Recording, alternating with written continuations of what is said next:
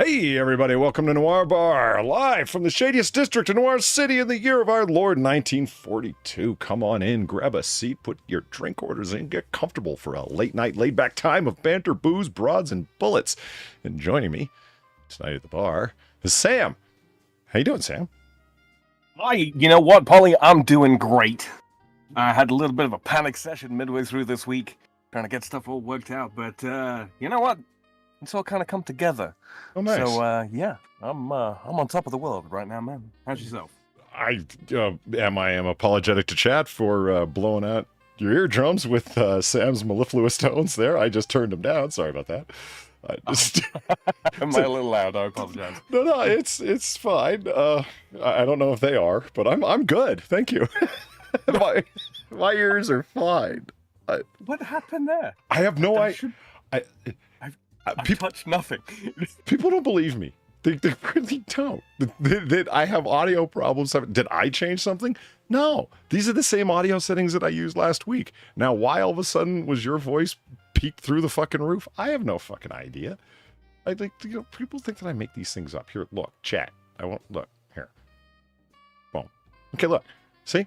Here's us. This is where we're at. Don't look behind the curtain at the little man behind the curtain. This is it, okay? So here's me talking. Now, Sam, go ahead and talk. Okay, testing. 1, 2, 3. Hello, it's me. You see how he's at like half volume right here, chat? He was at the same level that I am. And now he's at like half the level I am. And at the same, half the volume I am, but he's like fucking just now hitting just the touch of the red going into the, into the yellow. That's where he should be. Really? Yeah. Our levels were the same as they were before, but all of a sudden he comes on this week and I was like, fucking boom! It was all fucking red and people's, eardrums are appropriately enough red because now their eardrums are bleeding. That was incredible. I have no idea. I'm gonna have to derive some little fucking avatar or something like that. Clearly my voice is too powerful for the people. That's it. A divine petulance. It's because French sockets run on higher voltage. Okay, all right. We're in for a good show if that kind of level of cleverness keeps up. That's a good thing. I could dig it. Keep that coming. How am I doing? I'm doing terribly. Because up until a little while ago, I was fast asleep and dead of the world, not realizing that I needed to be awake.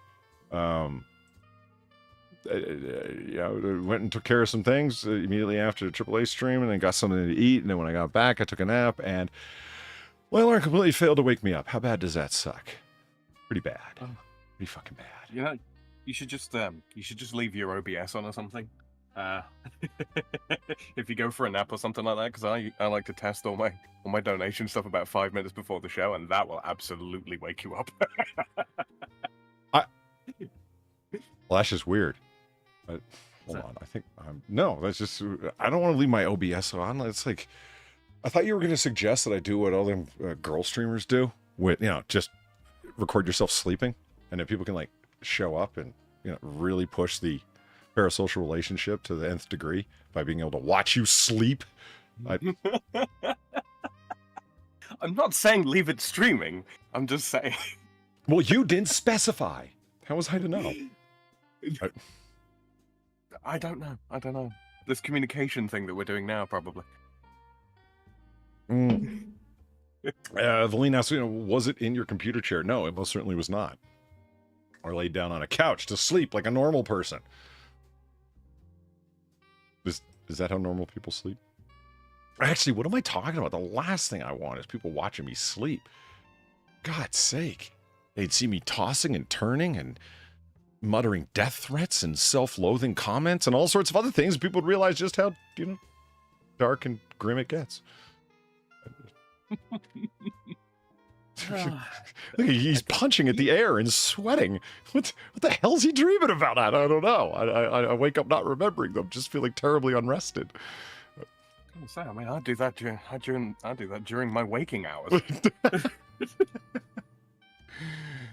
Stomping around my office earlier on today, just going. If you're gonna do a sleeping stream, at least do it so your fans can screw with you. Yeah, that's what I need. And just keep this in mind, Looney. You can you can come up with anything you want. It's going to be better than whatever I tell myself. So, joke's on, well, it's still on me. But it's kind of on you now, too. So, You are now complicit in the joke that is most assuredly upon my good self. Otter snores are adorable. That's not what I heard from the people in fucking Eve's chat when I fell asleep. Yeah, but that's because you were there, you know. We couldn't say nice things about you to your face. Now, you want to talk about... I'm the kind of guy who doesn't fall asleep to... silence. Yeah, to silence. I usually have something playing. An audiobook, YouTube videos, a movie, lots of movies, Star Trek, you name it. Playlist galore for sleeping. And Sam, I don't know. Do you fall asleep to silence? Or No, can't do it. I grew up in a house with a bunch of other kids, big old family, and I'm used to noise, man. I need noise to fall asleep. So Can't do it. You have like an ASMR video of rambunctious children to fall asleep to? No, God, no. The noise of children is the last thing I want. No, I have videos I used to watch I do still watch a weekly sort of game review thing called Zero Punctuation, and there are the compilations of all of the years that Yahtzee's done of those, and I just put one of those on because I know every review that he's done pretty well. Isn't that interesting how that works in part to fall asleep to? It's something that is it can't be new material because your brain will be too active trying to listen to it, right? Trying to absorb new stuff. It has to be something that's at least for me, that's the way that it has to work. That's why I like falling asleep to, like I got a whole series of a slept playlist. That was Far's idea. I'm like, oh my God, why don't I have a separate playlist for slept instead of looking up different videos that I know, are cool to fall asleep to, like this live stream that's 3.5 hours long where these guys are absolutely hilarious. Like you say, game streams or whatever. You know what I mean? Yeah. The one and movies that I know really well, they have to be talky movies. I've discovered that. Yes. It's hard to fall asleep to action movies. Not because I don't love action movies. I do. It's just that there will be quiet explosion, quiet gunfire, and it's like, that's not conducive to falling asleep, right? It's right. This is the thing, right? I mean, like, I used to weird people out by telling them, I like to fall asleep to death metal. Well, is that really loud? Doesn't it wake you up? Like, yeah, it is really loud, but I know the songs really, really well. And they're kind of like a constant level of noise as well. So it's the combination knowing what's coming on a subconscious level and it all being sort of a consistent level of noise. Yeah, I'm out like a baby to that stuff. Are they really loud? Yes, but consistently so. Yeah, that's the point. The other thing I was going to say, Star Trek actually, because you don't have to watch, right? You can just listen. Yeah. Because the most almost everything that takes place on the bridge, for the most part. I mean, there are obviously unless you watch DS9. Yeah. Nobody watches DS9. Well, excuse me. I do. And until they get the Defiant, very little of it happens on the bridge of a ship indeed. But moving on. It happens in ops, which is different than a bridge. Now, it's the bridge of a space station, but, we're quibbling now. Moving on. Should a space station really have a bridge? It's not a ship, is it? No, they call it OS, the Operations Center. But it's for all functional purposes, it's the command nerve center of the station where the captain has his office and everybody comes and you get the idea. Yeah. To compress things even further, and I still don't know how I feel about it, that's where their transporter is, right there. In the middle of ops? Well, okay, not in the middle. It's conveniently off to the side in one wall. That sounds like a really bad idea. I mean, like points of ingress, people. It's supposed to. It's in a niche in the wall, if you will.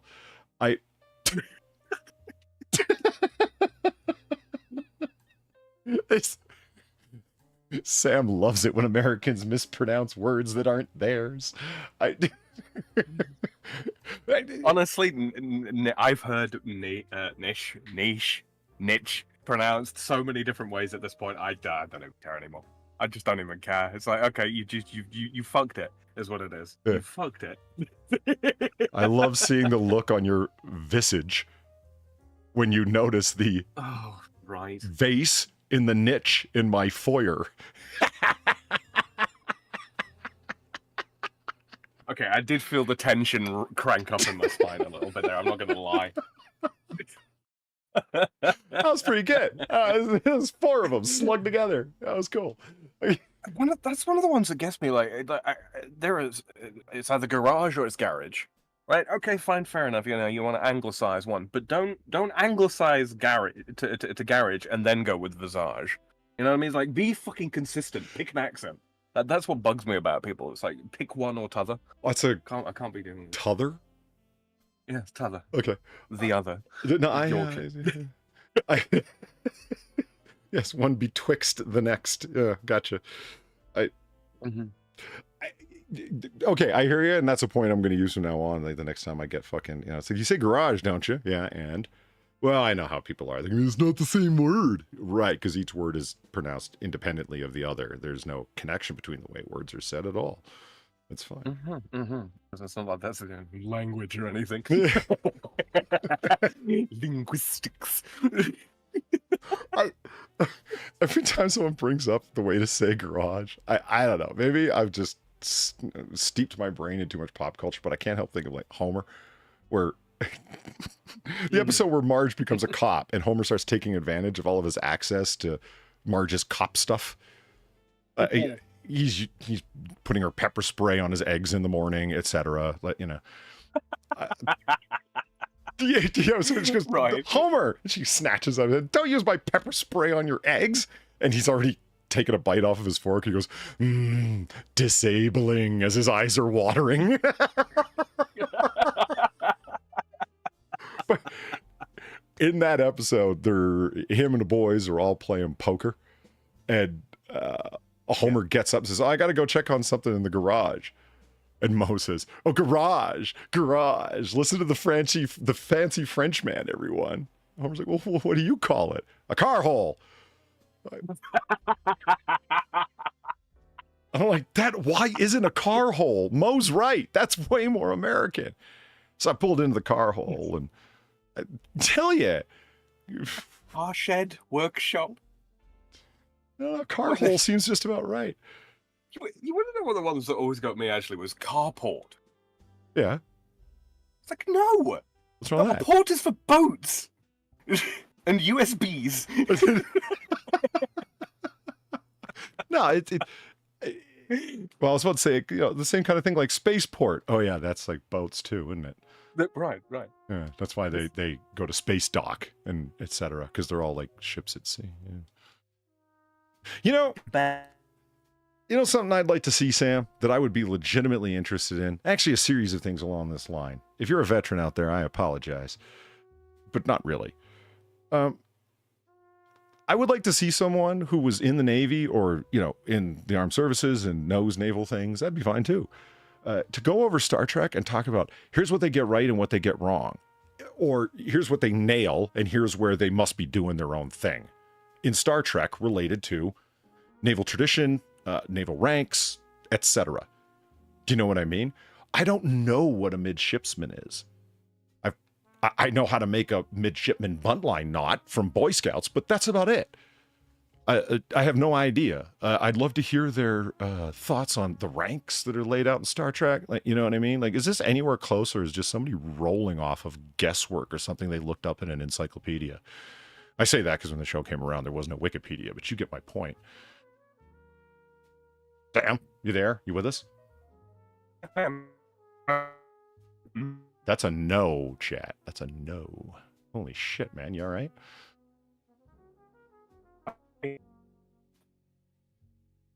Wow. Worst of all nightmares, everyone. You're stuck with me and just me. Oh, he dropped. Fuck. Oh, he's back. What the hell? No, you're not back, Sam.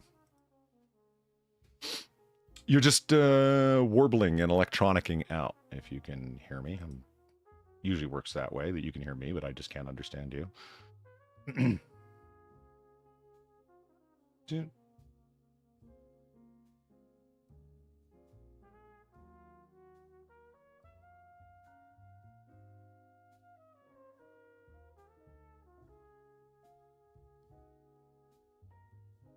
Hell, there we go. Okay, and now my audio was stuck off. What is going on? All right, anyway. How's about now? Perfect. I genuinely don't know what happened. I was lighting up normal. I did a quick sound test. Everything fine.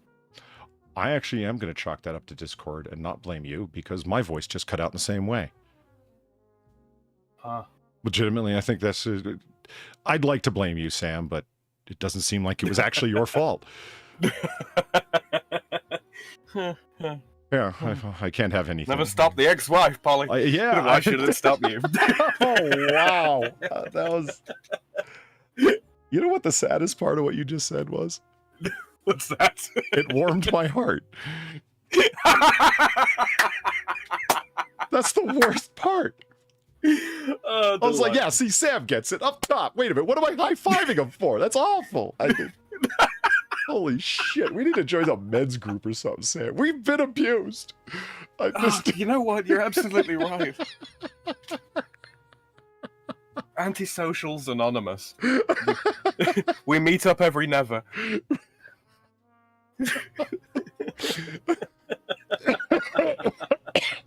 Antisocials Anonymous. There's an internet skit that. There really is. It's so priceless. We show up and talk about how angry we are. What we're going to try to do. Wow. I should turn those up a little bit. I thought it was like, how did the mush-mouthed Brit get in here? Not you, Sam. Winston. Gimmerly, thank you for the tree pity.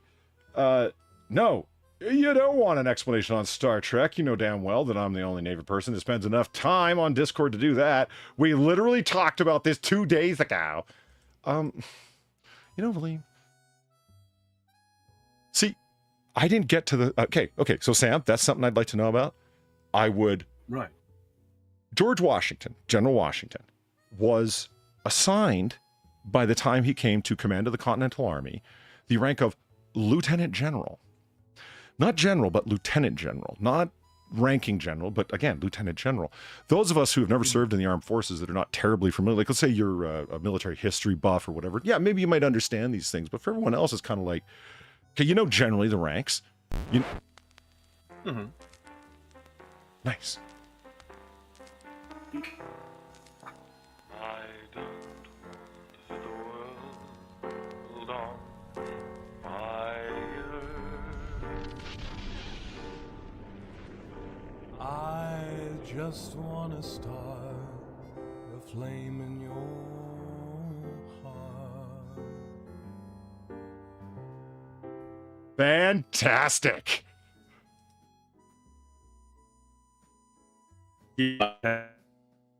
Oh, really?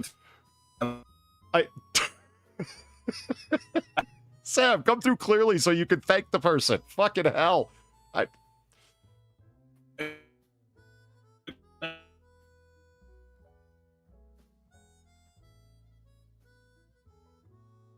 Oh, no.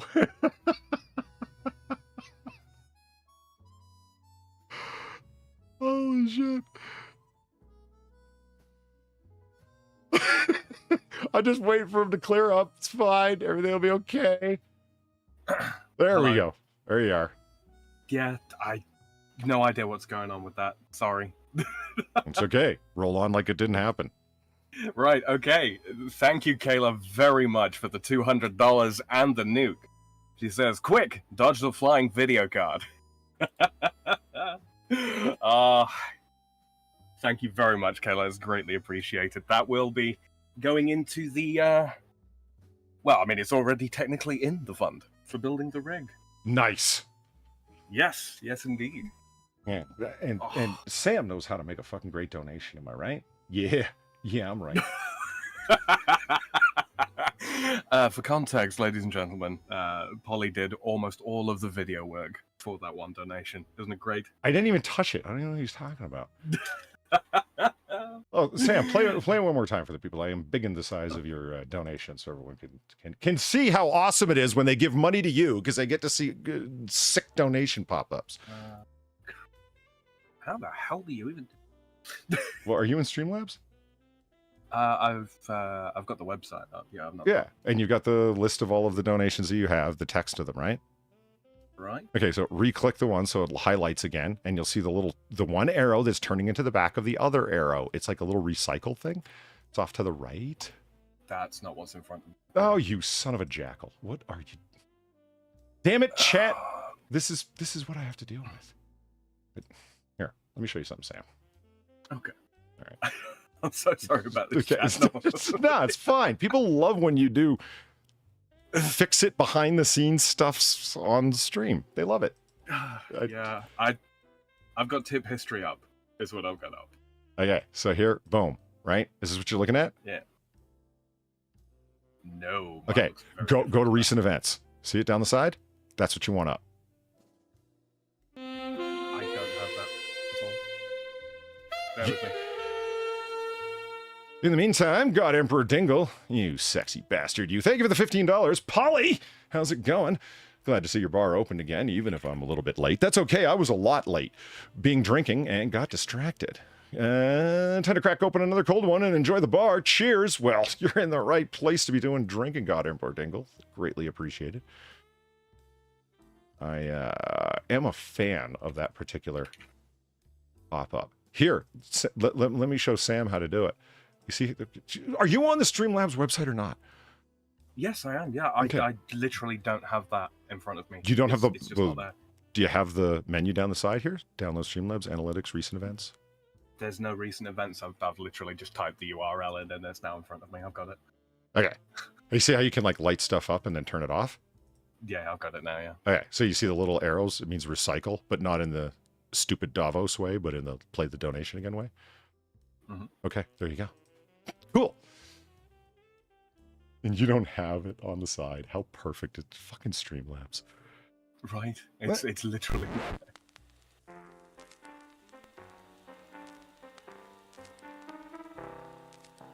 I don't want the world on fire. I just want to start a flame in your heart. Beautiful. Beautiful. See, Kayla. You rock, Kayla. She absolutely does. Yeah. Am I still coming through clear? Yes, you are. Yes! Okay, wonderful. Yes, indeed. That is in fact, my first ever nuclear unlock on well, ever. Congratulations to Kayla on being the very first. To hear Sam And singing thank you mellifluous voice online. I wish I could sing like that. Oh, he can. He just doesn't. Don't let him lie to you, chat. You know what I can sing, Sam? What's that? Comedically, things that require very low baritone voice, and I'm not actually singing. I'm doing like a caricature impression of a singer. You know what I mean?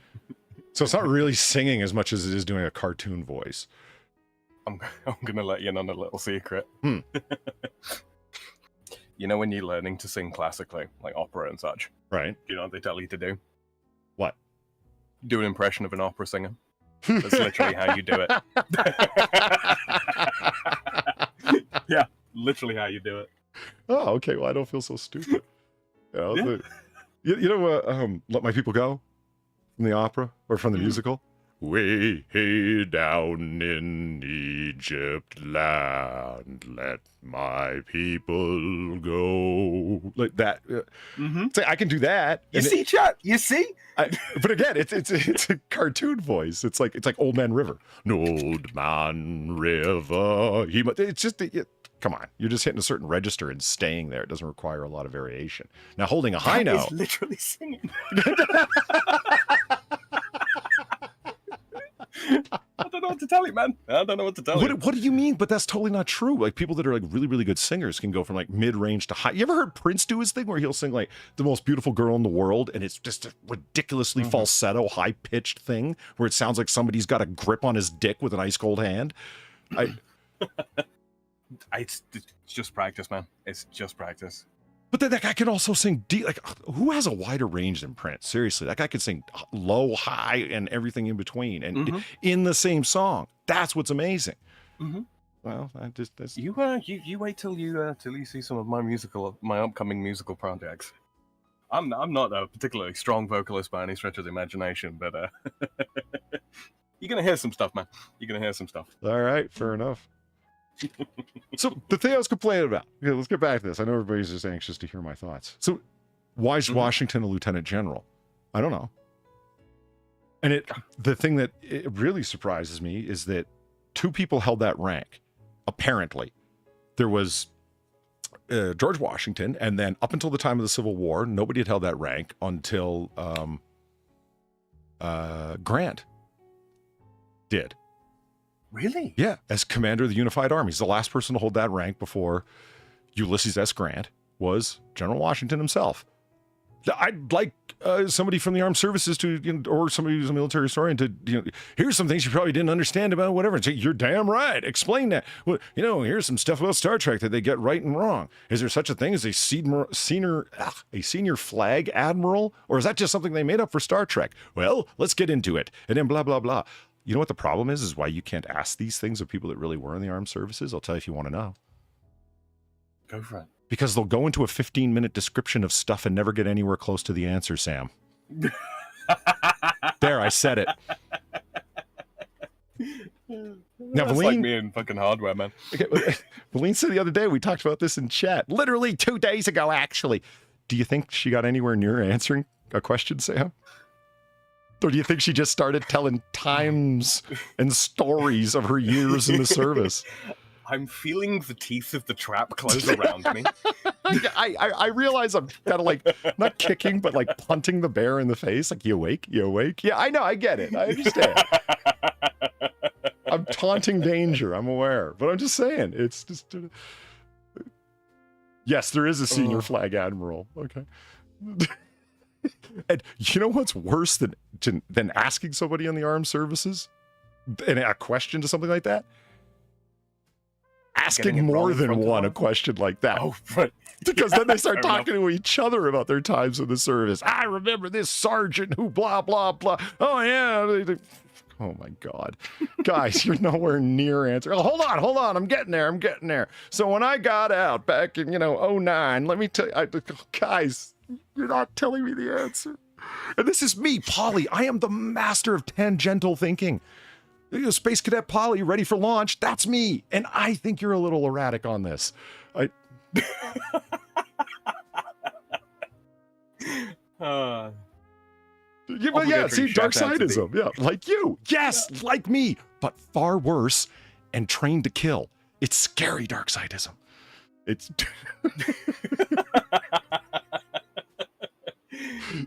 Quick shout out to all my E4 Mafia brothers and sisters out there. Yeah, it's like the E4 Mafia came up, and it's like, what is an E4? Is that like a ranking of some sort? I've heard you guys say that, and I'm not really sure what it means. 5 minutes later, there was lots of talk, but I still didn't know the answer.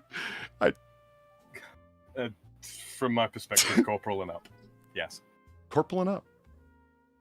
Why didn't somebody say that then? Well, I mean, that's the fuck if I know.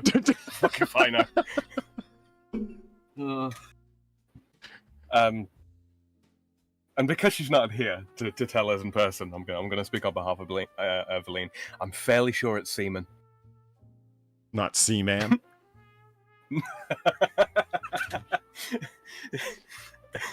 Polly, it's not pronounced mainsail, my friend.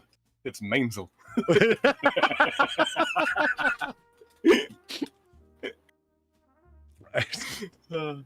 It's about as much as I know about boats. If you're even remotely into Star Trek and you have any kind of history in things naval, or you're a military buff or anything like that, and like I said, and you're remotely into Star Trek, because you'd have to have some kind of interest to bother to care. You know what I mean? There's a whole fucking series of videos you could put out that nerds like me would tune in for. Like, there's an episode of TOS, right, where there's this computer that's installed on the Enterprise called the M5, and it's to basically run the ship by complete computer control with no need for human beings. So, in other words, what journalists are staring down the barrel of right now with ChatGPT. Because they can't come up with witty banter like this. So our jobs of blathering on the internet are secure, Sam. Staring down the barrel of a hot metal M5. I'm just kidding. I think they actually probably can come up with witty banter like this. Give them 2 years. It's a friend of mine already had someone submit a paper that was written by ChatGPT. Okay, question. Uh-huh. Does it still count if I get ChatGPT to write a paper and submit it and get it past scrutiny? If it contains the word fuckers? You know how we discussed that one time? Uh-huh. Uh-huh. Would it still count if I got ChatGPT to help me write it? No, you would be bounced for academic misconduct just the same. That person did. But if I didn't tell them. Oh, you mean if you didn't get caught? Yeah. Do you still get the awesome points for having the word fuckers in your submitted essay? Mm-hmm. Yes. If you program ChatGPT to slip the word fuckers in there, then yeah. Excellent. See, that was a challenge chat that I put to other people that were in my master's program. Is if you know, be a man, put the word fuckers in your essay. I said, how would you possibly fit that in? I said, it's just any quotation you use from anyone at any time. Just put on the end of the phrase, comma, fuckers, period. And it was the case that there were not enough raw materials in the Southern Hemisphere at that time to prosecute the battle. Fuckers. See? Okay, well, yeah, and they're all like, screw you, man. Ryder, you're nuts, etc. And I'm like, okay, you guys just don't want to take up the mantle. It's fine. It's fine. Your balls ain't big enough. Yeah. That's what it is.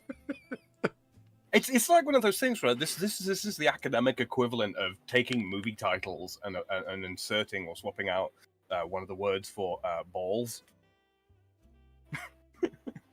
You know what I mean?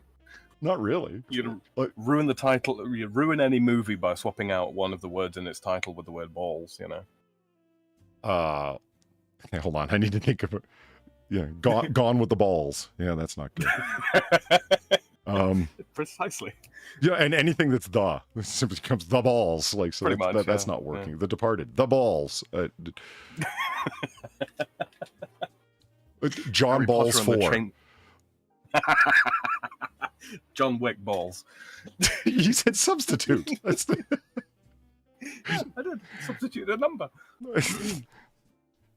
Harry Potter and the Chamber of Balls. You know, again, it just writes itself. The balls over Madison County.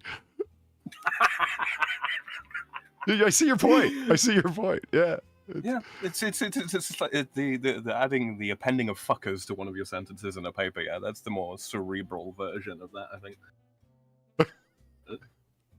None of them are brave enough to do it. I'll do it, Polly. I'll do it for the good of man. The princess balls. See, now that's a winner. That's a big win right there. At any rate, that is what we're going to try to do. Oh, no. I saw Valine's name on that. I'm a little worried to read it now. All right, let's find out. Gary Valine, thank you for the tree 50. It started when I was asking you about the Enterprise E. You just didn't catch the part where I quickly said that the Navy E4 is the most junior, non-commissioned officer rank of petty officer third class.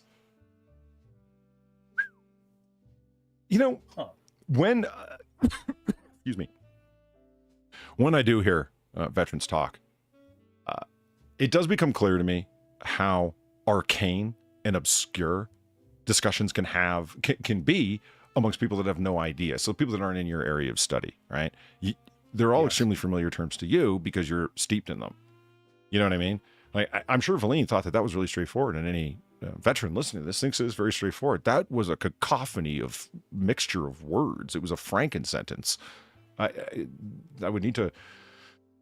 E4 is the most junior non-commissioned officer rank of petty officer third class. I mean, that would need to be deconstructed. Okay, what's a petty officer? Any officer third class. I didn't think that Sam said it's everything above corporal. When does officer rank begin? I thought that was at lieutenant and above, but wait a minute. There are and aren't lieutenants in the Navy. You know what I mean? Like, it's like, I'm sure that made perfect sense to a veteran. Officers and you got commissioned officers and non-commissioned, and it just, yeah.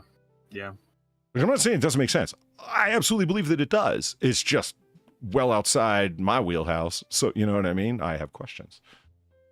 A fistful of balls. Yes!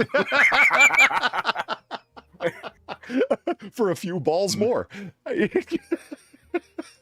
What was the title? The one Seth MacFarlane one. A 1,000 Ways to Die in the Balls. This is going to keep coming back up, I'm sure. Yeah, I'm willing to bet. So, Sam, do you know what it is that actually woke me up? No? Well, I'll tell you. I fell asleep to an audiobook playing. And it was one of the Great Courses series on ancient Athens. It was interesting. But, because it is somebody just talking. It's an audiobook, basically. We're talking about ancient Athens, right? And I'm just like, okay, whatever. And it was getting near the time of the Peloponnesian War. So I'm interested. Starts talking about, basically at that point, it was all, all Thucydides all day, And... which is fine. I got no problem with it. It's like, I just didn't think I'd be listening to this in my free time after doing it as required reading, but here we are. And do you ever find yourself disappointing yourself in that regard? You thought you would have moved on to things far more entertaining and frivolous by this point? Right. And you got and yet somehow you actually find yourself enjoying the what you used to consider extremely dry material. Yeah. Like fucking Thucydides. Thucydides. Indeed. What is it that I love doing it. What is it that I called oh fuck, I mispronounced some Greek name, and Prospero, like, I really made her like want to forget to take her old lady medicine. Like, she was mad, man, like legitimately upset. I heard her hit the table. She was table punchingly angry. I heard it. Like, I don't mean like punch, like fist. I mean like fist slam on the table. She's like, my God, what is wrong with it? Because she's your generation type, not as craggy old person. Most of her complaints about every generation after hers is quite correct. It's just in this case, holy shit, did it make her mad? Like Euripides, and I pronounced it Euripides, something like that. It was Socrates, and I pronounced it Socrates, something. Aristophanes. Yeah. Holy shit, she got mad. I didn't say, holy, I don't want to be responsible. Calm down, Prospero. All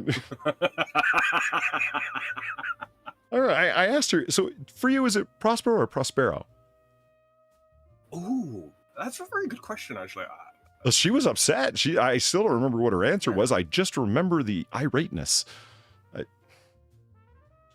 would go with I'd go with Prospero. But I'm weird like that. Inglorious balls. Balls, bastards. I love our chat's still going. This has been like the this has been the fastest moving chat for a while, Polly. So I did fall asleep to that audiobook. I don't know. I must have had my phone on shuffle because that's what was playing. This audiobook, and when it got to the end of that particular chapter on ancient Athens, it switches. It randomly picked another audiobook. So this is what I woke up to: a guy reading in trailer voice. That deep, overly dramatic, doing the narration for a trailer. Mm-hmm. This is what I woke up to. At 11:32 a.m. on Thursday, September 7th, 1995. The Far East National Bank at 444 South Flower Street, Los Angeles. What? Sorry, never mind. I've been watching a series lately, and at 11:32 p.m. Yeah. 1995, there was an incident that I'll tell you about. Really? It later. It's a good show. It's a South Korean crime drama. It's great. That's an interesting coincidence, but yeah. Yeah. At 444 South Flower Street, Los Angeles, was held up by three men, Neil McCulley, Michael Sherito, and Chris Shahareless. A fourth, Donald Breeden, was driving the getaway vehicle.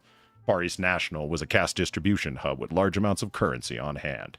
Bank employees triggered 2 telco and 1 cellular alarm, but the signals went nowhere. The night before, Sherito had cut through the wall of the ceiling's underground garage and had access to the alarm system's CPU on the floor above and changed out 3 of its circuit boards. 20 minutes before the robbery, the alarm system turned itself and its video recorders off. At 11:50 a.m., McCulley, Sherito, and Shahareless were walking out one at a time, carrying duffel bags containing $12.8 million in cash. This is what I'm like, what the fuck is going on? It became, because it was one of those things where it becomes part of your dream. And it was like this weird dragnet moment. Like, you know, 2 criminals on Thursday, September 7th thought that they could evade the police, but, you know, that sort of thing. It became like this sort of like dragnet dream. And then I kind of came to, and I'm like, what's going on? Mm-hmm. There's no alarm here because I had set my alarms. Yeah, but I just slept through them. Great. And woke up to this. It was just Judge Balls. I tell you, it's wild. When I set a playlist going, YouTube's got this really aggravating thing lately whereby... Oh, damn it, Sam. What the hell? This is what you get for trusting in fucking French internet. Don't close that. Close that, close that, close that too. There we go.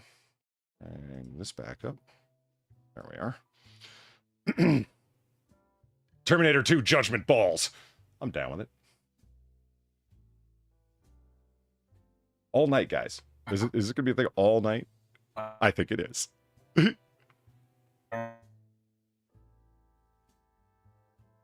What? Sammy there? No, he's not, chat, so it's fine. Oh, excuse me. You know, I'd like interact with you, chat, but it's just like every single line is just balls, balls, balls. The young and the balls. The young and the balls. Okay, that was pretty good.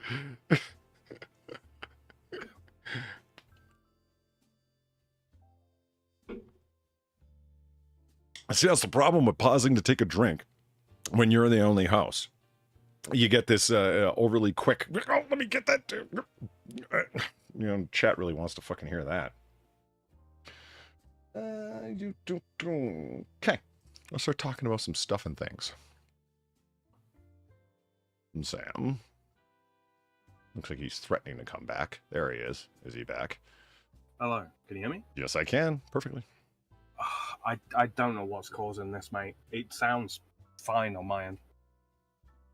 Meaning, you can hear me just fine and you're lighting up? Yeah, I hear you absolutely fine. I launched a sound test on, you know how you can listen to your own playback. Sure. Yeah, it sounds absolutely normal. I it might be an update. I will tell you what I'm going to do. I will pick a different server for us. What's the harm?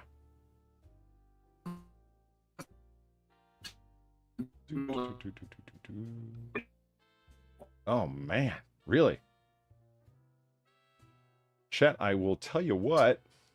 Give me a second to pick a different Discord server for us to be in. I think I always leave it on US East Coast, but something tells me that it's fucking around, and while you're both live and voice, you can't do that. So let me switch it, and we will be right back. In the meantime, keep balling each other.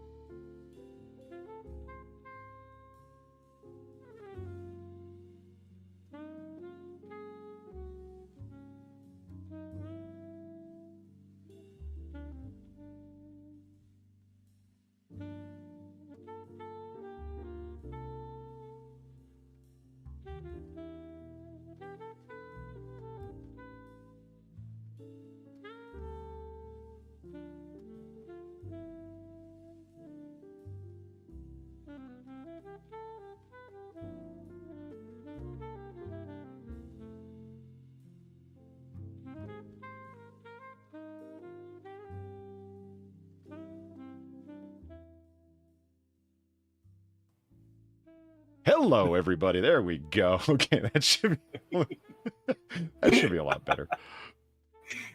Yeah, hopefully, fingers crossed. Sorry about this, guys, but this is fundamentally why I am trying to build a new rig so that I don't keep running into issues like this. Give generously. Stop the pain. Yes, yeah. Most of the way there, people, but every little helps. Speaking of, let me... while we're here, that reminds me, we looked, and we don't have any update on Gonzalo Lira, Coach Red Pill the fugitive, as he's trying to make his way across the Hungarian border. A bicycle, a seized YouTube, a frozen bank account. The chase begins. And, he's still running one step ahead, apparently, because they haven't seized him yet, and they would have announced his arrest if they could, not because they're trying to keep it secret, because we are talking about the Ukrainians and we are talking about the Hungarians, and they have a distinct political interest in demonstrating when they have put, the smackdown on dissidents, right? And this guy somehow has found himself to be a... If you would have asked me a year ago if this guy was going to find himself as a legitimately recognized political partisan dissident, I said that I could not make myself laugh. He's not really, not at all. But, somehow, this is how I know that I'm not in my own timeline. This is happening. Eve, you've met this guy. Right.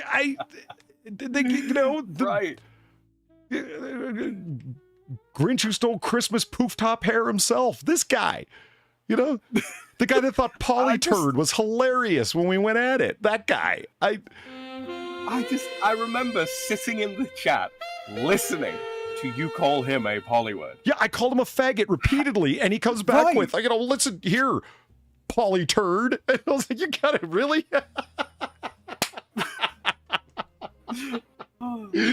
Oh, this fucking guy. But yeah, we looked for an update and unfortunately couldn't find one. I was hoping to get a little bit of news, but there is some, Sam, I think semi-good news in that. It is my opinion.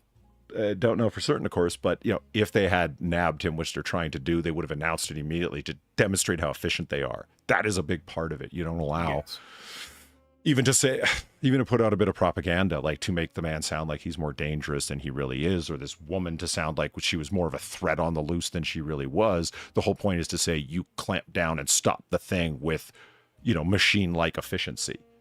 I absolutely believe if they had nabbed him, they would have said something.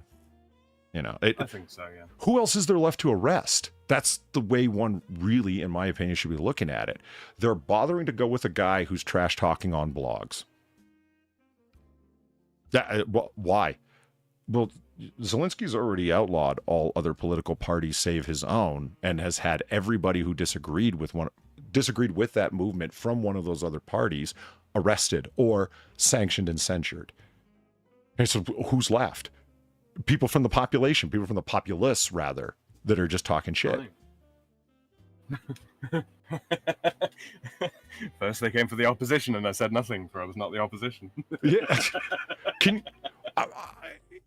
When you get to that point, it's like, oh my God, they're coming after me. And, you got to feel like the guy who's selling dime bags of weed on the corner and cops start, harassing you and arresting you on a nightly basis, rolling by, seeing what you're up to. And it's like, do you really have nothing else to do? The answer is yes, if you have to ask. Yes, we have nothing better to do. Which is a sign to get the fuck up and off that corner. Amen. Whiskey Theory, thank you for the $3 and the Weibo legs. I've always loved your content, and I've been rewatching Comic Book Curation. Do a one-shot for old time's sake. I'm sick of 6 episodes from the end, and I need a fresh pitch, lol. Keep up the good work, sir. Whiskey Theory, English. I'll get there eventually. So I've been drinking. What's your point? Whiskey Theory understands. It's in his name, Sam. Why are you judging him and me? I wasn't judging him. Yeah, I heard it. This, Wait, did you get a news flash about it? Thank you very much, Whiskey Theory. Thank you for watching all the old material. That's why I left it up. Some people said, just take it down. You're not going to do the show anymore. I'm like, what are you talking about? We did an awesome round 100 episodes, and we had a lot of fun doing them. So fuck yeah, I'm going to leave it up. I'm glad you're watching them. It's a 100-part special is what that is. 100 parts of the Comic Book Curation Live fair enough. Because, I need another. We've got the fast pitches that were up there, some of the one-offs that we did and stuff like that. So it's a little over 100 in total. But fuck, we should do it. I'd even be willing to do get the band back together, as the kids like to say. Why not? I'm down for whatever. You know what it is? You know why there's some extra above the 100, the neat round 100? That's inflation for you, okay? That's inflation. This just in from Kayla, though. Apparently. Yeah, she says, want to blow Polly's mind. Edward Zoll on Twitter, I think that is. Turns out Gonzalo Lira did not make it past the Ukrainian border. Transgender American who left his wife and children to become a girl in Ukraine brags on Ukrainian state TV about capturing the political prisoner. Oh no! These are the times that I wish that I had a webcam on, because I'm staring at my mic with my eyes really wide, going, "Please let that be true. Please let that be true. Please let that be true." I would have a happy little trouser accident if Gonzalo Lira was caught at the Ukrainian border by a fanboy. I really would. I can't. Transgender activist? American, sorry, not activist. Did I say activist? No, I think my faulty memory did. Please let that be true. Left his wife and children to become a girl in Ukraine, brags on Ukrainian state TV about capturing the political prisoner. Yeah, there you go. There's your update. Now, Ukraine is a strange fucking place. Could I see some transgender American being there who has an OnlyFans account plus a whole bunch of webcam accounts over on Chatterbait and whatnot? Because, half the girls on Chatterbait are Ukrainian. Just saying. Not that I would know. That's what I heard from a friend, whose name was Sam. Not this Sam, a different Sam. Damn it! Now I can't say the thing that I was going to say. I believe I'm being called to create a better poster. Well, okay, a poster competitive with this one, because fuck, this one is awesome. I got to get in it. Because I don't picture him... I like the idea of him running beside the subway. I do, because it just really works. He's on the fast run, and clearly, CRP's exploits have caused him to age faster than the average man. He's not old enough to look like he does. You know those people? He's one of them.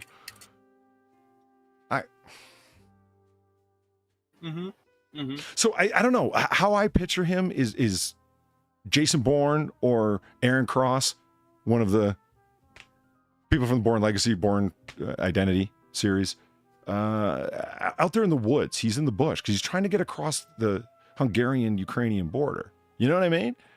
So I picture him in the hinterlands, trying to make it over top of a mountain, using his years worth of wilderness survival skills that he developed, giving young boys advice on dealing with call girls and shit.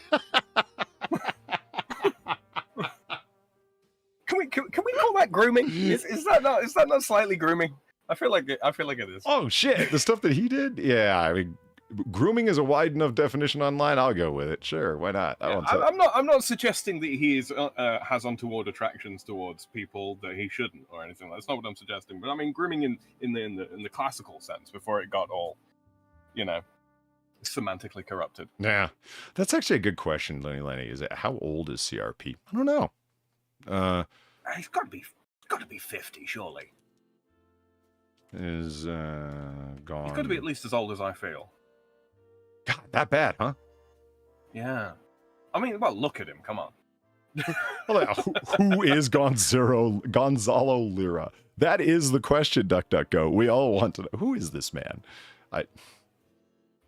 Who is this man and what is he doing in the Ukraine? Yeah. I've already, I've already had my one round with the guy, and that was enough for anyone's lifetime. But otherwise, I would make a video where we just crack jokes and make fun of him and do a whole, the Born Gonzalo, that kind of thing, something like that. Just the Balls conspiracy. Oh man, come on! He's 55 years old. That's it. There we go. He was born in 1968.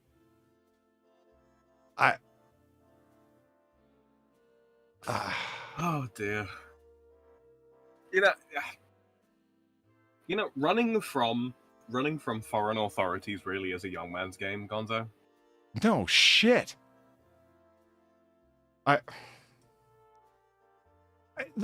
You know what? I'll say this, because this does come to mind when it comes to, like, you know, revolutionaries in their age, okay?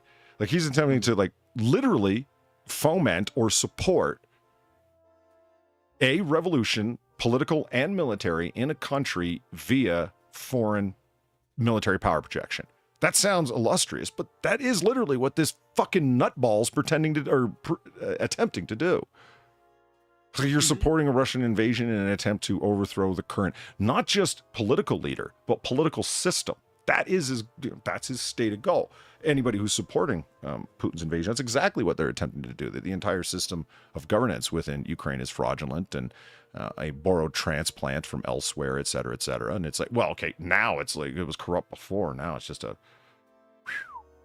would you call it? A Far East Europe Potemkin village? I mean, yes, that would pretty much cover it. Come think of it, I don't know. I mean, Ukraine for a long time has been pretty much the chain link fence through which, you know, secrets and dirty deals have been passed, right? Yeah, between West and East. It is the. Is that a little too Nah, it's been long enough. It's basically the West Germany of the current year. There, I said it. Yeah, I respect the shit out of West Germany at the time of the Cold War. There was a lot of really cool stuff going on. Unfortunately, whenever you have a border state of that kind that exists solely because of the machinations and pressures of outside state entities, it's going to turn into it's an open city at that point. It turns into Kuala Lumpur. It turns into Ciudad del Este. It turns into fucking Hong Kong before 1997. It's going to be a frontier town of no holds barred, no rules, no regulations. Let's do what we want. And unfortunately, yeah, West Germany, as awesome as it was and as stable as it was compared to its Eastern counterpart, was no model of state governance, to put it mildly. I mean, it was a Joburg, fucking South Africa, smack bang in the middle of Europe. I think a good way of putting it, you know. On the surface level, everything's fine. Then you start actually looking around, poking around, and talking to people, and you realize everything's not fine. Yeah, that was West Germany. Yeah, it was its location that made it what it was, and that's the whole point. Ukraine, fucking before 97, Hong Kong. Yeah, it's its location that makes it what it is. Otherwise, like if it was off in the middle of nowhere, if it was in the position of, let's say, Madagascar, just out in the middle of nowhere. Well, it's not out in the middle of nowhere, but you get the point with Madagascar. Things would be strange. It would be different, very, very different. What would Germans on an island by themselves be like? What would they do? We like to move it, move it. We like to move it, move it. Would it become extremely efficient? Like, would they go full National Socialist sans the Jews? Because there's no Jews in Madagascar. I'm just saying. Okay, no, I've got a couple of jokes that just flashed through my mind, but they're a little too spicy for you. Even for my soon-to-be deleted channel. Yeah, that's right. You think polywords are bad? You should listen to my imagination. Silent balls, because it just don't stop.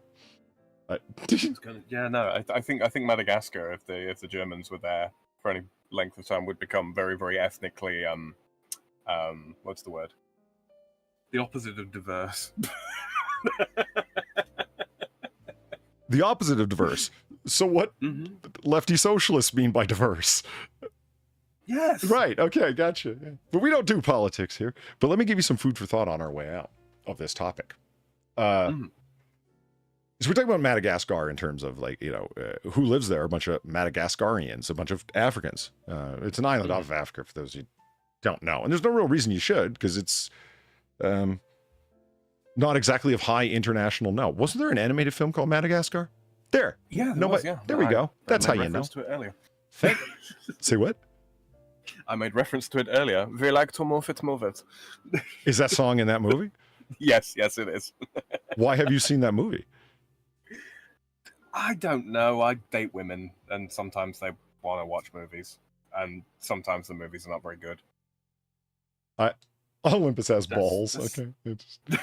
That's all I've got for you, really. Yeah, I don't know. I can't really justify it. That one totally went by me. I had no idea because I've never seen it. I was just I remember getting a Slurpee cup at 7-Eleven that had Madagascar written down the side of it, and I'm like, oh look, it's a movie. Yeah. Mm-hmm. So Zionism. What? Yeah, right? Mm-hmm. Okay, following World War II, Zionist movement, we're gonna have a Jewish homeland. I was surprised. One of my friends, he did a presentation at a conference one time where just for context, but he was talking about the dead stop zone. Like there's no question that we're going to the historical land of Judea, the historical land of Israel. They were just talking about a homeland for Jews following World War II. That's it. Like as a designated one that the UN would agree upon and all abide by it, because the thing that makes a nation state more than anything is recognition, as we all know, right? Is it the key element of a Westphalian state? Why are people listening to me talk about political science? Fucking hell. What the fuck? You ever just stop mid-sentence and realize, like, hear yourself? And anyway, Westphalian. No, that was way too cool to question my own authority. What are you talking about? That was Westphalian is never a word that was meant to be mentioned in Noir Bar. And yet here we are. Yeah, and I mean it's 1942. This stuff hasn't even happened yet. I'm like spoiling the future for these people. Oh yeah, no, that's good shout. Good shout. We got a couple of years left to wait here. Yeah, after World War II. What are you talking about? When does it end? Let us know. Well, so would it be Nostropolymus or Polydamas? Polydamas. Polydamas. I think it just rolls off the tongue easier. It does. So, what kind of advice in 1942 would I give people? Well, if you have a tourist visa set for Nagasaki, I would change your plans. Don't ask me why, but you'll thank me later. They're about to blow up and act like they don't know nobody. Yeah. You know that property you own in Guam? Sell it now. Does eminent domain mean anything to you? It won't be worth very much soon. You'll thank me later. You know that newfangled TV phase? That trend? It's not a trend.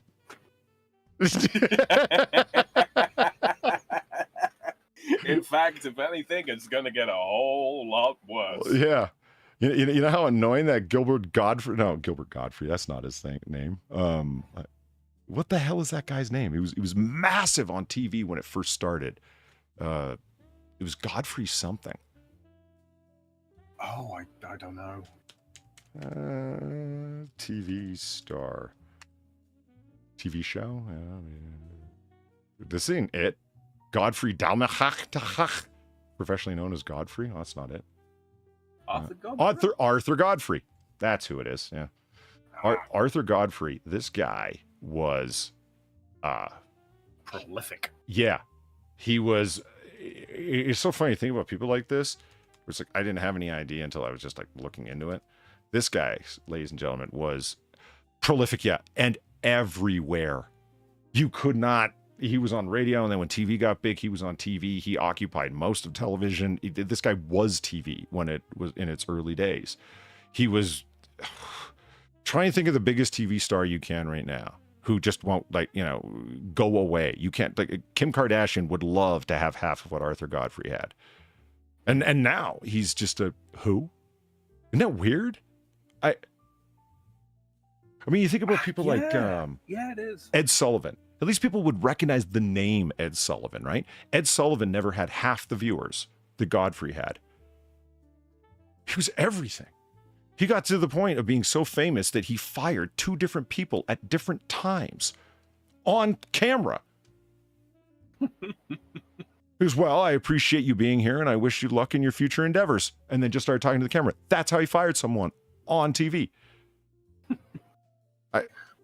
You'd think that would sort of stick in people's minds. Like, wow, it's contemporaneity is 3/5 of the battle there, I think.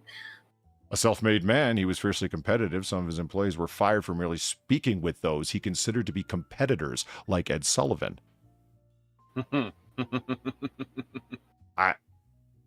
Good Lord. James Corden, you were sick of him being everywhere? Yeah, well, that's tough to blame you for that. Oh, God, yeah. Man, fuck that guy. His career should have ended with, wait, what was it? Was it not Little Britain? What's the other one? Don't know. I can't remember. I can't even remember what he was on now. I'll remember in fucking 4 hours from now. I'll be pouring a cup of coffee and I'll be like, oh, God damn it, how can I forget? As is the right time to remember stuff like that. But since we were talking about things that were going on in the era, let us take a look at... Oh, this. Okay. Yes. I've been looking forward to this. Well, you know, I was, I'm not going to lie, yeah, I haven't brought up this honey of a firearm the other day on AAA, and I said we're going to talk about it over on Noir Bar.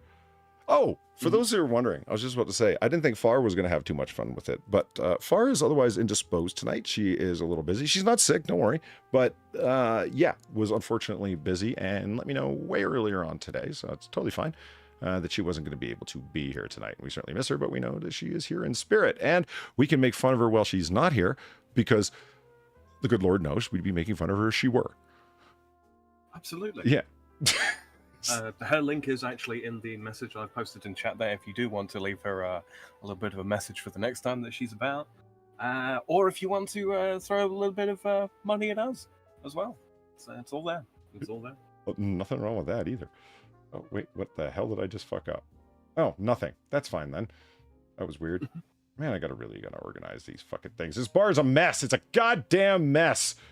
There's juice boxes everywhere. There's sushi rolls from those Noir Bar bastards. Who brought those in here? How dare you? You know what? The Noir Bar guys can, you know, talk all the smack that they want to. The difference is this is 1942 and I'm from the future and I know how this whole Pacific War thing ends. You're not going to like it. You bastards. We have access to future technology. We haven't told them that, but you know, whatever. Where the fuck? There it is. Let me just shrink this just a bit so we can actually get the whole fucking thing on. Is that a mag-fed Auto 5? No. Good guess, but no, it's not. This is, god damn it. How fucking, when everything just stretches and stretches and stretches. One more second. There we go. And boom. There! Finally got the whole thing in the fucking screen. Why? Because the barrel's just that long. Now, this is the Remington Model 8. Particularly, this is an example of the Model 81, they called it, from a few years later, where it has the extended magazine and the sporter stock as opposed to the straight Winchester 94 style stock. This is the peak evolution of the Model 8, if you ask me. It fires a big old badass 35 caliber straight wall cartridge, the 35 Remington. It's a fucking monster of a fucking... Good God, look at this thing, Sam. I don't understand what Sir Newton Drunkle's problem was with this. A lot of people, I was surprised, okay? And it's not like it was just their opinion. It was a bunch of people's opinion in chat, too. They said it looked ugly, it looked strange, it looked weird. And this was the one that I showed them, too. The, like I said, it has the Winchester 94 straight style stock as opposed to the one with the hand curvature in it. Some people just call it a pistol grip. Fine. It's technically not. It's not like there's an official name for it anyway, so it doesn't matter. I've always called them goosenecks. Yeah? No, that gets to it. I mean, originally it looks something more like, same picture, like that. That's what the original magazine looks like. 5-round mag. 5-round internal mag, not interchangeable. This one, of course, is, because just look at it. I mean, glorious. Yeah. It's glorious. A 20-round mag plus 5 internal as per normal for 25 fucking rounds of semi-automatic fucking fire. Available right now. What was the year of release for this rifle? Oh, 1906. Yeah. So our grandpas have been like, yeah, I'd be done after one mag. I was talking about that. It blew my mind too. So when the guy, I've been doing a deep dive on John Dillinger, and this is one of the guns that him and his boys would very, very commonly use when robbing banks. It was Thompson submachine guns, Remington Model 8s, and then various numbers of handguns. But when it came to long guns, if you consider a Thompson submachine gun a long gun, it's not a handgun. That's my point, guys. It was this guy or a Remington Model 8 because they wanted semi-automatic firepower to lay out semi-automatic or automatic firepower to lay out a lot of shots really quick because you had to get the fuck out of there. Every second you delay is that many more cops that show up, right? So, yeah. Mm-hmm. I get it. It's powerful as hell. And let's keep in mind, it's not like it is a firearm that... I think it's a good display of modern thinking. It's not like this was a gun that was available and everyone had been using it for crimes and then, oh my God, we have to ban that thing. No, police had been using this thing at the same time that hunters were using this thing before the Dillinger crew ever thought of picking one up. Like this particular one that we were looking at before, that one is a police edition. It's a Remington Model 81 police edition that has stamped on the other side Los Angeles Police Department from, again, long before Dillinger and company ever thought of picking up a gun. And it's a standard hunting gun. Mm-hmm. So, I don't know. It tells you a little bit. It's a weapon of war is 2023 where we came from. You know, not back here in 42, but, you know, that's just common language for politicians. It doesn't really reference or represent any rational idea to call something a weapon of war. Really, landmines? No, not landmines. A gun. Like a small gun or a gun you sit in with an entire artillery team and fire? No, a small gun you can carry around. Why are you calling that a weapon of war? The whole thing fades apart as soon as you just ask a few questions. It's strange. It's one of those. I mean, like, is a tank a weapon of war? Well, yeah, okay, I can kind of see the argument being made for something along those sort of lines. But no, the overwhelming vast majority of firearms, with the possible exception of the initial incarnation of them, which is to say those wooden and clay fucking contraptions with the really, really shittily made black powder from when did the Chinese start using that kind of crap? Black powder in general? You mean for fireworks and whatnot? No, the 1500s, cannon. Man. I think it was 1500s. Yeah, yeah. With the possible exception of those, I mean, they've pretty much always just been tools for hunting, and then people go, oh, these are actually really effective at putting down foes at a distance. Let's specialize them a little bit so that they can fire faster, or because, you know, the whole concept being the faster it fires, the less time you need to spend out from cover, the less the less risk you're shouldering. Like I said, I've been having because all the weapons that they're using in the 1930s, if they want to be street gangsters and bank robbers, right, is what is commonly and commercially available and were World War I U.S. military surplus. And the U.S. military having the U.S. for the United States, World War I lasted a lot less time than it did for several other nations. The U.S. wasn't exactly the first ones to be involved, or were not the first ones to be involved. I mean, World War I started in 1917. Am I right? I'm right, right? That's, well, for who? Well, for us. Well, yeah, for you, it started in 1917. Do you know what I mean, Sam? I mean, there was it had been... Yeah, well, since like World War II for America started, what, 1944? A little bit before that, but I get your point. Yeah. So anyway, those guns have been around for a long time. It's not like the U.S. military had time to develop a whole bunch of firearms just for, you know, this was made for and to be used by the U.S. military and isn't for you civilians. More like they went out what was available on the commercial market that can be used by soldiers immediately. There's already firearms factories up and running. Let's contact Remington. Let's contact Springfield, Smith & Wesson. Yeah, you know what I mean? And just what can you produce? I mean, the current U.S. military sidearm, a SIG 320. I mean, every other gun that was submitted. That's the way that it always works. This way it always has worked. Back to the Middle Ages, it's the way that it worked. Right. We need to outfit our soldiers with something. What do you have? And they send out a spec sheet. This is what we're looking for. And then they produce something. And these are weapons of war. It just it just doesn't hold up, especially like with World War One stuff. Like, oh, some bank robbers used it because some people, criminals, mind you, we're talking less than a dozen people. Bonnie and Clyde, your fucking Babyface Nelsons, your John Dillingers, a small group of fucking interstate bank robbers during the Great Depression decided to use some guns that were commercially available up until then. They're now such a threat to public safety that we need to ban their firearms. Did that stop them? No.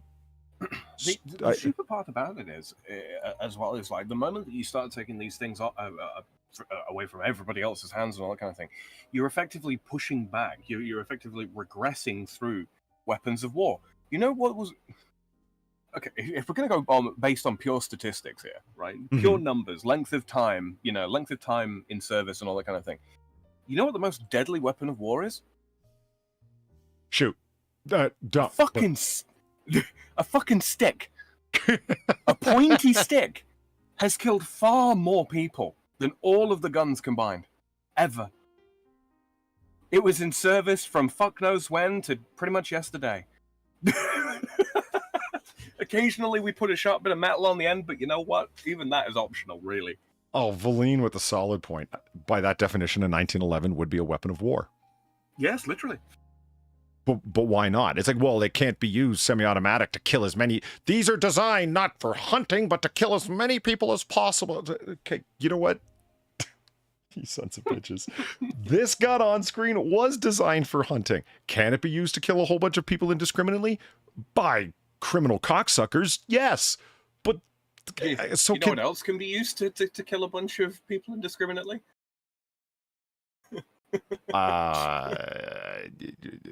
Sexually bad government policy. Sexually transmitted diseases that are no longer prosecutable under fucking California law. Oh, not to get political on you. Jesus, Sam. I'm just saying. Isn't it a little honey though? I just, like I said, I am really loving this gun and a natural takedown. By the way, it just. I mean, don't get me wrong. That one's in really good nick. It's in real good nick, but it's lovely. Yeah. How can you hate this? So if you're from, that's my favorite gun porn picture of them all right there. I mean, that is just it just like Valine says, stop. I can only get so hard. Yeah, exactly. Look at that. It just keeps going. Look at that. Just sexy as fuck. I don't know. Maybe it just doesn't do it for other people. I think it would if it were something like if you're not into firearms. Okay, I understand that. But if it were something else, I think it would be equally impressive. Like if you were able to, let's say you're a car person, you're able to get a car from 1906 that was still running fine. It had good maintenance on it. It was stored well. And holy shit, this thing still runs well over a century later. But it's a mechanical device with moving parts and it still fucking works. That's incredible. You're able to appreciate the engineering and the care of the people who put regular maintenance on it and whatnot. That's what fascinates me about this particular farm so much, the Remington Model 8. Because it's, Jesus, 1906 to today. That is a long time for a gun to be sitting around. And it deals with extremely high pressures, has a barrel that moves and retracts inside of a barrel shroud. There's a hell of a lot of moving parts dealing with a hell of a lot of pressure. And those that still work run just fine as long as you maintain them. That's incredible. I want a gun that's over a century old. You know what kind of actually sort of upsets me a little bit about Snowden's uncle's take on this as well is like, look at classic cars, and I'm talking stuff like, Model T era, all right? Aesthetically speaking, no, they are not as pleasing as... Let's pick a... Well, there you go, Polly. If you had to pick out a favorite car, purely for aesthetics, what would it be? A 1933 Buick. Yeah? Yeah. I have no idea what that looks like. Awesome. It looks like awesome, Sam. What? Yeah. All right. Well, run with that. Okay, so a Model T, right, is nowhere near as attractive as a 33 Buick, right? Mm-hmm. And yet, if you had a working, mostly original Model T, there would be a certain beauty to that. Oh, yeah. Especially if I could do like the Mr. Burns style. and have like the goggles and the cap on and the white bomber scarf. jacket and all that, Yeah, you know what I mean? I love old timey pictures where you see guys dressed up like they're getting into a fucking propeller plane, but they're just getting into their car because it doesn't have a windshield. I love it so much. Well, that's so stupid. No, what are you talking about? It's awesome, and it's got the little rubber bulb horn, the wah wah guy down front. You know, Yep, that one. yeah. Everyone get onto the street, because what's in the street? People and horses. What do you mean? What's in the street as you're driving in your car? One of the things that amuse me is like, this has come up loads of times in various documentaries and such, right? But frequently they would have people walk in front of the car to tell people to get out of the way. It's funny you say, because I was just like cracking a joke. It's like, you know, what's in the street? It's like, you know, the horses, the cars, and me, and little children running along and keeping up with me. You know, it's the point is they're going to get tired before I do. But right, but it's just like the powered flight, for example. You know, we weren't exactly breaking the sound barrier from day one, were we? You could run along with Orville, literally. You could run along the side of the plane they launched in Kitty Hawk, North Carolina. The point was it was able to get off the ground and stay aloft. It was a proof of concept, not a fucking international economy flight. There it is. That's the 1933 Buick. Look at those lions. That is the car that Dillinger and company used to rob the bank right before the Bohemia shootout. Oh, right, there we go. So imagine this. Try and picture this, chat. Mort said, you know, one magazine of that gun and I'd be tuckered out. Okay, so Michael Mann, who directed the film Public Enemies, in and around Don Gillinger. Don Gillinger, Sam. That's a good old-fashioned runispism. Holy fuck. When you do shit like that, I say call it out and lead into it. It's funny. Why? Absolutely. Absolutely. John Dillinger, his film run, masterfully played by Johnny Depp. I mean, it's fun going back and watching Depp films after the Depp Heard trial, where it's like Amber Heard just saying, "Oh, the famous Johnny Depp, who's going to believe you? Are you really going to blah, blah, blah?" And then you're just like, oh, you just got so many fanboys that'll support you no matter what. And then you watch one of his films after the fact, and it's like, shut up, Amber. The man is a master actor and really fun to watch on screen. And you're some bimbo. Full stop. Yeah. You're some angry, abusing bimbo.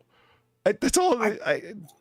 I gotta say, I didn't think that I would manage to find a Hollywood blonde that I dislike more than Brie Larson. And then there she is.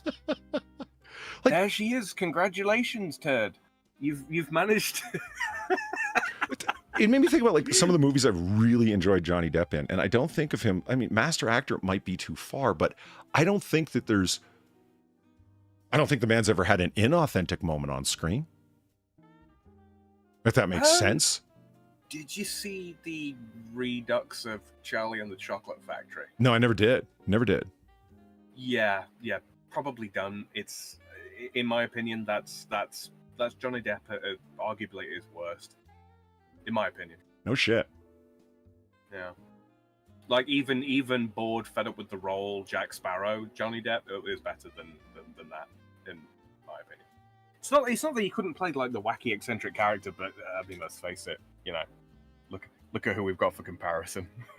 Yeah, it's fun. I guess what I'm doing there then is thinking of the Depp films that I have seen. Like I said,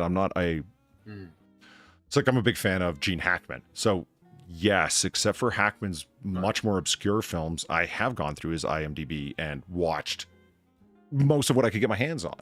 And it's like, no, the guy's been acting a long time. I haven't seen every single thing that he's fucking done. I'm not a fucking obsessive lunatic, but I've seen most of it. Same thing with Robert De Niro, when he was still an actor. Yes. I never thought, as opposed to an activist. Yeah. I never thought, if you would have asked me, 10 years ago, do you think you're going to be talking about De Niro like this? Here's some of the things you're going to say 10 years from now. I'm going to be like, my man, De Niro, no way, man. That guy's fucking cool for life and blah, blah, blah. Wow. But, hey, listen, when people you respect fall out because of their own decision, it doesn't do you any harm to recognize it, although it just sucks to say. Do you know what I mean? I never thought I would ever consider backing a 1990s New York fucking neoliberal Democrat, but that happened.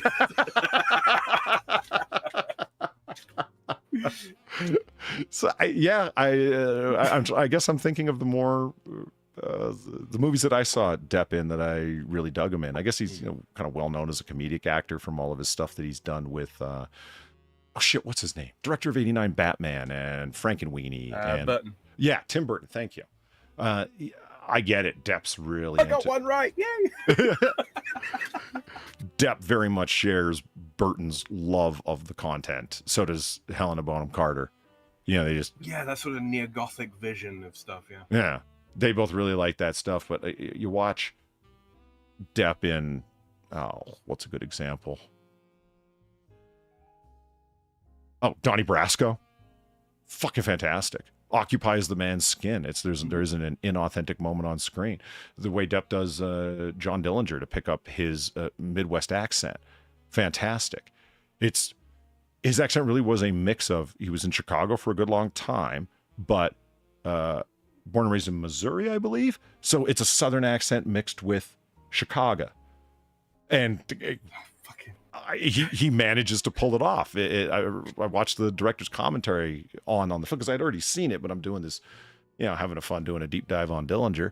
So I go back and watch this movie again, but this time with the director's commentary on, and I'm like, wow, it took him a month to be able to pick up that accent. That's fucking nuts. Practicing every day, just reading lines, anything that Dillinger had ever said in a news story or whatever, had his production assistant print out everything that Dillinger ever said in print. Now I'm just going to try saying it with this proper accent and a dialogue coach. And for a month fucking straight, just to be able to talk like that on camera. Incredible. I will say, just sort of on that line of thinking, and not to go too far off on a tangent here, but like that is one of the marvels of modern technology, especially when it comes to acting and all that kind of thing. Go back fucking 80 years, 90 years, 100 years, something like that, and tell an actor that they've got to blend a fucking Missouri accent with a Chicagan. Yeah. What frame of reference are they going to have if they come from Los Angeles? Good point. Whereas nowadays, like, you just look it up. If there's a videographical record of the person in question, then fantastic. If not, you've got access to vocal coaches from the world across. You can listen to people from Chicago and Missouri, how they talk and all that kind of shit. I mean, I could work it out. I respect that he can, and that you very well might be able to, but it took me a lot longer than a month. it blows my mind that some people can do that. I've never been good at accents or mimicry in that way. So when I hear somebody who can do that, and in a reasonable amount of time, that blows me away. It shouldn't. One of the things that made me laugh, like, these guys are actors, so they're naturally good at it, hearing something and replicating it, being able to fit into somebody else's skin, so to speak. You know what I mean? To occupy their shoes authentically, and act like somebody who's angry or stressed or whatever, and do all the whole subtextual thing. Looking at you, Clooney, this is what acting sounds like. Oh man, Clooney has never not played himself playing a role, ever. Right? Not once. To hear them talking about, Michael Mann's talking to his director's commentaries, and strangely enough, there was another actor on screen, I forget his name, he just played a small part.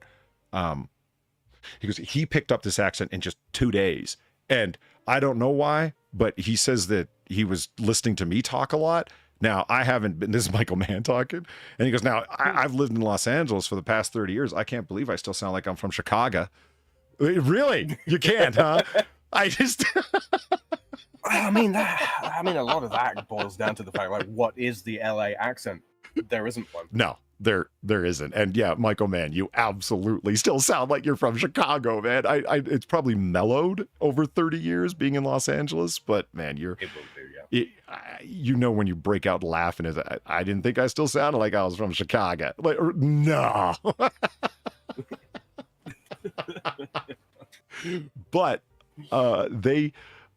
some of the extras that were available, this is one of the cars they did the bank robbing in right before the Bohemia shootout, where a bunch of federal agents got plugged, especially by Babyface Nelson. So, bing, bing. Okay, Joss Whedon's Hackness for the $3. Thank you very much. I like English actors who can do perfect American accents like Tim Roth and Lena Headey. Oh, when Clooney got mentioned, bubble, bubble, bubble, bubble.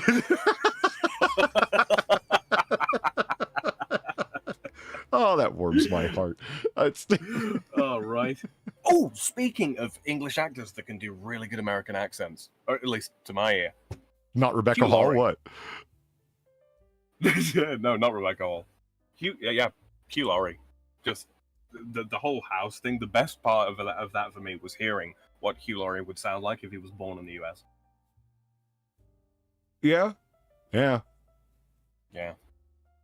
It was actually listening to him that sort of convinced me that actually no, I probably should at least try and pick up American accents, because American accents are the most difficult ones for me, right?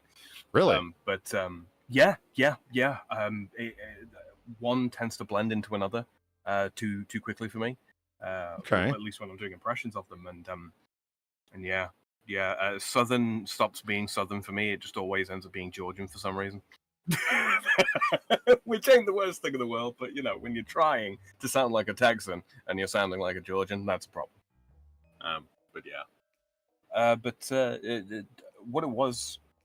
What really sold me on it was watching him or listening to him play house, and then hearing because Hugh Laurie sings as well, right? He's quite an accomplished jazz and blues pianist as well, for that matter.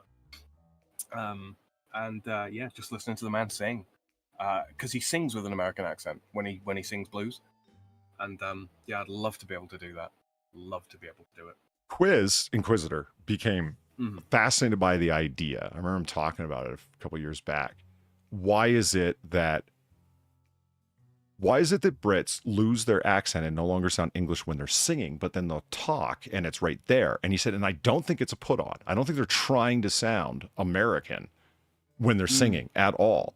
And so he did this. He goes, Polly, I found that.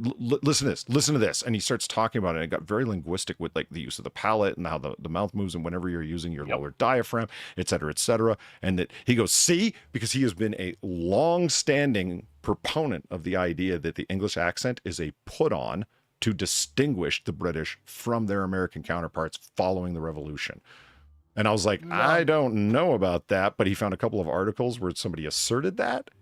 And it's not like there's recordings of British people in, 1750, 1780, et cetera, to be able to demonstrate the point that, see, they sound just like Americans do. There's not recordings, but when it comes to patter and slang, that has been documented back like hundreds and hundreds of years, like Yorkshire patter, Yorkshire slang, and the Yorkshire accent has been documented to great lengths. And yeah.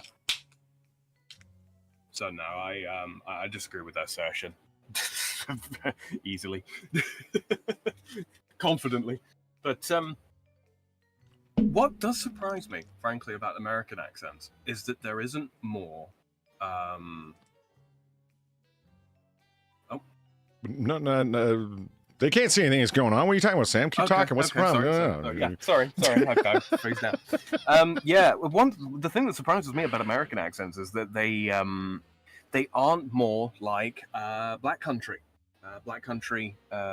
English, because that's where most of the English sort of sailors come from. Is out west. It also surprises me that there's not more Dutch influence in American accents as well, because I mean you listen to South African accents and you listen to Australian accents, the Dutch is very, very, very obvious to anybody who's ever listened to Dutch people talk, the way they pronounce things, all that kind of thing. I mean, Afrikaans is literally a perversion of Dutch, right? Is it? Yes, yeah, very much so. It's their sentence structure is a little bit different because it's sailors; they weren't exactly all that literate. So why would you? So Afrikaans is a perversion of Dutch government, Dutch settlements, Dutch descendants running the government of the apartheid government, etc. So it's like, okay, that's not crazy. Why I said, really, is it? it makes sense to me right up until the point where Far is forever making a point about South Africans that come to Australia starting to sound indistinguishable from Australians, especially from Western Australians, that the accents are so close that people confuse them all the time. And people have asked her if she's South African. Why would that be? Largely Irish, English settlers in Australia end up sounding like they've got a Dutch-descended accent. What? Because the majority of ship running that was done to Australia and all that kind of thing was actually done by the Dutch, Dutch companies, Dutch sailors, and so on and so forth, right? So you spend enough time around the Dutch. It's like Portuguese, right? Mhm. At its core, it is a sister language to Spanish. Well, I say sister language. It's not. It's a daughter language to Spanish. It is the corruption. There's an awful lot of corruption of Spanish words, of old Spanish words in Portuguese. Why? It's a sailor language. Dutch is a Germanic language. It's a sister language to English in a lot of respects. But it is a daughter language to mid German. Okay. And it's a sailor language. There's lots of. Ooh, sorry, just caught that. On delay. Okay, real quick. Doc, thank you very much for the $5. Greatly appreciated. Shut down the college bars with the bubbies. Bubbies. Shut down the college bars with the bubbies from my friends, Dirty Thirsty. And what do I do? Come toasted as fuck to find. My favorite YouTuber and my favorite Frenchman streaming. Well, that could be better. Nothing. Nothing at all. I see that your college bars are very much like the college bars that I've known, where every night of the week has a weekly drink special. Wet Wednesdays, Thirsty Thursdays, Fried Fridays, Soaked Saturdays. and it's like every fucking day of the week has a name associated with drinking. Somebody goes, well, what day isn't like that? What? I don't understand. What are you asking me? It's a college bar. What did you think was going to happen? Or as we Sabbath, Polly. Sabbath. No, that was Soaked Saturdays. Or as we called the bar on campus, the sensory deprivation tank. I like that. I like that. Come on in and like that. be numb. Comfortably numb. Yeah. Oh, dear me. What's Polly? What? All right. Yeah, oh, that reminds me. If you haven't already, by all means, feel free to hit that like button. And if you'd like to go a little bit further, you can go ahead and retweet the tweet that I sent out earlier telling everybody that we're live. Or that we could, when they see it tomorrow, they can watch.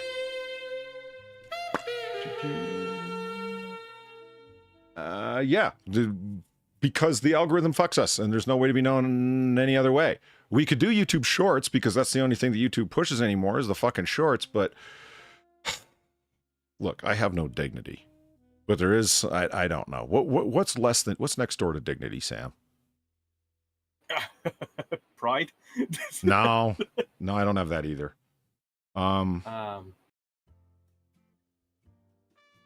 Not wanting to be like Shoe on Head? Is that a thing? Spite. Yes, out of spite, I refuse to do YouTube Shorts. But Polly, the hashtag Eat My Shorts is right there. No. It's an excuse to be irreverent and spit at the algorithm while taking full advantage of it. Yeah, I'd have to figure out some way to do shorts where it would actually be fun for me to do, because otherwise it would just feel like, if you're making YouTube Shorts, why aren't you just making TikToks?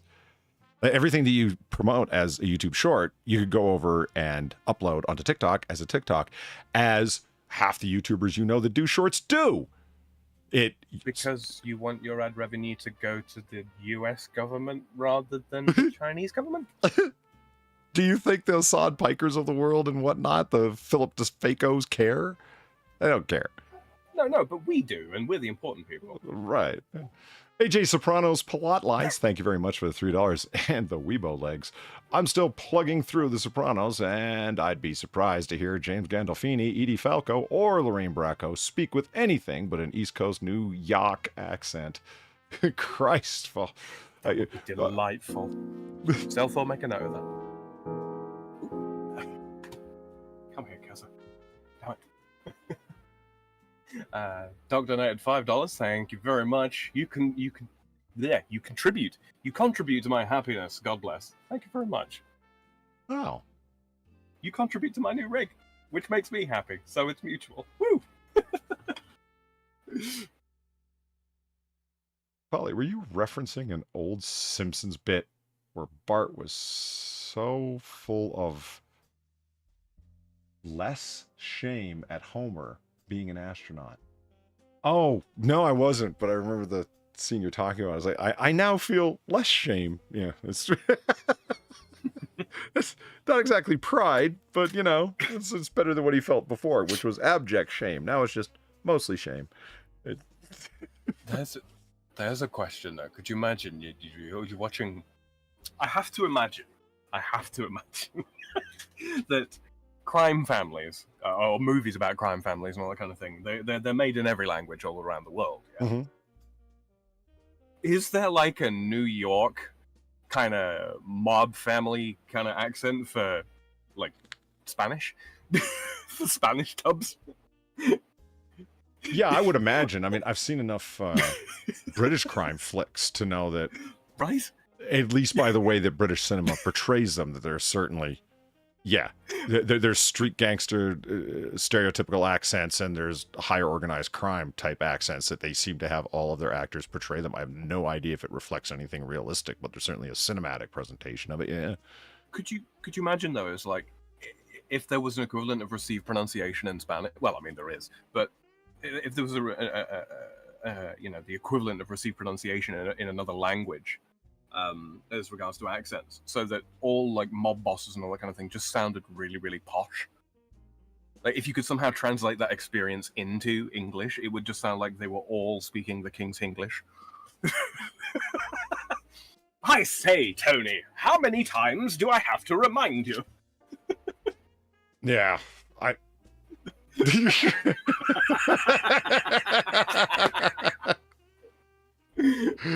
think that would be great. Eve says if you start highlighting the funny moments of your streams, you get a lot more engagement. Yeah, but it's the first part that I've got a problem with. If you start those three little words. Yeah, it's the funny moments, you say. Huh. But that's the whole I'm going to have to stream. get some of those. Polly, what are you talking about? I'm here. Yeah, but I cut in and ruin the comedy. So what do you know, I don't know. No. See, you provide very necessary contrast, okay? One cannot appreciate the beauty, okay? One cannot appreciate the sheer delight of a Knickerbocker glory unless one has been kicked in the testicles at least once. Oh, I see. So yeah, the YouTube short will start up with me kicking them in the nuts, so to speak, figuratively in the ear, and then you'll come in and say something funny, and they'll be like, "Oh my God, the contrast! It's so clear why this British guy's funny." Sure, let's run with that. So I'm not exactly the straight man. I'm the not funny guy to make the funny guy funnier. It's like the hot girl who hangs out with all fat friends. Except I am the fat friend, and that's okay because I'm funny. Speaking of Sam's content, everybody, I want to show you something. Does Sam have a new channel? Yeah, he does. Yes, I do. Oh my God. Let me just actually take a hot second here and throw that link in chat. Look at that. There it is. All right, beat me to it. And there it is. The Freedom Frog. And it says it says 1 subscriber down there, but that's not true because I've subscribed 2. So that means at least 2. 2 subscribers, everyone. Do you want to make it more? Yeah, you do. You want to make it more. You want to watch his intro video? I do. Let's watch. I don't even know if the sound's going to come through for you, Sam. So, prior warning. Oh, I've heard it all before. Don't worry about it. Well, nonetheless, let me know if you can hear it. I'm just curious. Some of you hinted at the notion you might express a No, personal I can't. interest in it. No. And here it is. Hello everyone, and welcome to the official launch trailer. That's right, this is the home of the Freedom Frog. The Frenchman we then mention, that Wish.com Jean-Luc Picard. Your friendly neighborhood Samael. That's me. Whilst the idiot who's drawing the picture in the background does what nobody pays him to do, I want to welcome you all warmly to where I'll be posting a slew of projects I've had waiting in the wings since otters first learned they could swim. Not to mention a bunch of absolute nonsense as it comes to... Seriously, who wrote this? Anyway, for those shrewd individuals that keep an eye on the space, dutifully assisted I'm sure by having gently caressed the subscribe button, look forward to artwork, comedy, voice acting, music, and more. That's right folks, not only am I a jack of few trades, master of none, I'm completely indecisive too. Roland, you're fired. In all seriousness, ladies and gentlemen, I hope you enjoy my content, and I look forward to reading your glowing praise and scathing criticisms in the comments below. Samael out.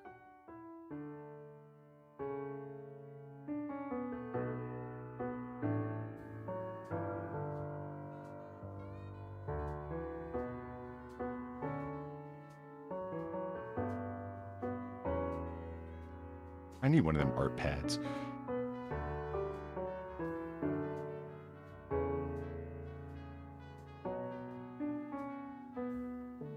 I could draw things.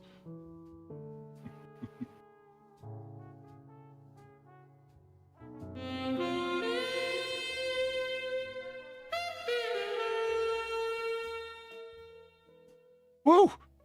Very nice, Sam. Go. So the Freedom Frog, the channel's live and it's up there. That's the It channel absolutely is. channel intro and more to come. Oh, hey, a 111 hertz spiritual cleanse, Sam. Oh god, I'm in the weird part of YouTube. Go me! Inner Lotus music. I've always wanted my inner Lotus to have a voice. Now it does. What the hell, Sam? Why is this the thing that your fucking channel leads into? Why? I have no idea, man. I have no idea. I don't get to pick the things. But no, I was little bit of inside baseball here for everybody in chat. That entire video, including the time-lapse sketch and all that kind of thing, was done 4 hours before we started this stream today. That's what I can do, right, with old, broken down, messed up hardware. Imagine what I'll be able to do with some proper, modern, up-to-date stuff. So generate. Jesus Christ! Donate generously. I haven't been drinking. You've been drinking. What the hell? It's fine. Generate dosely. Isn't that what a barman does? What's the officer problem? It's just I don't... I'm not as thought as you drunk I am. Doc, thank you for the $5. Volley-bobs, come to Ohio sometime, and let's hit the bars together. No diesel, I promise, unless you're feeling froggy. I like the way you said that. Unless you're feeling froggy. Evelyn in chat says, "Oh, Sam, you motherfucker, using my wish Picard comment." Well, I had to. It was good.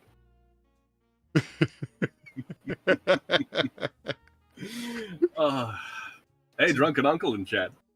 Oh, Good man. morning, sir. Yeah, morning is right. It's got to be bright and That's early. yeah. So, Yes. what have we got going here? Let's find some stuff to talk about other than... Oh, Sam! Yes. Sam. Hello. That's me. Sam. Hello. I found something the other day on pure accident that is... Well, words fail. Words honestly fail, okay? Boom. The Catholic Coffee Company producing heavenly roasts. Now, their tagline is grounded in faith.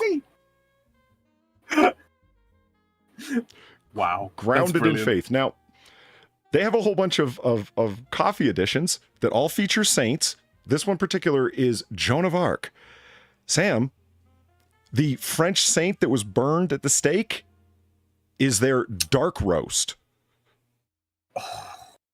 Oh, that's very culturally insensitive. I love it.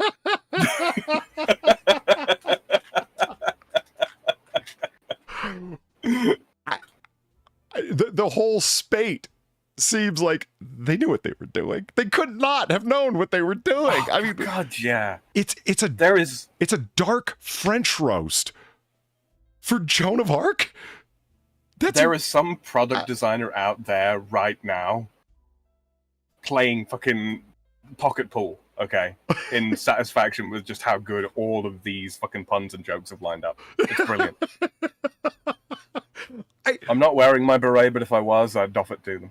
First things first, I have to say, that really is some stellar artwork. Joan of Arc is looking really fucking It really badass is. there. That's some fucking cool. Kekai Kataki level stuff. That's real good. And they got all kinds of merch over there at the Catholic Coffee Company, Heavenly Roasts, and Grounded in Faith.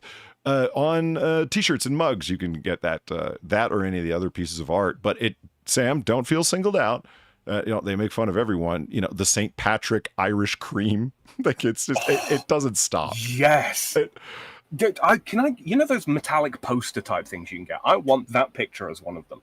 That gendarme there. Yeah, I want that. Mm-hmm. And it is like if you go to the website here over at Catholic Coffee rather, Grounded in Faith. I love that so much. You can look at all of our coffee. Oh wait, the Saints is where I want to go. Yeah, you can the St. Nicholas Christmas blend. Hey, yeah, Big Nicky. The St. Valentine raspberry cream blend. Oh, Sam. Our Lady of Mount Carmel is salted caramel. Wow. I mean, that one's a little like derp. Like, is that really? Our Lady of Mount Carmel turns into salted caramel, but okay, all right. Frankly, I'm incensed. The Italian espresso roast is Padre Pio, of course. But they've kind of let it down with the artwork on that one, frankly. The Padre Pio? Yeah. It does look like him, though. It does. But they should keep up the sort of the concept art feel. Yeah. Look at St. Peter. St. Peter. Oh yeah, looking great. I've got it. I meant to ask Far, but I haven't had a chance to talk to her. You know what this art kind of looks like to me, though I can't quite get there. It looks like sponge art. When they'll use the corner of a sponge on the canvas with the pigment. Mm-hmm. I believe that it's been done digitally because it is very, very crisp, but I think that's the kind of style that it's supposed to be.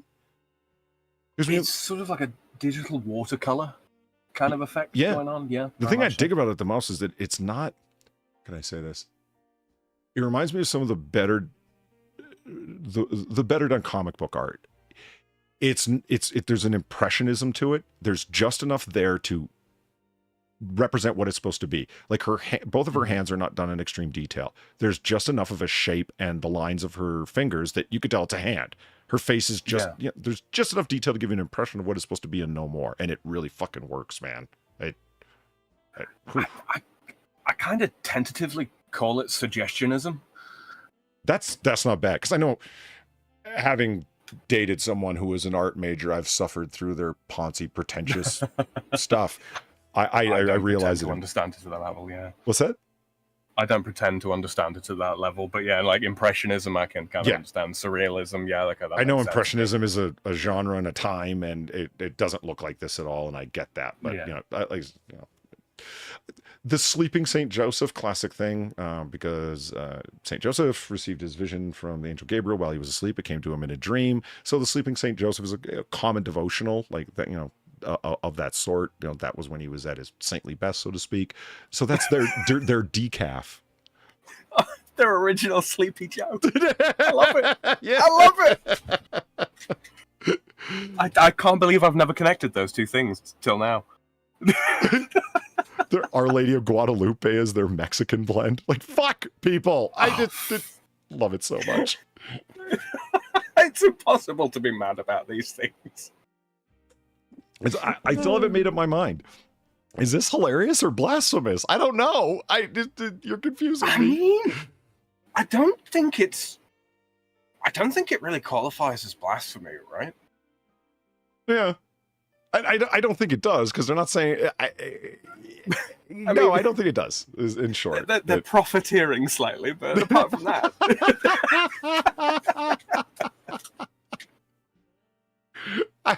the good news is, I'm thinking like, because this is a huge. the good news. Sorry. What's that? The good news Oh, is the good news is because like, so there's lots of people out there, lots of Jeremy Hambley from the Quartering, for example. He's got the coffee company coffee. That's, I forget what the word is, but it's not like he started a roastery. It's relabeled things, if you know what I mean. I forget what the term is for that, where you're buying stuff en masse off wish.com, for example, and then selling it with your own made up company's logo and name upon it. You're not really... It's a rebranding, really, isn't it? Yeah. They're not repackaging anything because a lot of people use the term repackaging. No. The packaging is the same and it has your company's logo printed on it. Drop shipping, something like that. I forget. But that's what's going on there. And it's no hate on Jeremy Hambley because he's able to sell a lot of coffee. The point is, if you want good coffee from something you've heard of online or something that's been promoted, like, you know, whatever the fuck, get Black Rifle coffee. If you're not buying it locally, you're ordering it from them. They are roasting it before they ship it to you. That's one of the reasons that it's really good coffee.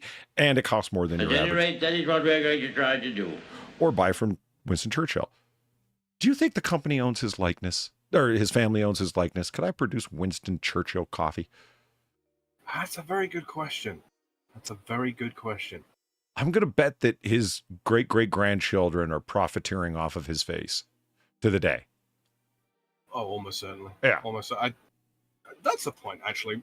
Drunkle, wasn't there a big kerfuffle over in Britain not long back over the Churchill insurance dog? About they had to pay royalties or something ridiculous like that. Gamer Valine, I've heard about it. thank you for the tree fitty. No. The Mount Carmel makes sense for people that can't spell. Who was it that she was talking to? She was telling me about it the other night over in Eve's server that the person thought that this is caramel. That's how you spell it, Carmel. And it's like, well, where's the other A? It's not there. One's a mountain, one is burned sugar. See the difference? Drunkle says he likes the wooden frame. Well, thank you very much, Drunkle. It's not my idea, but I think it turned out pretty well. I want to get the T-shirt with the Joan of Arc because it's just hardcore looking. I would wear it as well, but I want her on my back. You know. Fair enough. You know, I don't know. I feel like that's somehow more poignant. I mean, I gotta say, there's. It's good art. It's the coffee company. It is. It's like the coffee company coffee from Jeremy Hammond. I'm not trying to like beat up on him because at least he promotes it and there's like original things that he comes up with or whatever. No, he's not running a roastery and it would be fantastically expensive to set one up and more involved than he wanted it to be. He just wanted a company where they sell stuff. So it's like, why not coffee? Because everyone loves coffee. Yeah, but it's not going to be that good because it's roasted God knows where. The Catholic Coffee Company is roasting entirely out of North Carolina. It is all freshly roasted. They do have a money back guarantee that if it isn't fresh, you can return it immediately. So it's like, oh, so it's not quite on the level of Black Rifle where it's going to be roasted before you, as you order it, that's when they roast it and send it to you. You know what I mean? It's going to, but it's not going to be Jeremy Hambley. I'm sorry? It's not on demand, but it's not fucking OEM rebranding. Yeah. Exactly. It's an OEM rebranding. That's a good description. Yeah. It's not anyone can order this coffee online, and that's what Coffee Company Coffee is. That's what Philip DeFaco's coffee would be. Remember Philip DeFaco when he was selling cereal? Oh, he did. That doesn't surprise me. I don't know. I try to suppress the memory of him. Frankly. Philos. They weren't actually called that, but they should have been. Yeah, the guy will sell you fucking anything, and it's not like the guy was making fucking cereal. But I remember the clip that somebody sent me where he's like eating it out of the bag, and he goes, "And this is really good." And you can see him like crunching the styrofoamy bits, trying to make it look like he's enjoying the frosted foam.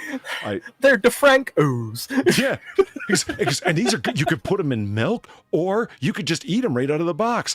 And I'm like looking at the screen thinking, like everybody has done with every cereal forever. Are you actually telling people how to enjoy their cereal as a suggestion? You can even pour milk on it, he says. Oh, thanks, man.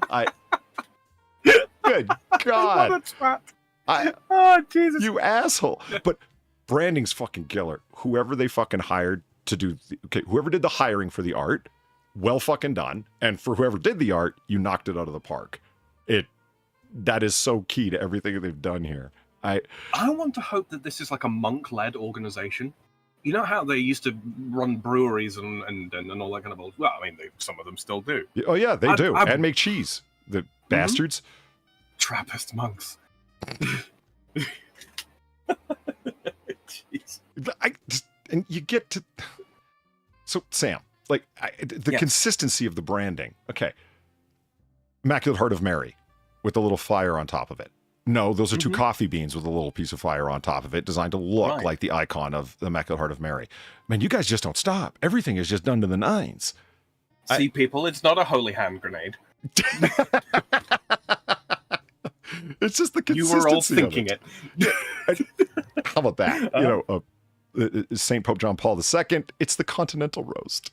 Because he's the first non-Italian pope. So he gets to have the continental roast. Wow. Does the Pope shit in the woods? No, but our coffee will make you.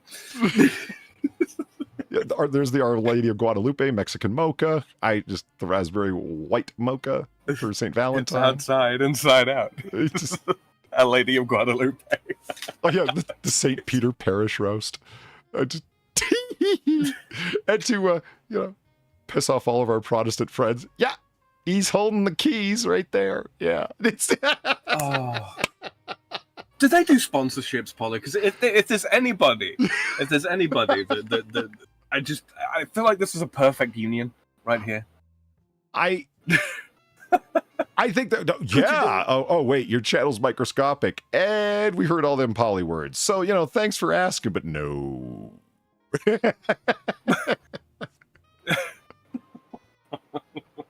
I don't know. I brought it up mostly just to show you this. I still can't go with the French dark roast for Joan of Arc. Oh my God. It's morbid and irreverent. She died over 5 centuries ago and it's too soon.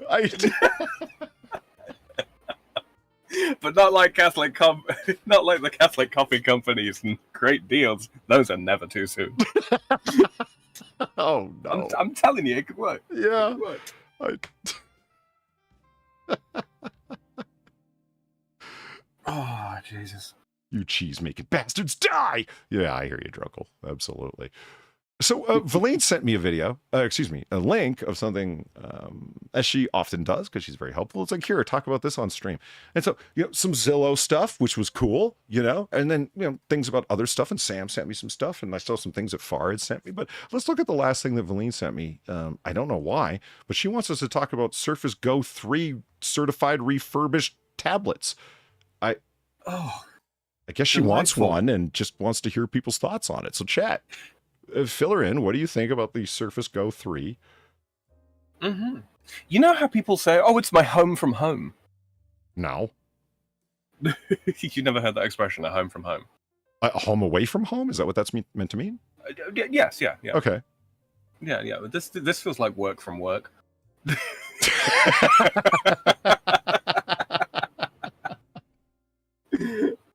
I don't know. I think Valine's strange. I just, again, I'm out of... She hangs out around... Not only does she hang out around us, Polly, she seems to want to hang out around us. I mean, that's just fucking, I don't get it. Like, she's watched enough streams to know what content has bantsability, to coin a phrase, about it. What does this... I'm already out of things to talk about. You got anything to talk about, Sam? I don't know. I mean, I could make a joke. It's not going to be a good one. There's a tablet to swallow. They refurbished it with Windows 11. It upgraded from the original 10 it shipped with. Oh wait, you mean certified D grade? Right. Well, thanks, Valine. We appreciate the content. Thank you for your patronage.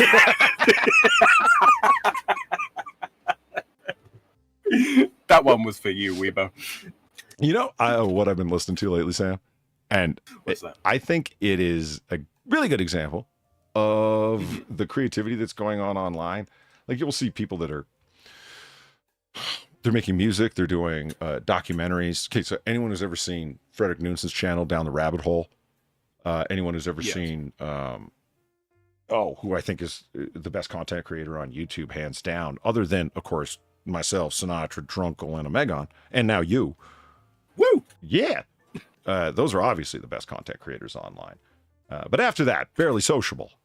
His content's amazing. He does he does mini online documentaries. If you haven't checked out Barely Sociable, you absolutely should. Or his second channel, Slightly Sociable, which is where he puts his content that isn't good enough or complete enough for the first channel. And everything that's on his second channel that doesn't measure up to that standard that he arbitrarily set for himself is better than any documentary you will find on Discovery, period. Or the BBC, or ITV. Yeah, well or said. The ABC, or They've PBS. You guys have all, you have a way higher budget, and whether it's Frederick Knudsen or Barely Sociable or Internet Historian, they're one dude. They're one fucking, or Cecil McFly.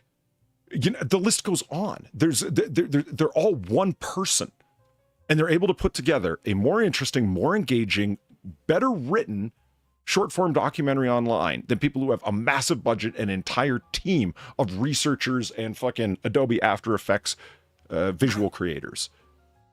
Fucking amazing to me. Freddy. It's like Freddy versus the entire pop industry. And you look at some of the producers that are doing so-and-so type beat, you know, that'll come up a lot or whatever. Half their creativity and their ability and their natural inclinations towards what sounds hot is better than most of your fucking producers that are actually making the records that you have to fucking listen to all day long on your Sirius XM channel because they're shoving it down your throat, or God help if you work anywhere in a retail environment, or you walk into a retail environment and have to listen to the same 4 songs because, well, there's dozens of songs. They really are just the 4 same songs. You know, you get what I'm saying. Yeah. A good example of that is what I've been digging for like the past month is, let me just switch this over here. Boom. Please tell me it's not. Please tell me it's not full on proper jazz. I've been having a meltdown over jazz lately. My favorite MC of all time, not the greatest MC of all time, that would be Rakim, but my favorite MC is Nas. And this is DJ DL or Funky DL. He took Nas's first album, Illmatic, and remixed it all over his own original sampled and reconstructed jazz beats and called it Jazzmatic. And the whole thing is a content, the whole thing is a thematic concept album where you hear tinking glasses and people mumbling and the cigarette girl going, cigarettes, cigars, tobacco, cigarettes, cigars, tobacco in the background to create the feeling of a small jazz club in the 30s and 40s. And you will hear someone step on, you'll get a little bit of feedback from the microphone, like step up on stage with the clicking of the fucking dress shoes, and then it's Nas acapellas over jazz instrumentals, and then it fades out, and then you hear the next song. Incredible. It's better than, and he put the whole thing out there for free just to promote his albums that you can buy. It blew up so much and so fast that he came out with Jazzmatic 2. And then Nas hits him up on social media and says, this is the most incredible fucking thing that I've heard. And they end up doing like an actual record together. Oh, that's the dream though, right? Like, whether it be Barely Sociable or DJ DL or, Frederick Knudsen or whatever, content online when you don't have that barrier of corporate interest controlling the platform, it's amazing how much fucking talent there is out there that would remain undiscovered otherwise. It's really, this is the thing as well. I mean, it's one of the SoundCloud before it went like, mainstream upload point for people's stuff. There used to be so much good stuff on there that you wouldn't hear it on the radio. Yeah, it was okay. It was perhaps not the most technically correct music or what have you, but there was so much just interesting stuff. People taking risks. Yeah. People doing crazy shit. Yeah, I mean, like, oh, Christ. Consider how different genres hip-hop and metal are. And yet, new metal is a thing. And it became a thing. Why? Yeah. Because someone decided to take the risk. Try it out. right? Let's mix up these two things that, hip hop and metal have been two very separate camps for a very long time. But yeah. It's when you don't have this massive overarching like corporate interest in keeping things the way they are, and you allow people to take a little bit of risk, you end up with these wonderful, wonderful fucking things. It makes me think that things like baby metal were somebody's idea, and somebody who was somebody's cousin ended up letting them get through, because that doesn't seem like the kind of idea that would have been allowed or promoted by a corporate interest if there wasn't some sort of nepotism or owed favor. It's simply too out of the norm. It's too risky. Field, yeah. Do you know what I mean? But yet it's fucking huge. It's a global phenomenon. You know what I mean? It's... Right. It's a fusion of like gothic Lolita fashion style from Japan plus borderline satanic metal. Yeah. That's I mean, when you actually write it down next to each other, yeah, okay, you can kind of see how it works. But why did nobody ever do it? Because it wasn't a corporate interest to do so. And now it is. And I don't know, because it's not exactly my music genre, but I'm willing to bet that there is a whole bunch of copycat groups out there after that. I would have to imagine. There are now, yeah. Are there? Absolutely. Absolutely. Yeah, I mean, baby metal has pretty much become a genre unto itself. Why am I not surprised? Everybody wants to get on the train after the gravy train comes in. You know what I mean? Oh well, it's the excuse me. The unique is rarely all that lucrative these days, and count and sort of in concert with that, the lucrative is rarely unique. At least for long. So I believe we were going over to look at something to look at. What the fuck? I was thinking about tablets all over again. Oh, man, yeah. Valine's really got the hot content to look at. I mean, holy shit. Did you see the reply in chat, by the way? I fucking know exactly why I sent you the links on tablets that work as an e-reader in the case of the Surface Drawing tablet. You want Poly. Valine, you work around dangerous equipment. Should you really be drunk? I've seen drunk texts before. That was one of them. Are you okay? Should we send for an Uber? Yeah, if you need to sharpen up, maybe some Catholic coffee heavenly roast blend is what you need. I'm telling you, man. I'm telling you, they should totally do you a fucking, if not a full-on sponsorship, they're at least a promo link. Come on. Even if people didn't buy the coffee, I know they'd snatch up the merch so fast. I mean, you have to imagine there's a whole bunch of fucking Irish people out there that are just going to be, I want that St. Patrick Irish blend with drunk ass St. Patrick holding a shamrock. Hey, come on. Amen. Absolutely. I'm just saying, your promo code, it should be Polyword23.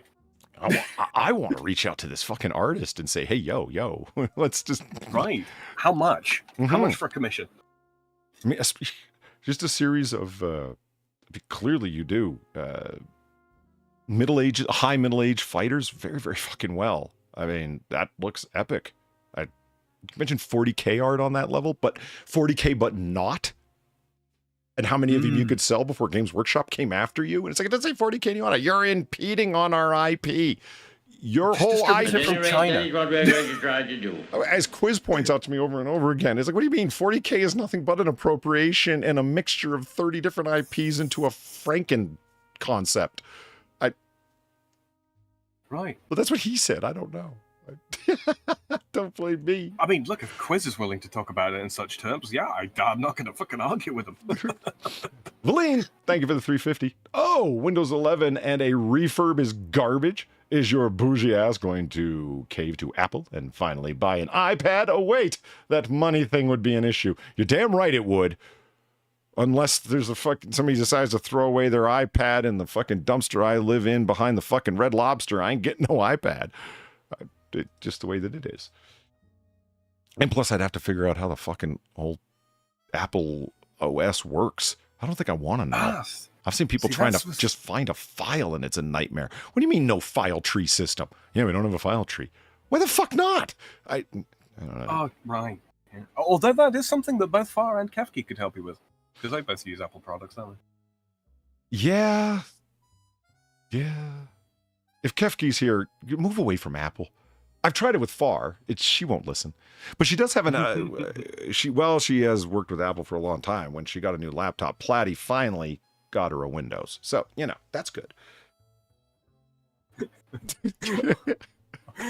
Or, you could totally just go with open source and go Linux. Like moi. Linux is scary. Honestly, it'll take you 5 minutes to get used to it. I'll show you my Kubuntu desktop sometime. It will seem very familiar to you. Anyway, that aside, as regards to tablets and all that kind of fucking thing, that's iPads are expensive, so help Polly out. Yeah, even that refurbished one. What was it? $263 for that pad? I didn't see its dimensions. Something like that. Yeah. Yeah. No, they are strong. They are strong tablets, though.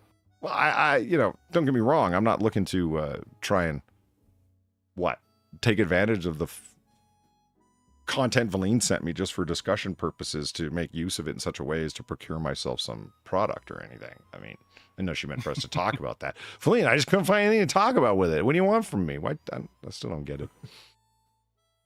Oh shit! You know what I just realized actually? What's that? With everything, everyone's thrown my way tonight, guys. I'm 1/3 of the way. Woo! 1/3 of the way to the complete fucking to the complete goal, I suppose. Hell yeah! I don't like calling it a goal, but yeah. If only they were. Thank you very much, everyone. Yeah, I mean, fucking fantastic audience that hangs out here at this bar. I mean, they're a shady bunch, but generous. Mm-hmm. But it's too bad that they're not paying us in $1942 that we could then turn in for the inflated amount today. Right. Why can I not have a dollar bill that's 15 feet across, like they used to have? Yeah, can you imagine what a $5 donation would be in the future? A house? Let's find out and be depressed. Inflation. Oh god, this is like the Tommy gun advert all over again, isn't it? Oh my god. Mail ordering a fully automatic Tommy gun by cutting out the coupon at the back of your newspaper. I'm spending what was it, like $20? Something like that. Just enough to make you cry. Yeah. Let's see, 1942. Oh, here, let me throw this on screen. Boom, there we go. In 1942, if I purchased an item for $5, how much would it be? $93.77. Fuck.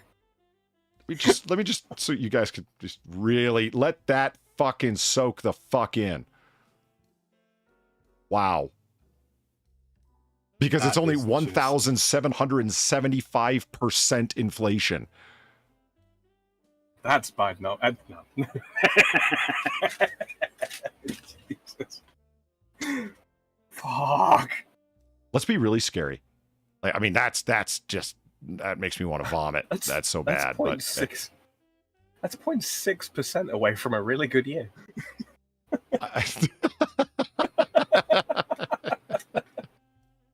I just realized that. Who here is old enough to remember 1996? Let's see. Let's see how much inflation has got up since 1996. You had $5.96, or $5 today. What would its spending power be in 96? God, there's virtually been 100% inflation since 1996, guys. In 27 years. Yeah. That's how much it cost. That's how much time it took for your money to have its spending power reduced that much. Fuck. The U.S. economy's joined the 27 club.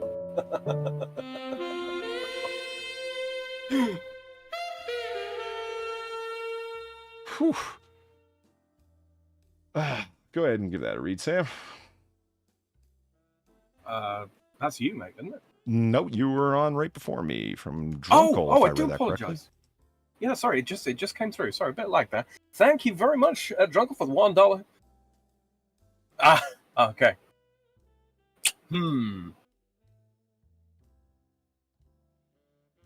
But wherefore should we find such shenanigans afoot? What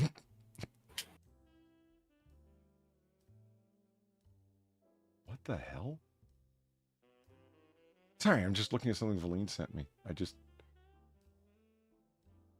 The confusion. Yeah, it is confusion, Sam. Let's just look into it right now, and I think you'll understand why. Yeah, no, I'm right there with you. I'm right there with you. The places Valine ends up online, I don't understand. Well, that's a spider. That's not Valine. Well, don't rush to judgment, Sam. You don't know. No, but seriously, let's take a look at this. A spider with erection-inducing bite shuts down supermarket, but owners insist the store's safe to reopen.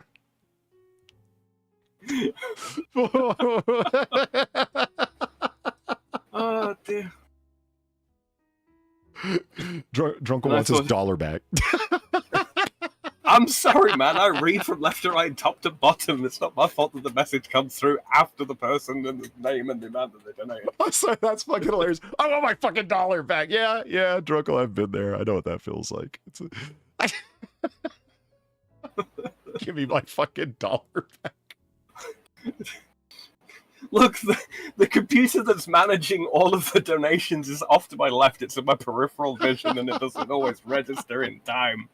Especially when Polly's showing me pictures of erection-inducing black widows. Oh, there's my sex life. Anyway.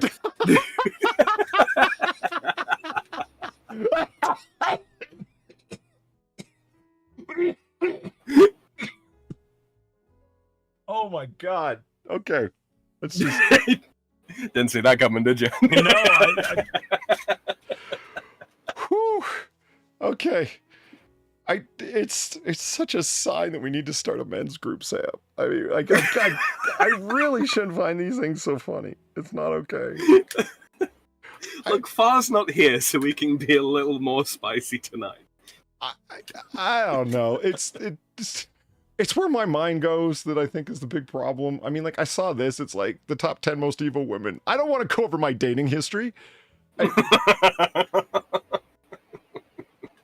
See, you shouldn't be laughing so hard, but you did. We need some kind of men's group. I don't know. The anti-social media support group. I don't know. Something. Oh, something like that. That's the first thing that came to mind. There's some kind of fucking problem. But back to... The Anti-Social Media Association, or ASMA for short. Yeah. Ask your doctor if asthma is right for you. You don't have erectile dysfunction. You've just been dating the wrong women. Okay, spider with erection-inducing bite. Researchers have used spider's venom in studies to treat erectile dysfunction. An Austrian supermarket reopened following the 3-day closure. Wait, hold on. Okay, I thought that was playing. 3-day closure to clear the store due to an alleged sighting of a spider with a deadly bite that could cause an hours-long erection. Bing, boom. Thank you for the $1 drunkle. He says, there's $2 you owe me now. Yeah, I'll get you back in a few years, right? I like Drunkle's tactic. I can actually appreciate that. It's like, here's $1. I feel that you've absconded with my $1. Like I've been ripped off. Well, here's another $1 to show you that I don't care, but I know that you need it. That is some really backhanded, underhanded. That's very British, actually. You know, it's just the understated sarcasm of it all. Yeah. You know what's even more British? Smiling and keep taking the money. You know those situations where somebody, as a quick little aside, I'm not tangential. What do you mean? You know situations where it's like, oh, I wish I would have said, oh, damn it. If only I had thought of, you know. I'm telling my cousin at the time that okay, so I go to this bar and here's what happened. And this is what how I tip the bartender. Like, here, do I ever turn away anything? No. But that's exactly what happened when I was out drinking one night with friends. Sam, I bought a $3 beer. I put down 4 singles. What's the problem? Nothing. Okay, he thought there was because he picks up the $1 and turns it around and looks at it and goes, gee, thanks. What? Yeah, no, he did. Like, you know, that's a 33% tip, motherfucker. I know. It's like, man, if I was buying shots for the 2 people that I'm with, So, you know, three, and $9, it would have been like $12 I gave you or whatever the fuck. You know what I mean? However much. The point is, I don't understand your problem. The point is the minimum tip that I'm going to give is $1. And since I put $3 because that's all the beer was on the top of the bar, yeah, I put down another $1 for a tip. I'm not going to break out change to make sure I hit that 20% or whatever the fuck. Do you know what I mean? So what's the issue? There ain't one. There isn't. So I'm telling my cousin about this later, and I'm like, are all the fucking pricks here in this town like that? Like the bartenders? And he goes, well, you know what you should have done? And he tells me this thing, and I'm like, okay, yeah, well, that's great to think of that now. At the time, I just, I didn't say anything. Sam, one of those situations where you know that, you know, the Lord is good, that the Lord is just, came out just a week later, where I was back there at the same place because I was in town, right? So we go out drinking, we go back to this place. The same fucking bartender is there.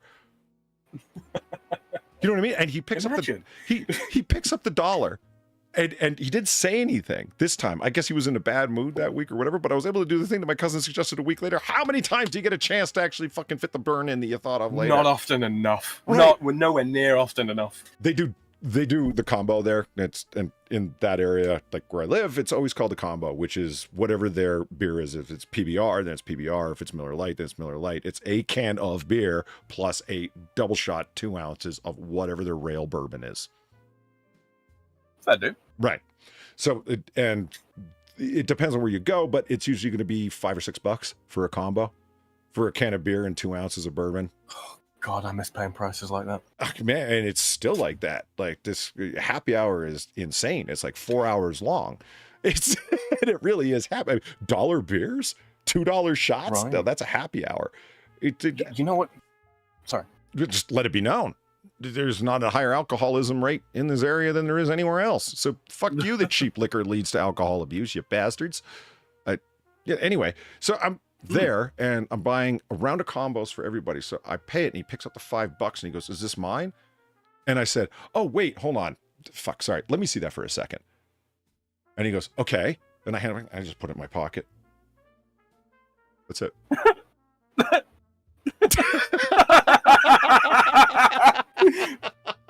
Polly. Yeah. I need you to do something for me. What's that? I need you to take your right hand and I need you to hold it up in the air, right? Uh-huh. Fingers slightly spread. All right. You got that? Uh-huh. Nice.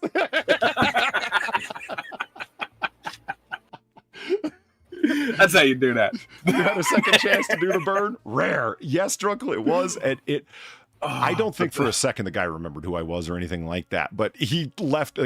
You could feel the heat from the other side of the bar. Do you know what I'm talking about? He was as mad as I probably was the week before. I'm about to say, yeah, rare. Unlike that barman who is absolutely well done. I want to say beforehand, but that was actually my cousin's suggestion. You know what you should have done when he said thanks? You should have just said, oh man, I'm sorry. Give me the $1. Let me see that for a second. And then just put it in your pocket and walked away. I'm like, fuck, that's brilliant. Like, if you know what I mean, like, because you got to keep my $1. You know, now he didn't get to keep my $5. So fuck you, man. And he was probably pissed for the rest of the shift. I don't. God, it's just a shame we don't do $7 bills, really. You know. I sincerely do not understand people that scoff tips. I don't. There is something to be said for, you know, when you've got like $50 and somebody, like a $50 bill, and somebody lays down beside the bill a $1 tip. Why did you even tip me anything? Do you know what I mean? I've worked in the service industry. Yeah. I know what that feels like. But when you're not getting what you felt you should have gotten, or you're comparing it to your last big tip, why would you do that? I don't understand it. It's a gratuity for a reason. They're showing their gratitude. Speaking of gratitude, Doc, thank you for the $5. I feel the gratitude. Thank you. I mean, I do, not from you, but you get it. Never mind. There's a few things that I'd be able to mail order. The Second Amendment says I should be. Also, I resent the shady bar. Patron comment, Pollybobs. You're hanging out in the shadiest district of Noir City. I couldn't open the bar early. I told you in chat. You can go back and look. I was paying the cops off, and they showed up late because they do what they want. Or it's true. Broken kneecaps. Yeah. Do you want to be thought of as high class hanging out here? Just down the street is Canal Street.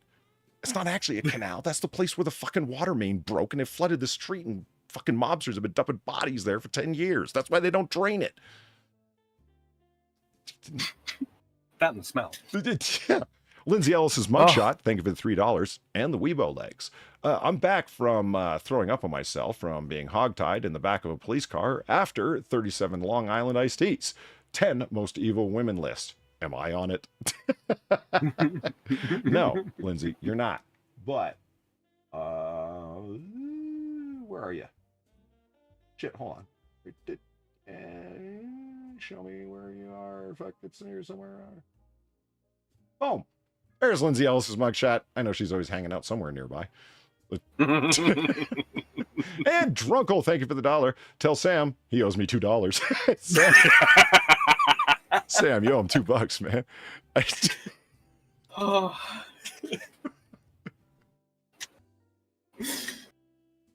Indeed, I do. I'm curious. Is happy hour a thing in France in general, or where you live? Absolutely. Generally? Oh, gotcha. Yeah? Okay. Absolutely, yeah. Although, well, it kind of has to be. Do you know how much I pay for a pint of beer here? No. How much? Bear in mind that, I live relatively rural. I'm not in, like, the middle of a city. These are not club prices, right? I'm paying €8 for the equivalent of a pint. It's a half a litre, so it's 68. It's basically a shot less than a pint. Okay. Yeah. €8, which amounts to $9, $9.10.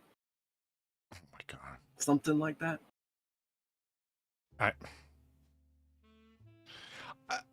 I get that the alcohol is the moneymaker for any kind of, whether it's a food-based establishment or just their primary thing is selling booze, and they've got, pub food beside that, burger baskets or chicken wings or whatever. I get that liquor is going to be your primary moneymaker. But when you start juicing people to that fucking degree, hey, do you know why pre-gaming's a thing? Because of that. Yeah. You know why you have to have that sign in your fucking establishment that says no outside alcohol? It's because of that. Yeah. You want me to not bring my fucking hip flask in? Okay, first of all, you're going to have to start searching my pockets to stop me, because I'll bring it in if I fucking well want. I'm just not going to be seen. I'm not supposed to be vaping inside your joint either. I still do that. Yeah, I'm a stealth vapor and a flask carrier and a midnight cowboy and a so forth. No, wait a minute. Midnight Cowboy's a gay prostitute. Midnight Toker. There we go. That's the song. That got weird fast. Drunk asks in chat, do you actually get a pint though, Sam? It's got a little more head on it than what an English pint would have, but it's cold and it's beer. So, yeah, it's like I say, it's about a shot less, a shot glass less beer. Because, 500 milliliters instead of 568. So it's 500 milliliters for a pint? No, a pint is 560. Well, an English pint, sorry, is 568 milliliters. I don't remember if an American pint is smaller or not. It may well be. I know that the American gallon is 3.37 liters, whereas an English gallon is 4.54. And that's all because, colonial taskmasters were fleecing their employees. I have had a Euro pint. A Euro pint. I don't know why I find that funny. It just is. Okay, you know what I think is very telling? What's that? So we got this the spider that's erection inducing, and they shut down this the supermarket, and they blurred out the name of the supermarket. They don't want people going there, and they know they probably will. I want to get bit by the spider. Think about it. Why else would they have blurred it out? I'm kind of sad that they used the blur rather than the pixelation, because then I could make a cock blocking joke.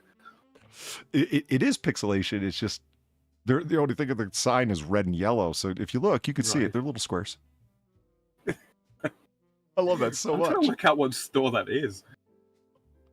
The Brazilian wandering spider has one of the deadliest bites in the world that can also cause hypothermia, blurred vision, convulsions, and a raging 12-incher. Most famously, oh God, look at that thing.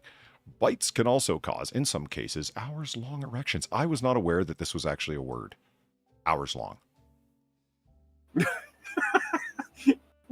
There's something about our schlong here as well, but I'm going to leave it at that. Researchers, Maybe that's why they went with it. researchers have used the venom in studies to treat erectile dysfunction. The Rui retail group, which owns the supermarket chain, they'll name the owner, like the corporate name on the deed, but they won't name the supermarket itself. You see? That's just weird. They don't want people going down there and getting one of these wandering spiders and saying, hey, let's have a sex party and get bit first. Like, you know. What a bunch of pricks. They've done a comprehensive cleaning and disinfection following the incident, which forced it to remain closed for 2 days, according to the Austrian outlet Non.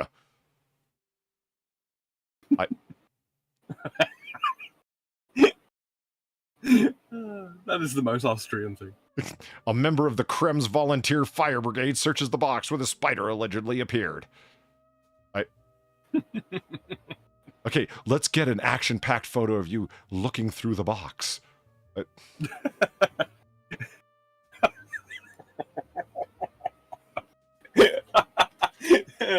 Suddenly the fire officer stood up straight. I think I found it, he said. My lord. Okay, let's go on to boom. 10 of the most unusual dead body discoveries and their stories. Ooh, yes. Have you ever found a dead body floating in the river? Drunkle, do you recognize it? No? Okay. If not, could you imagine what it would be like if you did? I mean, I have found a dead body, but people already knew it was there. Was it a morgue? Yes. Ah, there we go. It's a med student. They're like, I gotta go by, what did they call it? The clinical building? Something along those lines, right? The mortuary or something? No, there was no word that would have associated with something necessarily dead in any way. You know what I mean? It was some word like correctness gone mad. Yeah. Yeah, it was whatever the fuck phrase. It's like, let's go to the kinesiology building. What's that? It's a big gym. Do you know what I'm talking about? Oh, they right? go with Greek rather than Latin. Yeah, right. It's kinesiology. What's that? It's sports medicine. What's that? We put stretch bandages on people with owies. Report to the kinesium. I'm just kidding. I know sports medicine is much more than that in terms of rehabilitation and everything. But when you say kinesiology and you go in there and you just see a bunch of like, it looks like a fucking gym. Like, seriously, it's just weight equipment and stretching stuff and bouncy balls for spin classes and whatnot. Physiotherapy. Yeah. So What comes to mind? Yeah, this means you got to stop by whatever, I forget, it was something like clinical building or the medical annex or whatever the fuck. We're like, okay. So we're walking down a brightly lit white hallway, tiled floor, etc. Come up on a massive room that looks like it's a door for a walk-in cooler in the back of a restaurant kitchen. And it just, boom, open the door. The smell that I remember clearly as formaldehyde from when we dissected animals in fucking middle school, comes out. And I'm like, wait, what's going on? And we turn around the corner, and sure enough, there's a, dead blue individual laying on a fucking table. Did he drive a blue Corvette? I mean, he was blue because it was a white man who was dead, so all the blood had coagulated in the center of his body, and the guy just looked blue-ish. He was blue because he died. Yes. Come on, Polly, just let me have this one. All right. So yeah, it's like, have you ever found a dead body? Yes, but many other people knew it was there. Actually, she was going by there to grab the paperwork. It was a cadaver. She's a med student, pre-med student. And that's where they kept all their fucking paperwork for their cadaver studies, and that's what she was going there to get. And you got it, man. You got people that are that comfortable around dead bodies where, walk across the room, pick up some paperwork, turn around and walk back towards you with paying no attention or making no notice or any indication they've even noticed. There's a dead body right there. Because they see dead bodies all day, every day. Like, man, y'all are fucking weird. There should be at least some surprise. In any case. I mean, it's not weird until they start propping them up into weird poses. Well, right. There is that legendary story that they took one of them to one of the football games on homecoming day, but... Okay, but for real. We've all had that one friend that's sports mad, right? Yeah. One less game. Is there anything wrong with that, really? It's not really desecration of human remains, is it? No, not at all. Wrap it up in bandages, keep it all intact. Every single year, 55.3 million people die. That's 156,000 every single day. Where did you get those numbers from? Listverse. I don't believe your fucking numbers. Not one of them is Adam Schiff. Damn it. Damn. In Minecraft. Well, yeah, people get on my case when I say things like, hundreds of people get mugged every day. Why can't this person be one of them? I'm just relaying some important statistical information. Ruth Strange, a 92-year-old Southern California woman, was found dead under suspicious circumstances in her home on the 6800 block of Vista Del whatever the fuck Drive in Huntington Beach on September 4, 2018. Sol, Polly. Sol. Vista Del Sol. What? You said Vista Del whatever the fuck. Yeah. Sol. It's one of your favorite astronomical terms. What? Vista del Sol? To look at the sun? Is that what you want? It gives you superpowers. Come on. View of the sun drive in Huntington Beach, okay? On 2018, her neighbors thought it was strange that her gate kept opening and closing, as Ruth had, in her age, grown accustomed to the habit of always locking her gate. After someone showed up to take her to the doctor and she didn't answer the door, the police were called. They found Ruth face down in her backyard pool, floating, with superficial cuts on her head. And she was old, frail, and living alone. People were extremely surprised, but Ruth's death was ruled a homicide. Who would want to kill such an innocent, harmless old woman? Well, it turned out she was a Nazi. A god at a death camp. Okay, let's find out what actually happened. The answer would turn out to be, frankly, strange. I see what you did there. A month-long investigation would reveal Ruth's own daughter, Cynthia Strange, pictured above. Oh. God, how... That's her daughter. Yeah, I was going to say, she's looking fairly good for 92, all things considering. Besides the fact she's dead. Fuck me. I didn't really stop to think about it. I just assumed that was the old dead woman. I saw a picture of senator from California. There's only two of them. What's her fucking name? Someone help me out. Chat. Jesus. Waters? No. Is it? No, she's not senator. She's representative. Never mind. God damn it. She's old as dirt. She's like 90 fucking 2. Same thing as Ruth Strange here. I actually think that the senator is 92. Anyway, I saw a picture of her. She had a fall today. That's why it was in the news. And so people are worried about her medical status or condition after this fall today. Feinstein. Yeah, there you go. Diane Feinstein. Feinstein. Is it Feinstein? And Circa 21. Thank you very much. That picture of her that they use in that, my God, it looks like really badly done old person makeup in a B film, but it's her actual face. It looks. God, you aren't kidding. Is it the same picture that I'm thinking? Send it to me. I'll throw it up on screen. It won't let me open it. Bastard. It won't let me. I don't want that image circulating the internet. Did you know that you have actual dead people representing you? Or in the case of the Senate, representing your state? Okay, so anyway, it turned out strangely that her daughter, a month-long investigation, revealed that Cynthia Strange was a suspect. As it turns out, detectives believe that the 64-year-old killed her own mother and left her dead face down in the pool for financial gain, likely for a life insurance policy. This is strange.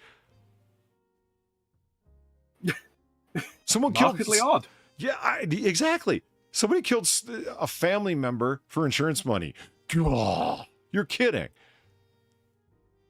I'm disappointed in number 10. I'm not gonna lie, Sam. This is bad. You know, just on that subject though, real quick. Okay, Uh-huh. if I'm in my fucking 90s, right? I'm Alzheimer'd up the wazoo. All right, I don't know what fucking day it is or what fucking planet I come from or something like that. And there's a life insurance policy out on me. Yeah, just dispose of me. Have the money at that point. Frankly, I'm not gonna care. I will have gone on. I can't be mad. Aren't you particularly interested on who's named in your insurance policy as the beneficiary? Absolutely. Well, this is going to take the money. I'll be gone. I mean, a lot of the time it's because, I want to kill this person before they change me or change me as the beneficiary. Yeah. I mean, I've already got a will. Yeah, but Sam, these people are passing on money, not debt. It's okay. I live in a dumpster behind the Red Lobster, man. It's fine. There's great Wi-Fi back here. Oh, man. I have some assets to transfer. Some. My pet rock collection. I'm not that fucking hard up. Polly, bloody hell. My beloved Polly Pocket figurine collection. Okay, I only got one of those, and that was as a joke for when I get back over to the States and we go out drinking.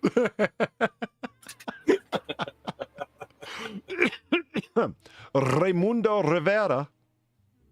On August 18, 2018, a manager of Lancaster, California, Winco Foods began to complain about a rancid reeking smell.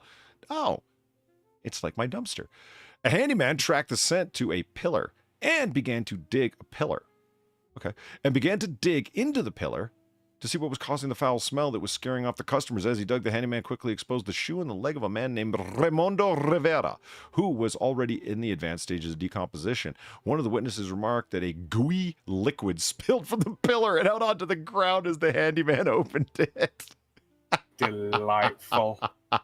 Just delightful. On August 6th, 5 days prior to the discovery of the body, Mr. Rivera was in a police chase with law enforcement officials. He managed to get away by hiding in the grocery store. Well, it's unclear what happened to him from there. Somehow, Mr. Rivera ended up inside one of the store's pillars, dead. Okay. And I don't want the cops to see me, because I don't think that they'd understand. Okay, number 10 was pretty weak. Number 9, yeah, I'll give it to you. That's pretty weird. Fuck. You got to imagine it's a mistake of some sort. That's like discovering. Remembering Gremlins, which is supposed to be like a fun time little rubber puppet movie. When his girlfriend, the main character's girlfriend, found, I hate Christmas. Why? How could you hate Christmas? Our father dressed up as Santa Claus and tried to come down the chimney and broke his neck, and we found him up there a few days later. Like, that's really fucking... es Raimundo? I know. Mío Raimundo. You know where we discovered Raimundo? He was in a pillar. It was good. I mean, that is not a fun time movie if you stop and think about it. I mean, remember when she grabbed one of them little fucking things and put them in the blender and the other one in the microwave? Yeah, that movie got dark and weird. And that was like, it looks like it's for kids, but it's really not. Or maybe kids were just not so thin-skinned in the 80s and could take it. I don't know. Way tougher. I have no idea when I first saw that movie, so I can't say. Well, when I was a kid and I saw it, it didn't scare me. For all I know, I did see it as a kid, but I have no recollection the first time I saw that film. Huh. I just think that, I mean, especially these days with the decreased chances of making it past, conception and pregnancy, kids these days should be tougher, but somehow they're not.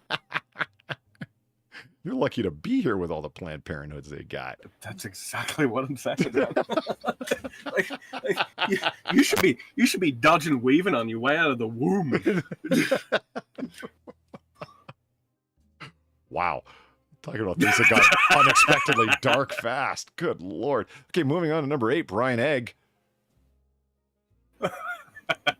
In 2018, which was a bad year for strange deaths, apparently, third one in a row. 65-year-old San Francisco man by the name of Brian Egg was reported missing. Police knocked at his house 3 times, but armed only with a missing persons report, did not enter. When does that stop police before? Fucking idiots. They're supposed to knock and then say the name, then knock, then say the name, then knock, then say the name again. Otherwise, it doesn't work. That's what it's the magic thing. You have to answer then. Yeah. All right. It's like, Brian Egg, Brian Egg, Brian Egg. I'm sorry, I'm making fun of a dead man's name. This is terrible. So disappearance, weeks rolled by, no leads. August of that same year, when neighbors suddenly noticed police tape around the home, and a stranger coming in and out of the residence. Police were called and arrested the stranger. A man's name was Robert McCaffrey, for possible homicide and other charges. After the arrest, they obtained a search warrant. Upon entering the home, they found a body in Brian Egg's fish tank, headless and handless, decomposing. Shit. Okay. Investigation and identification would later reveal that the body found inside Brian Egg's fish tank was in his San Francisco home. It was Brian Egg. Write the sentence better. It was Brian Egg. Okay. Robert McCaffrey and another man, Lance Silva, were both arrested and brought up on charges for murder. What? So he's floating in the. It does say he's floating in there. Okay. Well, upon entering them, they found Brian in the fish tank, headless and handless, decomposing.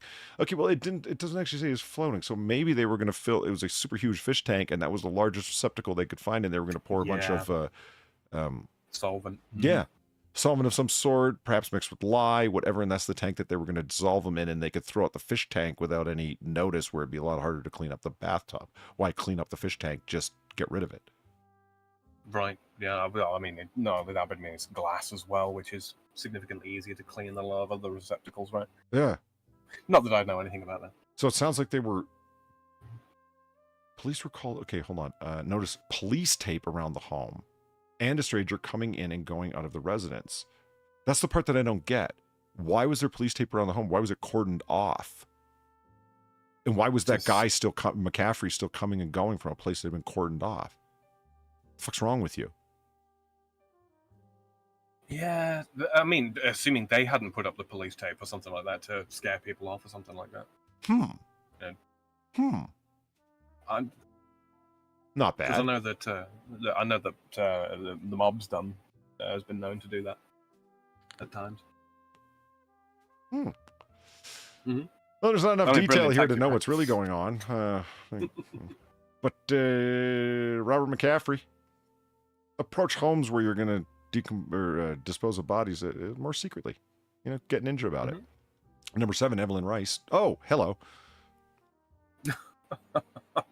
Is this Turkey Man Part 2 for me? I mean, it's clearly that human bodies don't have seams, so this is obviously a dummy. But still, let's just do that. There we go. Polly, you've never unzipped yourself, Polly. I can't say I have.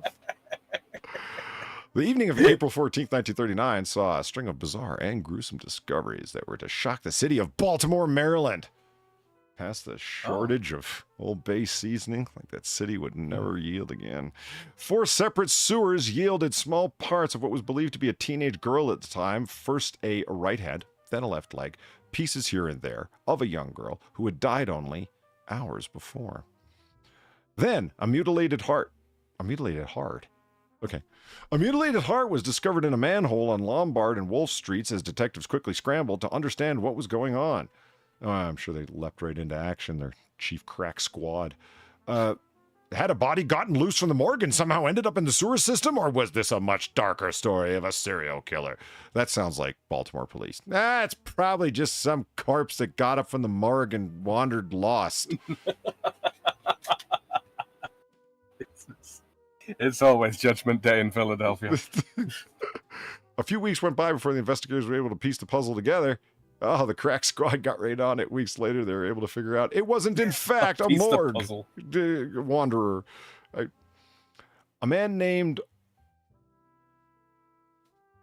A man named Takio was arrested and charged with murder of his then girlfriend, Evelyn Rice, age 30. So it wasn't a teenage girl at all, or even close. After discovering that Takio had filed a missing persons report only after the body parts started to float up from the sewers, police tailed him. And after a neighbor reported that Takio had mentioned the police would never find the head, they arrested him and executed a search warrant on his property. Buried in the backyard was the head. Police concluded that Takio pushed Rice down a flight of stairs and her head fatally struck the concrete. He then took her body, dismembered it in his basement, then dumped the remains in various sewers around town, each piece wrapped in newspaper. Yeah, the sewer's not the best place for body parts, guys. It's just not. Yeah, it's not exactly very discreet, is it? No. I mean, don't get me wrong. There's plenty of places in the sewage system to dump bodies, but just right into a storm drain ain't one of them. They got grates to catch giant, like, fatbergs and whatnot that go by. Mm-hmm. You ever seen a fatberg, Sam? I have. In person, actually. Ugh. Fucking vile. Really? Yeah. Ugh. Yeah. I mean, they don't look any like. I expected a giant chunk of lard. I thought it was going to be a big egg-shaped chunk of lard, but it wasn't. So much more to it than that, right? Oh, God. So much more to it. There's garbage, there's hair, there's just... There's like a twig sticking out here and there, newspapers, you name it. Yeah. There's not much worse than my ex-wife, but, you know. Wow. Accumulated garbage. Is that what you just compared it to? Yeah. It's still not worse. I just, you know. Accumulated garbage held together by fat. Just like my ex-wife. Oh, dear. Hey, Reaper. Hey, Reaper, how's it going? Aquan Lewis, a terrifying discovery, a nightmare straight out of a horror movie, was made when the body of a 10-year-old Aquan Lewis was found in the bathroom stall of his elementary school in a suburb of Chicago. On February 4th, 2009, some students at this elementary school got the attention of a janitor, informing him that they found a boy's body hanging in the stall by a coat hook. Jesus. Someone draped him up.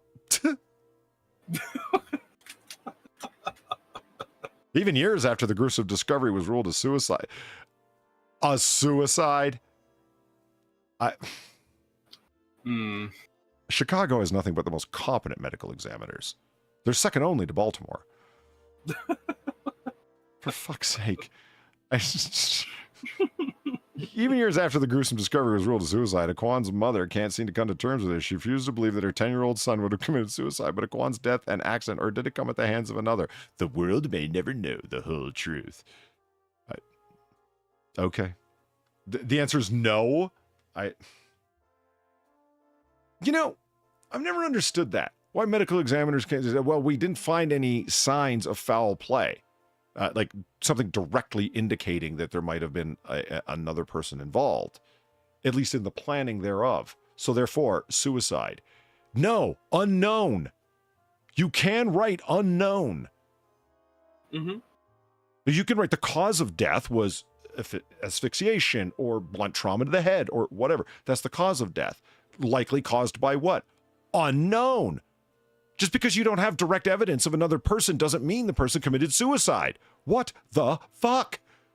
This comes up in all of the fucking true crime documentaries that Farr and I watch. The amount of time medical examiners, that is, they're being interviewed. They're on camera and they actually say those words, Sam. It's like, well, we had no indication that anyone else was involved. Therefore, must have been a suicide. So they threw themselves down the stairs?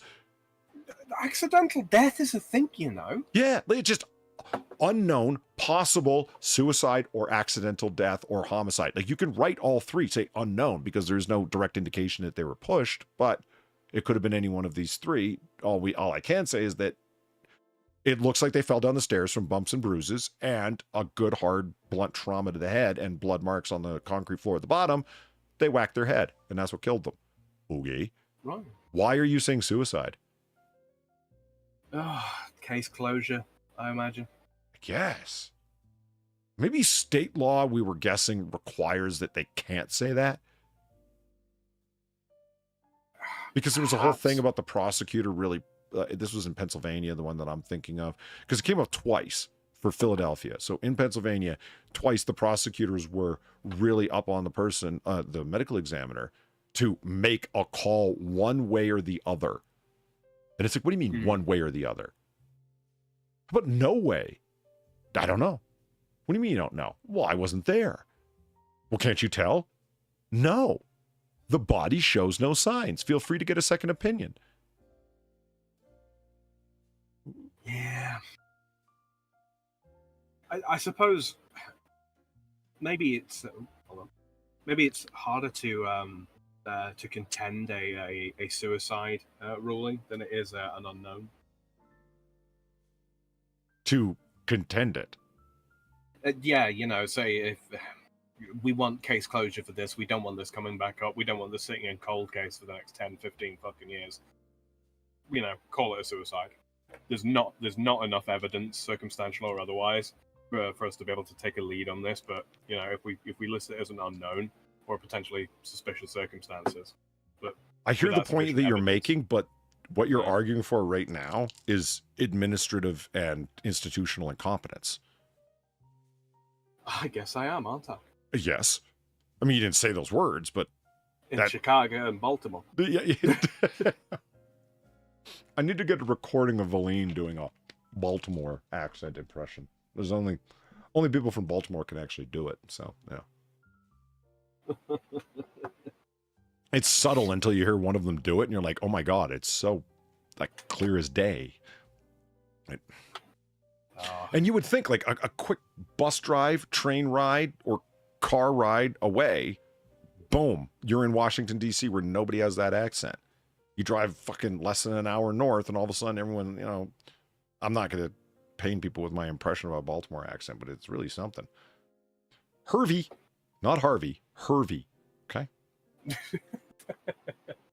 Every, yeah. Hervey Medellin. The hustle and bright lights of the big city. It's rare that something is unusual, strange enough, or terrifying enough to stop you dead in your tracks. But on January 17th, 2 women were walking with their dogs near the world-famous Hollywood sign in Los Angeles. Wait, hold on. They're walking their dogs near the world-famous Hollywood sign? That's up on a very steep hill. Or if you come up from the back, it takes a long hike to get up there on a much more of a reasonable incline. If you're walking, and it's all homeless people and fucking meth addicts and shit that live up there. This is fucking, okay. Strange? Yeah, that you were walking your dogs there at all. That is fucking strange. What the fuck? Okay, they came across a severed head.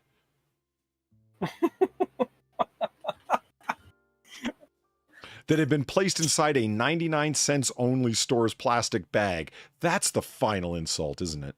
Oh. It calls me back to the expression I came out with the other fucking week, one of my dad's favorites. If wit was shit and shit with chocolate, you wouldn't be worth a Smartie. This poor guy. Fuck. Or gal, whoever it was. Yeah, they said a head. The head was identified as a 66-year-old man named Hervey, a retired airport ticket counter clerk who was living off of his pension in his older age underneath the Hollywood sign, smoking meth. I shouldn't make fun of him. He was dead and in a 99-cent head bag. It's alright, yeah. He already lost his head once. It's not apt to do it a second time, am I right? Exactly. It wouldn't be He long. quit while he was ahead. It wouldn't be long before police were able to piece together what happened and point the finger at Gabriel Campos Martinez, his roommate and lover. Try him and sentence him to 25 years in prison. El Guillotino. Gabriel Campos Martinez. I don't... Never trust anybody called Gabriel. Why? Just don't. Take it from a Samael. You know... What?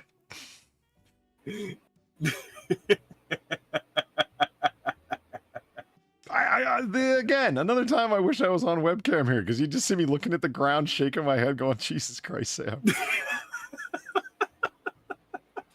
Somebody in the chat, somebody named Samael told you to never trust anyone named Gabriel. She's not directing your soul anywhere. It's fine. Look, I'm just saying.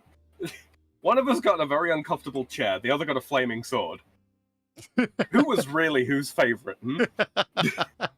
And nobody did anything to warrant any of that. No, not at all. That's No. It's all propaganda. sidewalk roommates. Fucking Michael character. Well, that's a good question, Frank. No, it's no. I think they actually lived somewhere. I just again, I want to know more about these two women that were walking dogs on Meth Hill. What the fuck? Right? I They were. I found my thrill. Number 4, Lake Houston. Oh, Oh, whoa. well, as oil pencil drawings go, that's pretty horrific. Like, it's not so bad from the bottom lip up, but what the fuck?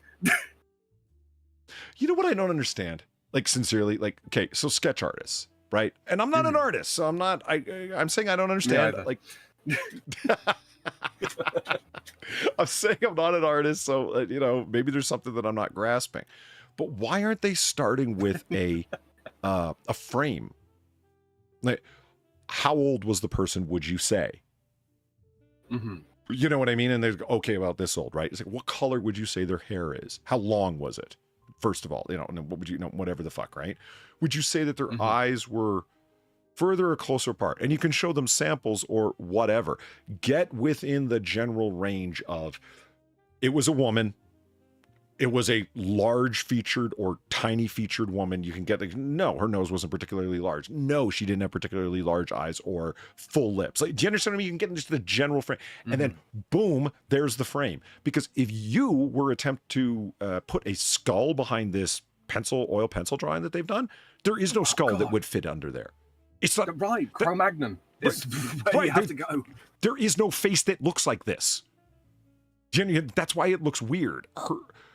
Look how very Habsburg, isn't it? I mean, look how far off. Can you see my? Yes, you can. Look how far off her left eye is. Like, her whole face is squished off to the left, especially her left eye. It's like her whole left orbital socket is drifting off of her head, and it may not look like it, but check yourself out in the mirror. Check a photograph of somebody who's looking straight at the camera. Your eyes fall in the center of your face. They're not towards the top of your head.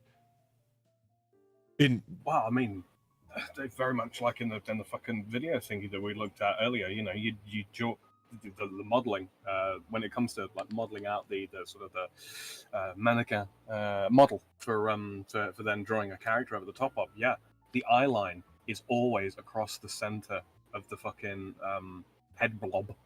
Yeah, it looks like this person has a. It's like Mike Stacklasa, his great line. You didn't notice it, but your brain did. Something looks very off about this. What is it? And it's like, well, her eye is floating.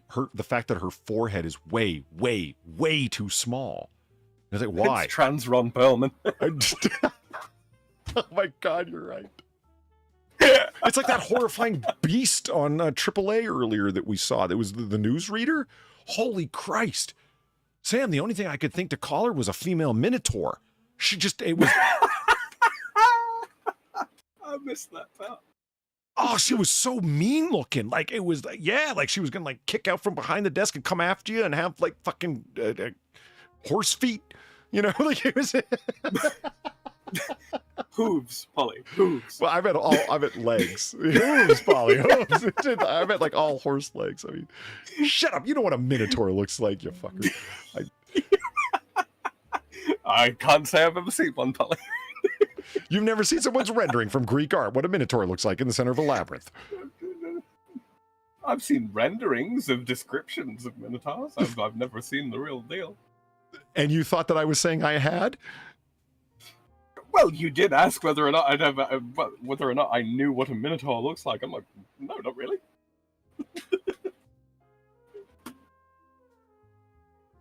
I'm being pedantic for comic impact. Right, okay. One fateful day, on March 24th, 2018, volunteer cleanup crews found a small pistol alongside the shore of Lake Houston in Texas. Shortly thereafter, they found a severed head in a bag. The bag had holes punched into it, and enough hair was coming out that the volunteer team was able to identify it as a woman's head. And they called the police immediately, for they had finally found evidence of a real minotaur. The police released a sketch of what they believe the woman could have looked like in hopes of gaining any leads they could. It's a good thing that people know that people are missing. Like, you know what I mean? Have you seen this lady? And it's like, you know, most people are not going to look and go like, oh my God, that's Shirlene. No one's going to do that. I get the process of what's going on. You know that Shirlene's missing. So therefore, seeing a picture that looks somewhat within 5 country miles close of what Shirlene looks like is going to spark your mind. You understand? Catch your attention. You know what I mean? Because ain't nobody who knows Shirlene is looking at this fucking Minotaur and saying, oh my God, it's her. At least you hope not. Yeah. See, I really honestly thought that her first name was Lake and her last name was Houston, not where her head was found. It's a stripper name. Yeah. Witnesses report seeing a man drive up to the location where the severed head was dumped in a blue, green, or teal Chevrolet truck. Doesn't everyone walk onto the car lot asking for that new teal truck? Lord, yeah. The truck was loaded with rust, featured a broken window. Oh, it featured a broken window with what appeared to be cardboard covering it up, and a generally misshapen body from having been in so many accidents. So beat to shit. Just say a beat to shit truck. Fucking hell. How are you? Are you the used car salesman? I want to buy a truck. Would you like the blue one? No, I want the vermilion one over there. Do you got anything in chartreuse?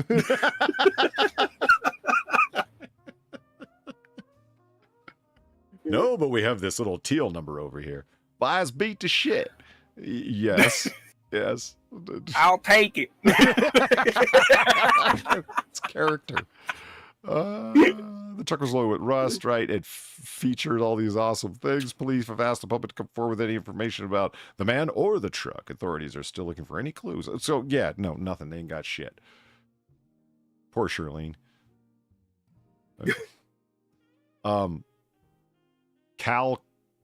Ceausescu Lake. Okay. Sometimes catching a killer involves teams of police forces working together to figure out what happened.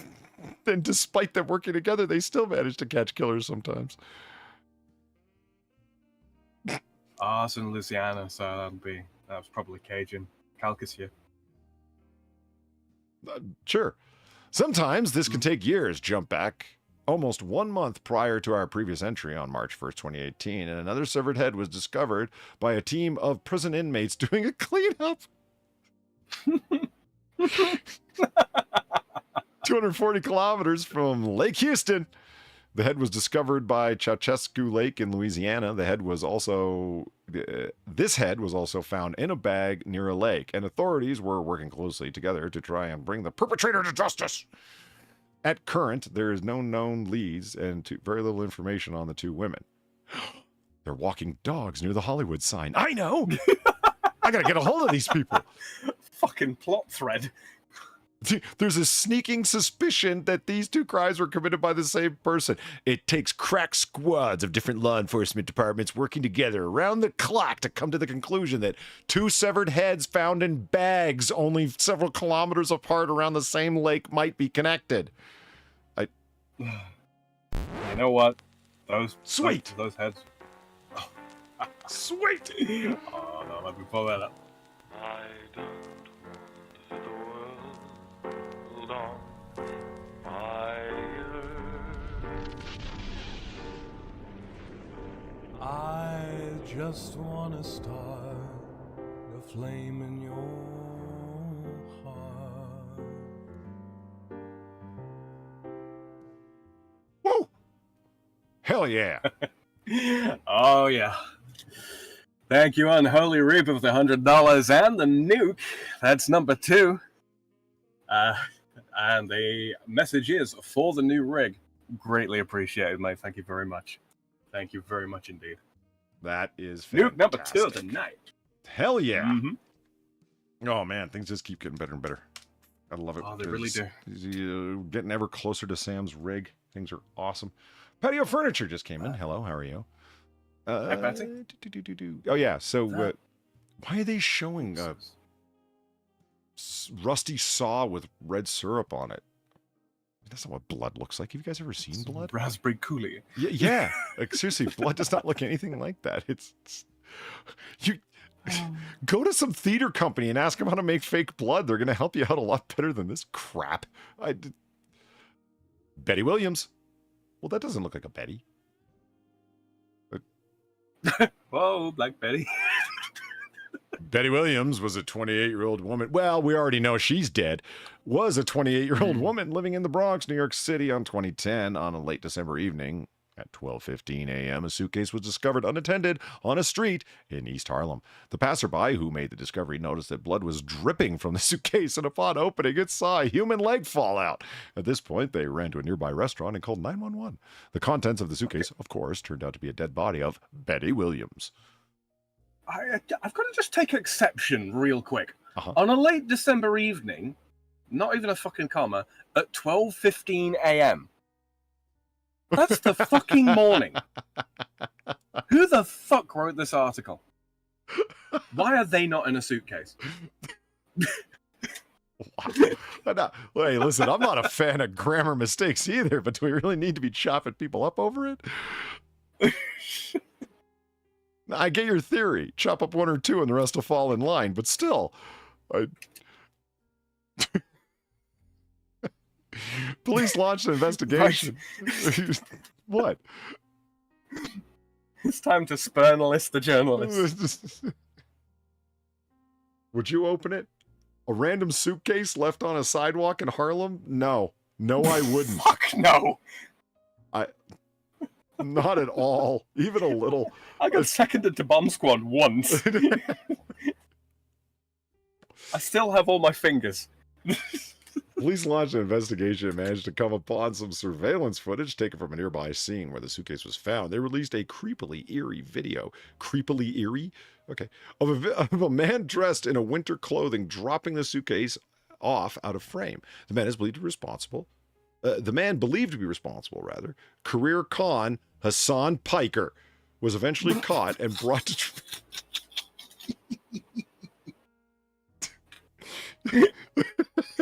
Okay, the man believed to be responsible. That fucker's actually he's probably enough of a bitch to get bent out of shape enough. I know. Career Malik. Them's was jokes. What do you want? The guy's name was Hassan, and like you, he's a career con artist. It was a natural mistake. You fucker. Okay, an Enjoydian slip. But them's was jokes. He's kidding. That's what we do here. And was eventually caught and brought to trial for the murder of Betty Williams. Malik openly admitted to killing Williams, but insisted that it was in self-defense and that I chopped up her body because it kept coming at me. The authorities weren't buying it, and Malik was charged for the death of Williams.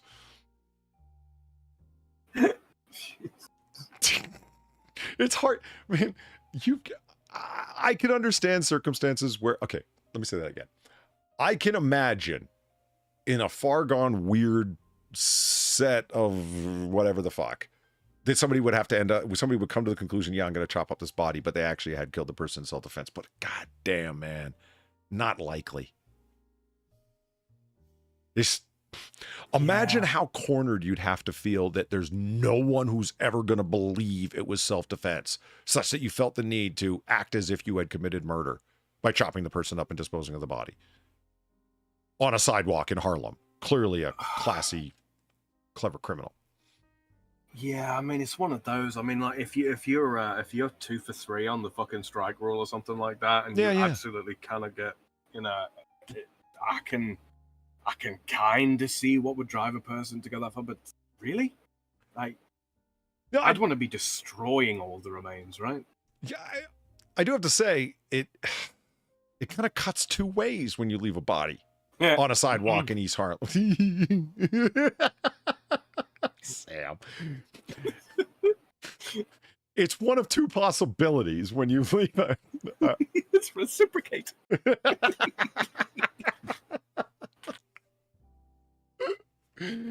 going to leave a body in a chopped up in a suitcase on a sidewalk in East Harlem. Either you are a career criminal where you're going to have an extensive record, because if you're going to do something so fucking stupid, odds are you've committed crimes before and have been caught. thus have been to jail.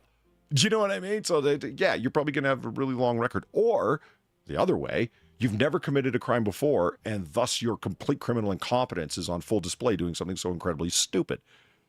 I find that interesting that you could either be a career criminal fuck-up or someone who's never committed a crime before.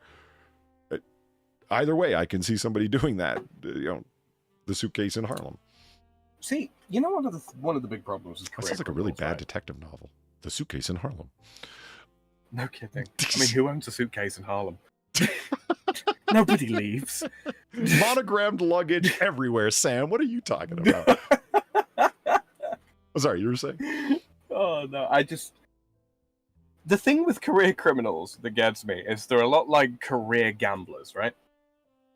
They win big once, i.e. they get away with it once. And then they think, yes, this is not a statistical improbability. I should continue. Yeah? I just... You ready for number one? Blows my fucking mind. Sorry? I say, you ready for number one?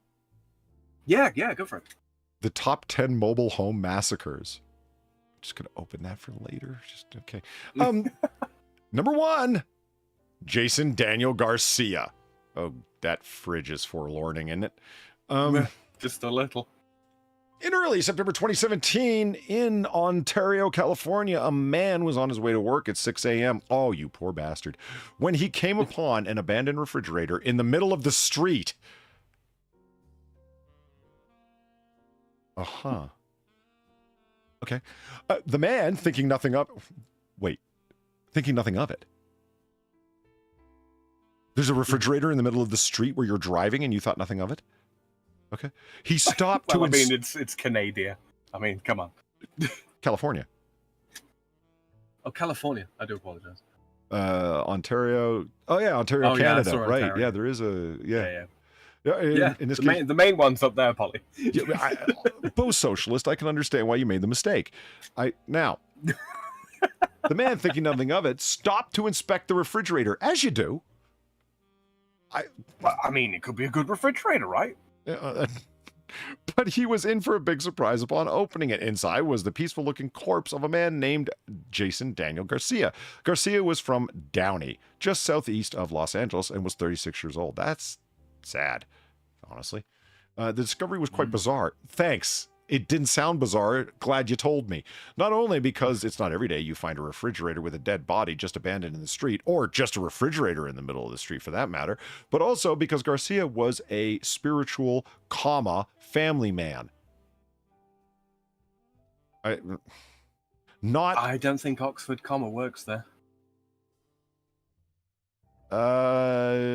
No, but if you want it as a separate descriptor and not a modifier of family man, you need a comma. Because they're separate things. He was a spiritual man, a family man, and a man not caught up in crime or drugs. See what I mean? No, you're right. Late night grammar with Sam and Polly. Yeah, no. That's absolutely a suitable context. Yeah. He had a large extended family, and he loved and spent a lot of he loved and spent a lot of time with the dangling participle. Okay, with what? Yeah. Okay, real quick. Actually, there should be a fucking semicolon after family man.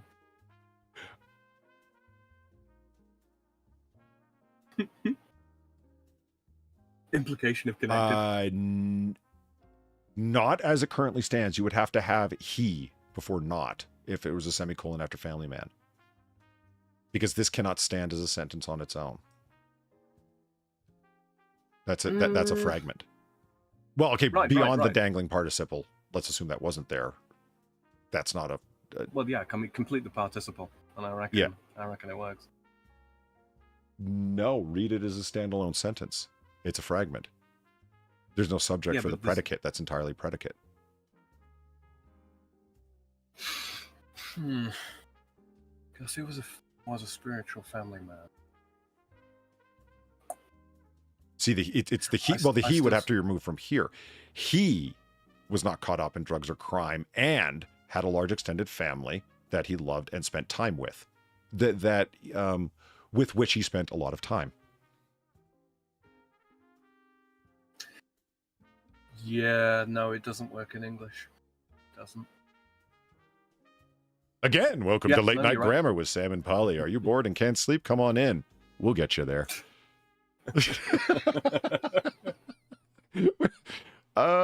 So anyway, this poor guy that we're forgetting about. And Damn English, not being able to coordinate your fucking pronouns.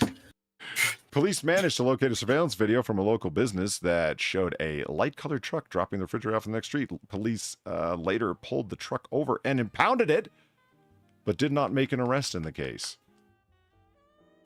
That's it. It's a cold case. That's okay. Admittedly, okay. I like to write about macabre, darker stuff, horror, death, history, and philosophy. Okay, you need to focus on just writing because you're not very good at it. And I don't even mean just the last thing that we went a little fucking art-hard on, bro. This is just terrible. Anyway. Hey, Far's here. How's it doing, Far? Holy shit, are you guys still going? What do you mean? You're the last person who should be surprised at that.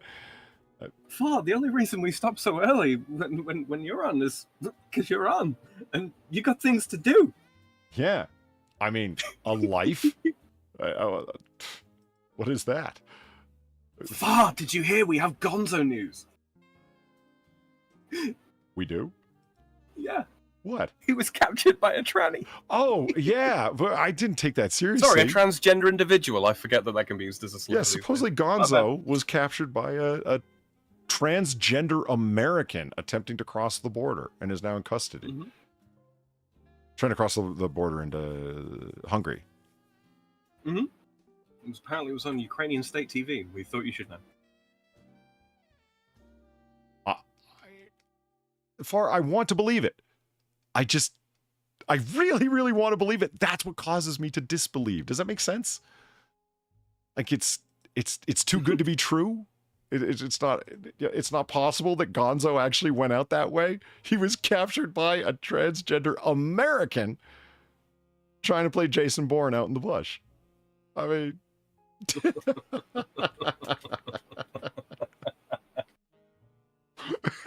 Oh dear.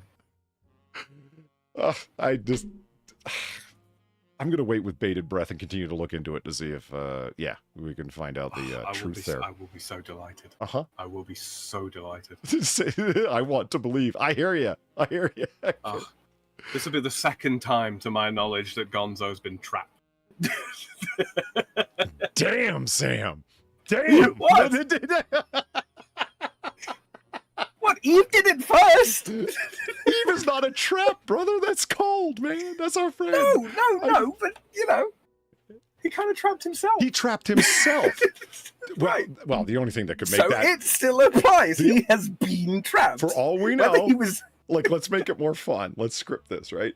Gonzo, walking along, he happens into a small town where he thinks nobody will know him because he's such an undercover genius at disguise and whatnot. He patted down his Grinch poof and nobody could recognize him, took his glasses off, that kind of thing.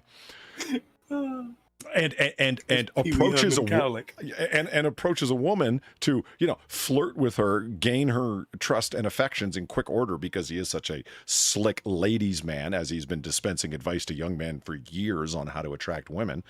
He just uses his own skill set, Andrew Tate style. You know what I mean?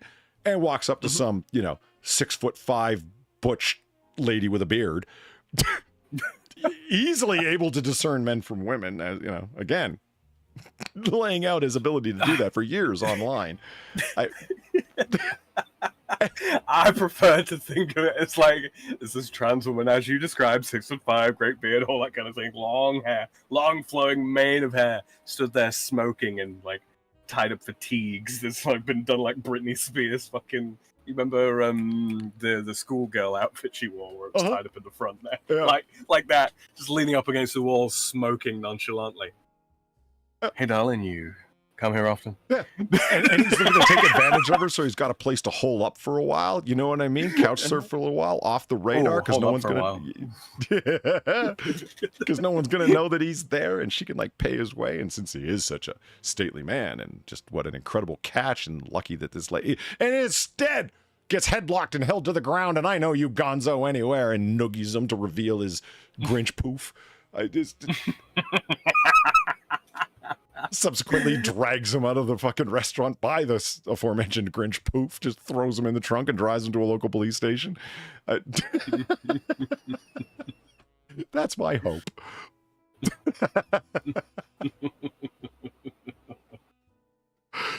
What do we want to look at here? Boy, you better learn today. That's not a red pill. That's a suppository. Listening to you guys bicker about grammar helps me sleep. Yeah, I'd put anyone to sleep. They could prescribe us, damn it. Boom! No. Anesthesiology. Look at that shit, Sam. Holy shit. Ah! 1.89 million in Hurricane, Utah? All right. Oh. I've already been blown away in Utah. Thank you very much. It sucked, ironically. Okay. Go here and then bring up set display. Boom! Oh, let's get rid of Lindsay Ellis. She doesn't need to be here for this. Sorry, Lindsay, you gotta go. There you are. No. You got things to do.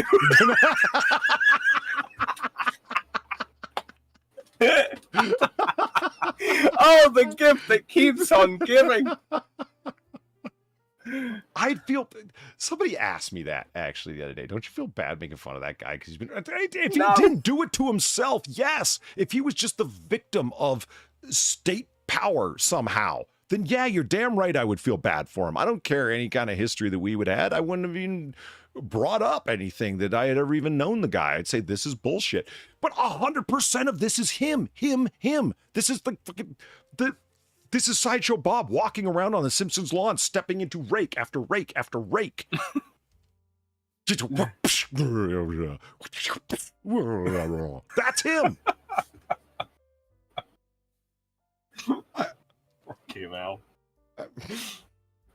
In any case, he's 5% of the way to the hairstyle. He's one of the fronds stuck up at an odd angle. I mean, there's people who have caught bullshit that I completely disagree with. I'm like, hey, man, that's fucked up. That's not cool at all. Oh, right. Yeah, those really, what's right is right, or what's wrong is wrong. In some people's cases, that person got fucked over. This is not one of those times, man. The guy's a mean-spirited fucking prick who's attempted to screw over all kinds of fucking people, taking all sorts of people's advantage of all sorts of young men, pilfered them. That guy is... I want to be Andrew Tate, but can't. I mean, think about it. It's all lascivious, low down, sensationalistic, sex-filled advice for young men that comes down to play or be played. Women are untrustworthy flesh. Lie and cheat and steal from them before they do it to you. That is the core of Andrew Tate's advice. Take extreme advantage of them because they're going to do the same to you. So get there first. That was Gonzo's advice. Tell me that guy didn't want to be Andrew Tate, but just didn't work out, was too old, ugly as fuck. Imagine being sub-Andrew Tate. Yeah. Wow. Yeah.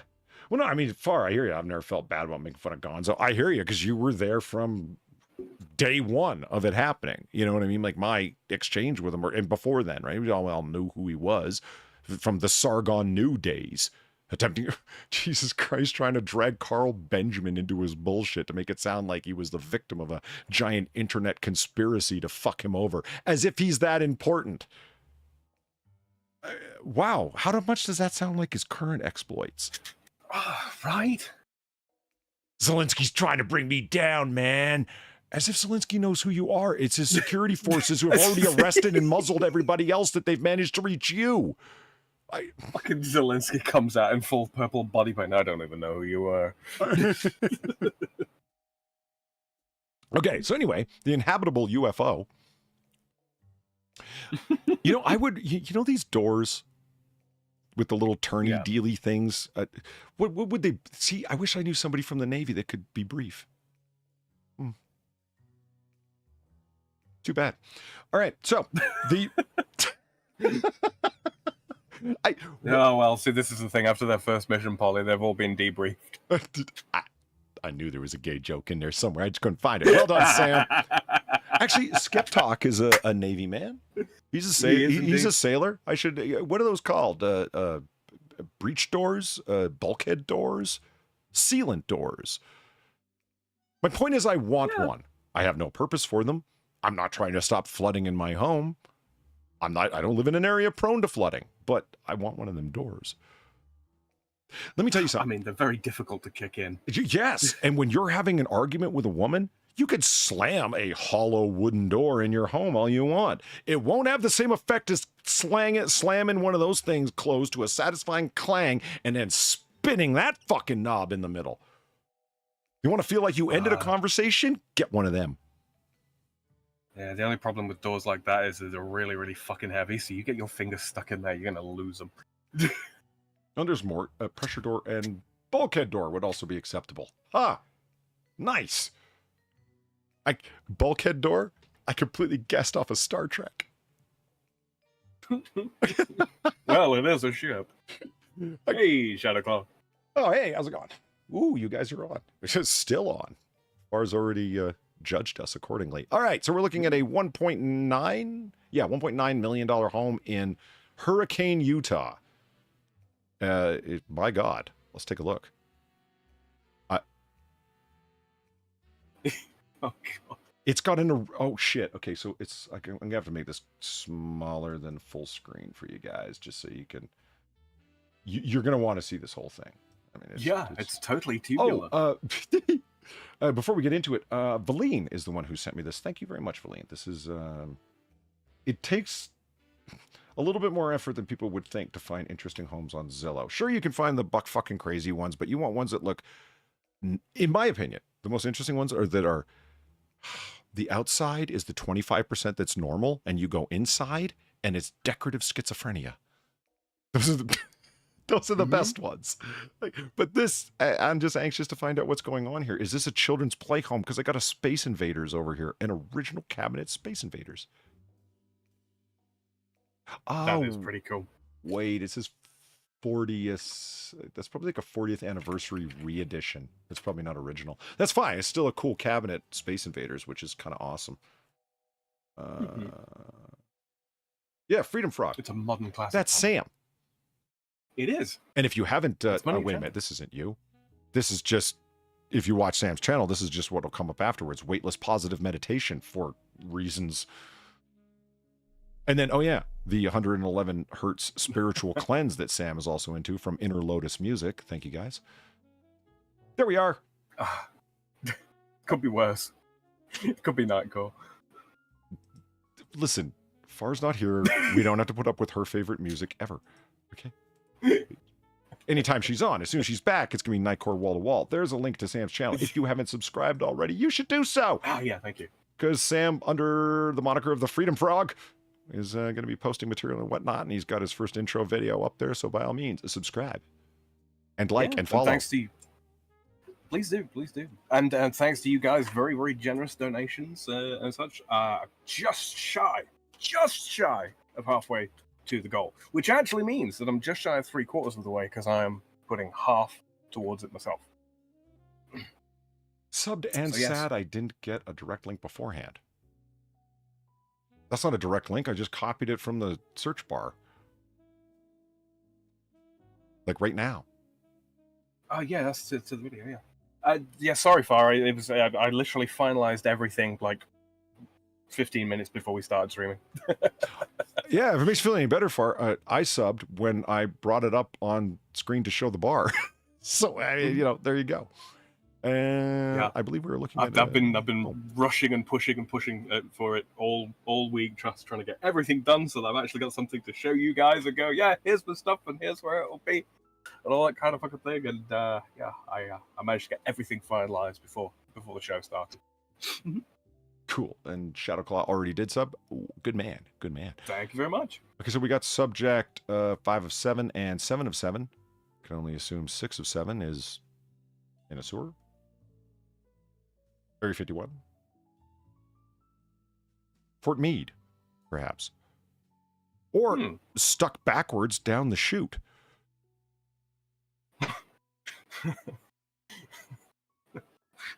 That's too easy. That's too easy. I'm leaving that one alone. I was doing the back and forth thing with my eyes. I'm like, is this a mirror over here? Because it looks like it could just easily be the same room. Same carpet, same bedding, same wall, like, you know, same ceiling fan. There's a bed in the middle of the room and 2 mirrors on one, like either side, on each wall. It's the one bed just from 2 perspectives. I gotta get back into making vids. Oh, Drunkle's still here. Oh, no, shit, that's Shadowclaw. Sorry, dude.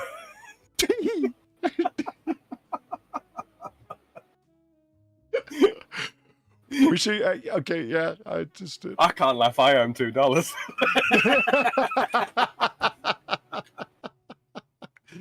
He's bought my silence with $2, the clever bastard. Just the tip.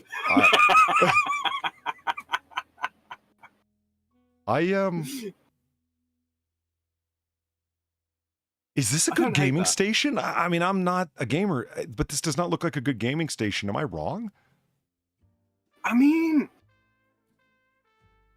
I've seen a lot worse. Well, sure. You could, you know, hook your gaming system, whether it be console or PC, up to like a fucking 1972 black and white CRTV if you want. But are they running? Is that a PS5 there? I can't quite That's actually another question I have. What are those controllers? Are those PlayStation controllers? You guys tell me. No, I think they're Xbox controllers. It's just I've not seen PS5 controllers up close and personal, so I don't know. But yeah, I think those are Xbox controllers. I mean, my Xbox controller, I'm looking at it right now. Well, see, the only Xbox controller that I know anything about is the one that I own. So for all I know, they've changed their D-pad arrangement and whatnot. But that's not the way the one I have looks. The analog sticks are always the Xbox controller is always asymmetrical, right? So yeah, the analog sticks are like out of whack, and it's good. Like they actually work. I really like that controller. And then the D-pad's in between them, right? Mm-hmm. I'm saying right, meaning that's the one I have. So I don't know. Yeah, no, that is the, quote unquote the Xbox layout, right? There are like a handful of slight differences with Elite controllers. Zeltha's saying that's Xbox. Shadowclaw's saying Xbox Series S. So yeah. It's just I remember seeing a PlayStation controller that looked like it used the Xbox sort of shape, but the layout was still PlayStation. I could appreciate the effort that has been expended here. Okay, so you've got some chairs that look like, frankly, they look like just straight up airline chairs because they've got the folding seat trays in the back. See what I mean? And they just, 100%, you know, they got the wheelchair access tabs still on them and whatnot. So yeah, hey, good for you. You sourced some airline chairs. That's not actually unclever for your purposes here to look like spacecrafty. And you've done the wall and everything, and it looks like bulkhead wall inset.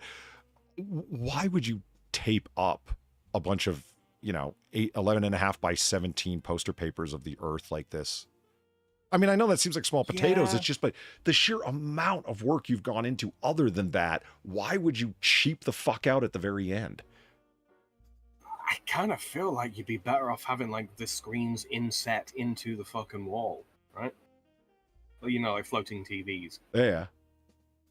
It's not all that difficult to do. The only problem, of course, there is, cable management. I mean... And cable management here fucking sucks. Look at that really wild arrangement hanging up at the top right-hand corner of the Earth screen, not one of the two monitors. Those fancy fucking like rotating signs that you can get. They just look like a regular sort of like poster board type thing, but periodically they've got rollers that spin around and it displays a new ad. They're all pyramidal or triangular, and they could hold 3 signs worth of signage. Yeah, I know the ones you mean. Yeah, or even it's like it is a set of signs on like a long roll of paper or something like that as well. Oh They got those yeah, as well. actually, Yeah. I haven't seen one of those in a while, but I know the ones you mean. Yeah. Why not use something like that? It's probably not that expensive. It doesn't have to move particularly quickly, and then you can have a planet that actually moves across the screen. You can have a moving spacescape. You know what that reminds me of? You could have, like, why not just go for a star field? That would be the easiest thing of all. If you know what I mean. A little lens. So, like Star Trek TNG, right? They're in their little conference room, the ward room. Actually, I never call it the ward room. It's the conference. No, whatever. Their little room there where I forget what they call it on TNG. It's a ward room on DS9. It's the staff room on Voyager. What the fuck do they call it on TNG? It's not the captain's quarters. It's captain something or other, right? No, it's not the ready room. Not that one. Is it not? Oh. No, directly diagonal to the captain's, diagonal across the bridge from the captain's ready room is the hallway that leads to what is essentially their ward room, like their briefing room. The observation lounge. That's what they call it. Strangely enough, that's what they call it. Observation lounge. You think it would be a wide open area for diplomats to hang out and drink synthahol while they stare at the fucking stars. Well, no, it's a giant ward room with a table for briefings. What the fuck? Why do you call it the observation lounge? Anyway, so it's got a bunch of wide open rooms, or wide open windows. You know how they create the star field outside those fucking windows? It's hilariously low tech and awesome. There's a giant fucking cylinder that is covered in black velvet, and inside the cylinder is a light. And they've poked a bunch of holes through this. Yeah. And the cylinder just turns very slowly to give you the effect of the starfield moving. And I'm like, giant plastic cylinder with a light inside? I've never been able to look outside that window or look, while the show's on. And at time, whenever I get distracted and look out the window, it's like, that's a giant velvet cylinder. My point being is that's a hell of a lot more low tech than what you've done here and looks better. I mean, you bothered with the blue lights around the edge and the offset. Okay, I've complained enough about this person's hard work. Let's move on. Look, this is a single mother, all right? They were just trying to do the best for their kids, Polly. We've just shit all over their interior design. That's not a giant cross on the wall. It's just unfortunate design, right?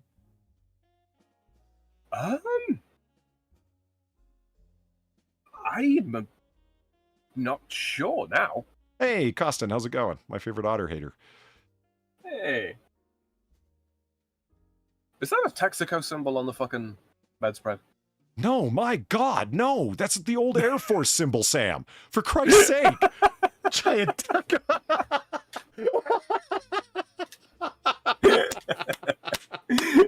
Nah, it's long amused me, the fucking Texaco, the Texaco branding. Yeah. Because it's always, it's the Lone Star, right? Yeah. Well, the Lone Star State and whatnot, and Yeah, exactly. I'll give them credit. We've seen a lot of houses where they're incapable, it seems, of creating just basic blank consistency, meaning the walls are clean, the edges around the doors and the moldings along the floor and whatnot are clean and straightforward. The ceiling fan is clean and straightforward and matches the beams on the wall. Okay, well done. It's a little crazy because it's all space and aeronautical themed and whatnot, but at least you got that part right. Yeah, I'll give them that. And I gotta say one thing, that door frame is not remotely that wide, actually. We've got the fish lens thing working here again. I was fucking around with the fish lens effect just this week, a few days ago. And no, it didn't work out. Whatever fish lens effects that they're using, I'm assuming are native to the camera and aren't a afterwards effect. If they are, I'd certainly like to know how they do it. They could be an actual fisheye lens that they've stuck on. I mean, that'd be just the kind of wanky kind of thing that estate agents would pull, right?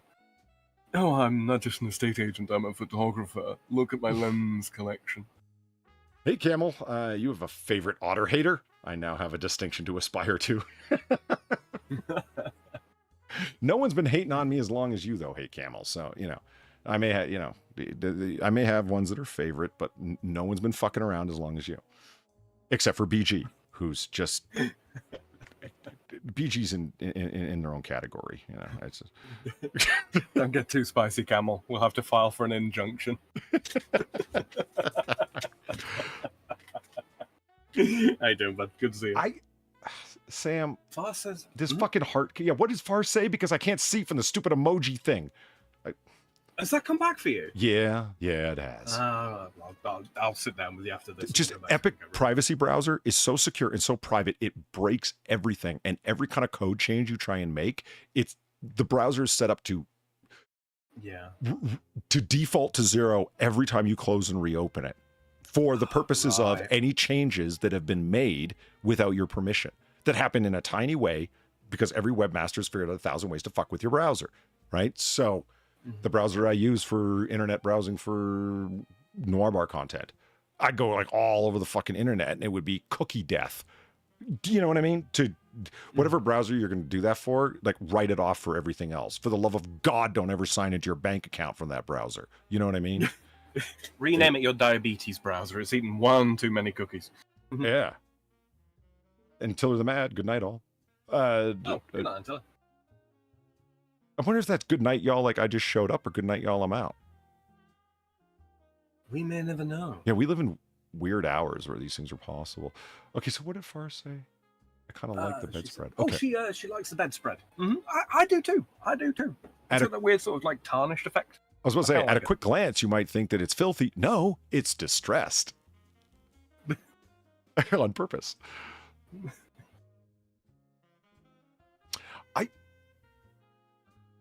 I'm still undecided if that... Okay, so it seriously looks like a beam, like a load-bearing member. And it's like, okay, cool. You were... the design of the house requires that there be a load-bearing member there, and that's life. And good for you. And we've seen some people do some pretty horrific things to load-bearing beams in the middle of rooms. Like, remember the upside down and right side up chandelier in the center of the room to cover the beam? God. I'd managed to suppress that from my memory. Oh, Chad, if you weren't here the night that we did that, whatever, it would, they did a double chandelier thing to make it look like there was a chandelier coming out of the floor and one hanging down from the ceiling that connected in the middle, and it was all just to cover up a beam in the center of the room, and that's the best you could do?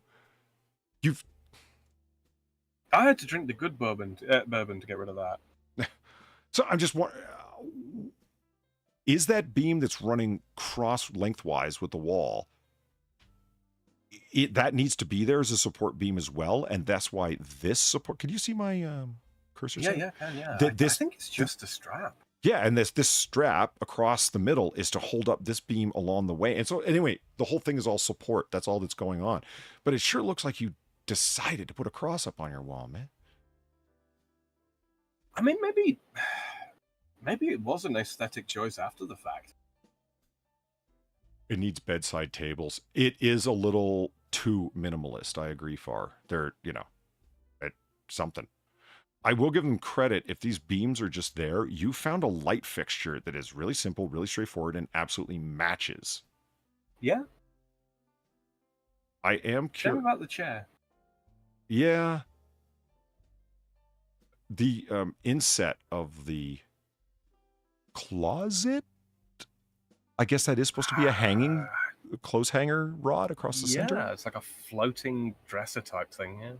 So it's not very deeply inset into the wall, but they've put a rounded edge around it. It really does look like a... Is it inset at all? Is it not just floating off of the wall? Oh. I thought it was inset. I can't see. Next one. No, you can't. Okay, whoa, that's weird. We'll come back to that in a second. I think it is set because if you look at the thing that this bag is sitting on, that looks like it goes all the way in, and the shadow effects that, I don't think it's sticking out. I think that's going in. I don't know, though. If you look at the sort of the shadow right down at the bottom, above the kickboard. That's a point. Chat, help me out here. I know them as skirting boards because I learned English in England. What the strip of plastic, PVC, or wood that goes around the bottom of a fucking wall? Yeah. No, a lot of different names. Kicking boards, fine. I've heard them called molding, which is what I called them. Some people just call them There's like 5 or 6 different names. Zelthor does a lot of photography and stuff like that. He's probably got 2 or 3 names of his own for him. Of course. I mean, if anyone's going to know anything about sort of like interior design bits and bobs, it's probably Zelthor, right? I think that's one of the few things that I've heard people that like multiple names make sense. Like you can say like the faucet, the tap, the fixture. Which one? Whichever. Yeah, true. Spigot. Spigot. Okay. Spigot's my favorite. One that isn't. Yeah, Shadow Call molding. That's what I think. That would probably be the most common one I hear. But floorboard is one I hear all the time, and they're not referring to the wood floorboard. Yeah. Isn't it interesting? Baseboards. Baseboard. Fuck yeah. Baseboards. Yeah. Isn't it interesting that there's a sprinkler right above the bed? Clearly, a smoker lives here. No, that's for zapping those spiders that give you erections. That's what that is for. There'll be none of that business for this family's teenage boy. So when we looked for a quick second, I thought that might have been one of the cityscape rollouts that they'll use on cheap sitcoms and shit.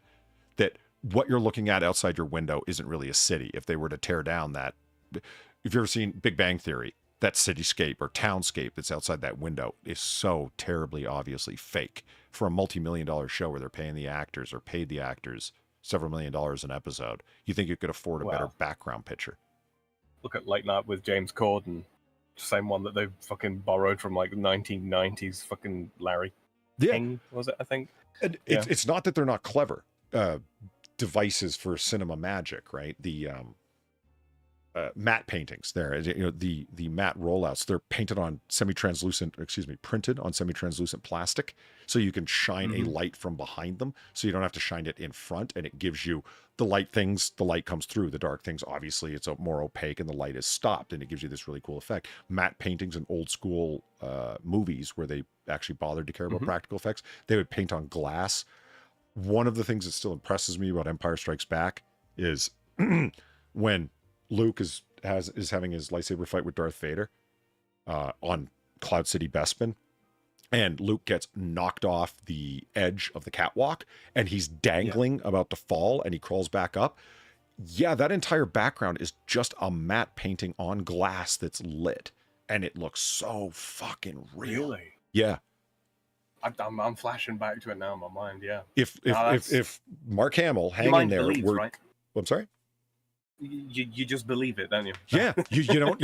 If I hadn't been watching a making of, I never would have stopped and thought about it. I just was, whatever you want to call it, like suspended in disbelief, lost in the moment. I never thought about it. If Mark Hamill were to have let go, he would have fallen right through a pane of glass that was no more than 3 feet from his feet as he was hanging. You know what though? That right there, that's another form of suggestionism. Like the Jeanne d'Arc. Yeah. Picture earlier. Yeah. No wonder you like these two things. They're basically the same, Polly. Suggestionism. Yes. I like that term for art. Far, what would you call this kind of art? What is that? Sponge painting?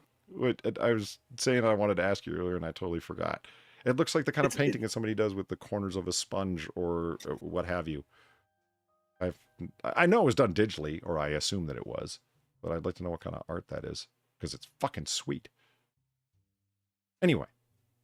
I think the ink and water comes to mind for some reason. Yeah, suggestionism. It's an art term for people that aren't art terms. I can dig it. If I ever meet an art major again, I'm going to say this. I'm really into suggestionism. What is that? Oh, you don't know. Please, I will pay you. That's the way they all talk. I have no idea. Damn it! I'll find out eventually. You're in relative proximity to a campus, Polly. I will pay you to record that fucking conversation for me. I don't need video evidence. Just the audio will do. I do agree with Far though. Why is there a tunnel? I don't know, because I don't want to hunch walk, frog walk, or crawl through that. I'm gonna hope that it's a Sally Port way for dogs. Is it a tunnel or is it a funnel? The fisheye perspective. You think it's getting smaller towards the end? I'm fairly sure it's just an artifact of the fish eye lens.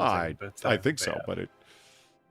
but we'll find out. But- I mean, hopefully we'll get to see outside, and like if it really does look out and down. Remember the house that we were going, the castle house, that when you walked into that main floor, it looked down onto the lower level, and it was Yes.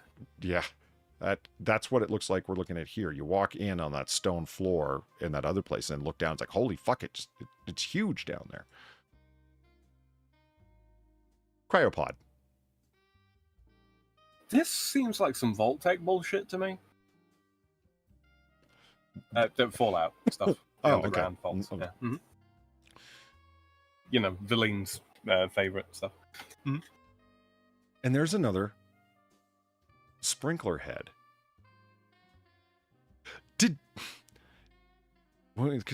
In Utah, Which like I'm wondering, is this a very regulated place and they've gone through the trouble to set up this whole thing and then got it county inspected, where they said if you're going to have this many sleeping quarters, you have to have this many fire sprinklers installed, and they did it. Oh, it's. I mean, I don't know what about the particulars, but maybe they are actually underground here. Because Okay, you know, yeah. no fire escaping and all that kind of thing. Well, then you have to have sprinklers.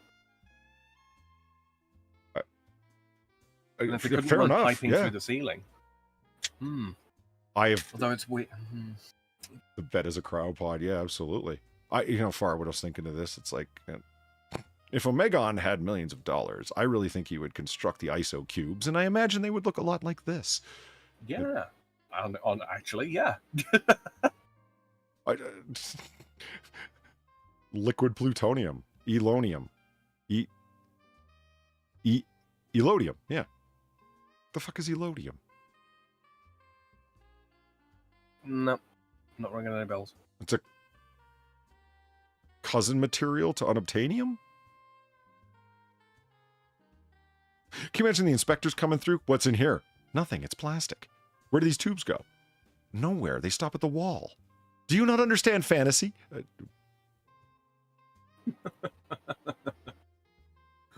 Where the hell is this? That's a pergola off to the rear, I think, of the property. Hey, Dr. Clusterfuck, how's it going?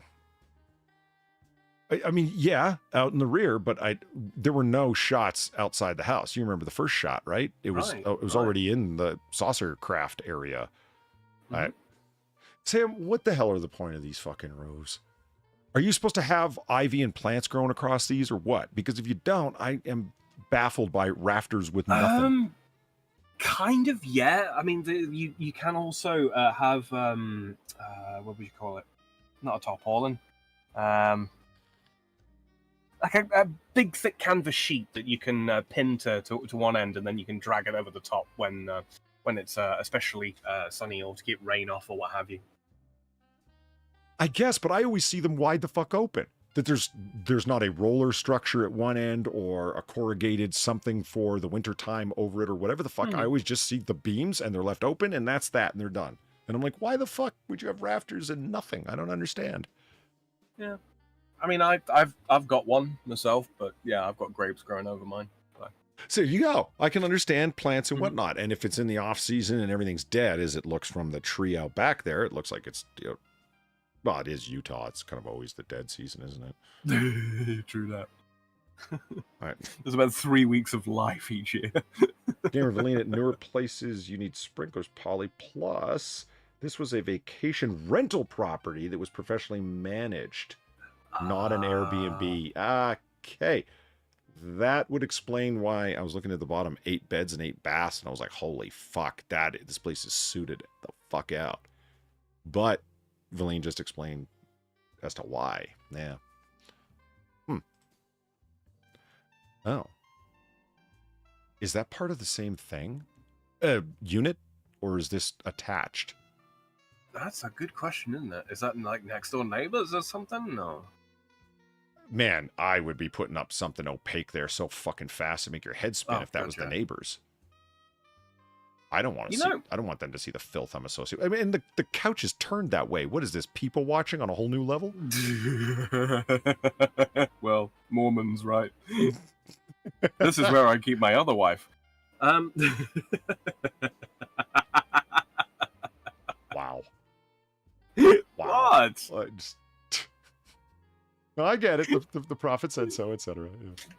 I was about to say, you better not be about to start defending fucking Mormons.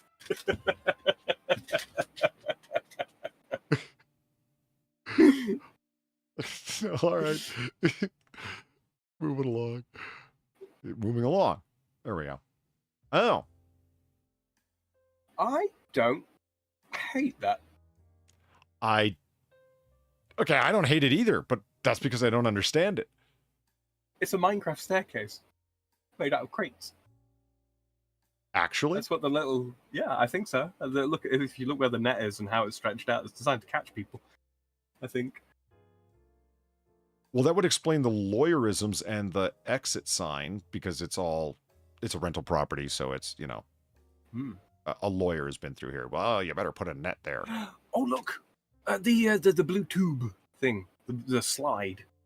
Yeah. I think it's for kids. Oh, yeah, like a quite- kid's little den up there or something. Yeah, quite literally. That would be the rental property thing is becoming more clear. Damn it, Valine, why'd you spoil it? I kind of do hate it. Yeah, I don't understand it. I don't like it or dislike it. I just don't get it. I'm not sure what's going on here. Like, it doesn't seem like... Oh, you mean it's for kids, as in it's for kids to walk up there and go down the slide. Oh, right. Yeah, I just clued in what you meant. Yes, I see. Like, there's a mezzanine up atop those doors and all that kind of thing there. Right. It's I'm like, because I was just, and that's why I clued in. I didn't understand, because I'm like, okay, so you go up these makeshift crate stairs and you get to the top, and then there's only a little crawl-in hole that you only see in action movies. You know what I mean? An air duct that's big enough for a person to crawl through. But you're right. It's for little people. This looks like it was an industrial unit at some point in time, and it's been converted into living space. Okay, now Which I really would do make hate it. sense. You shouldn't far. I wouldn't be able to fit up there, but you sure as hell would.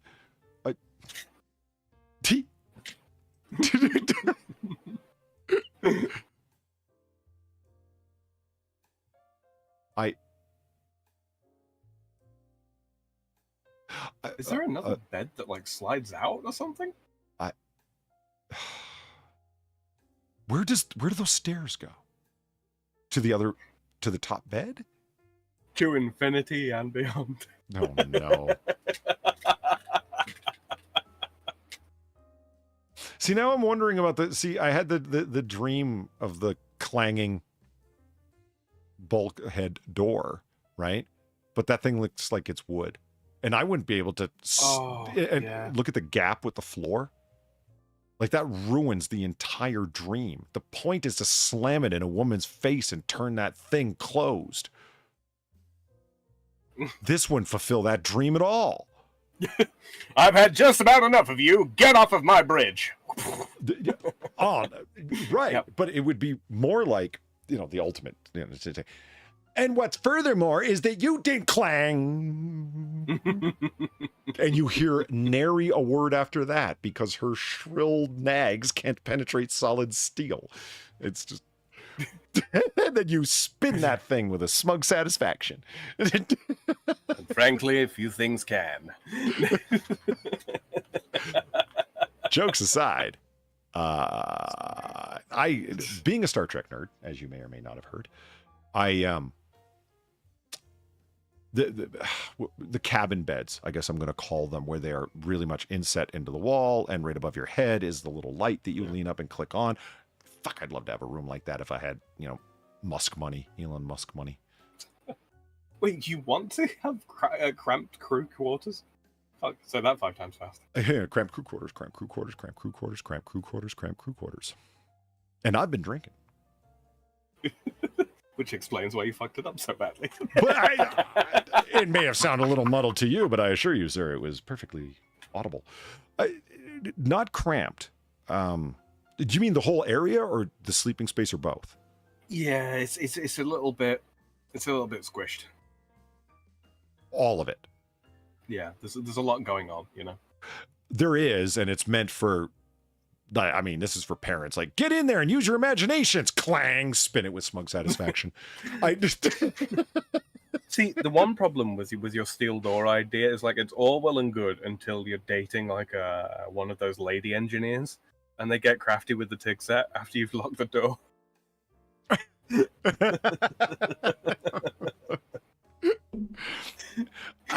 you like how I said one of those lady engineers, like we're talking about female priests or something?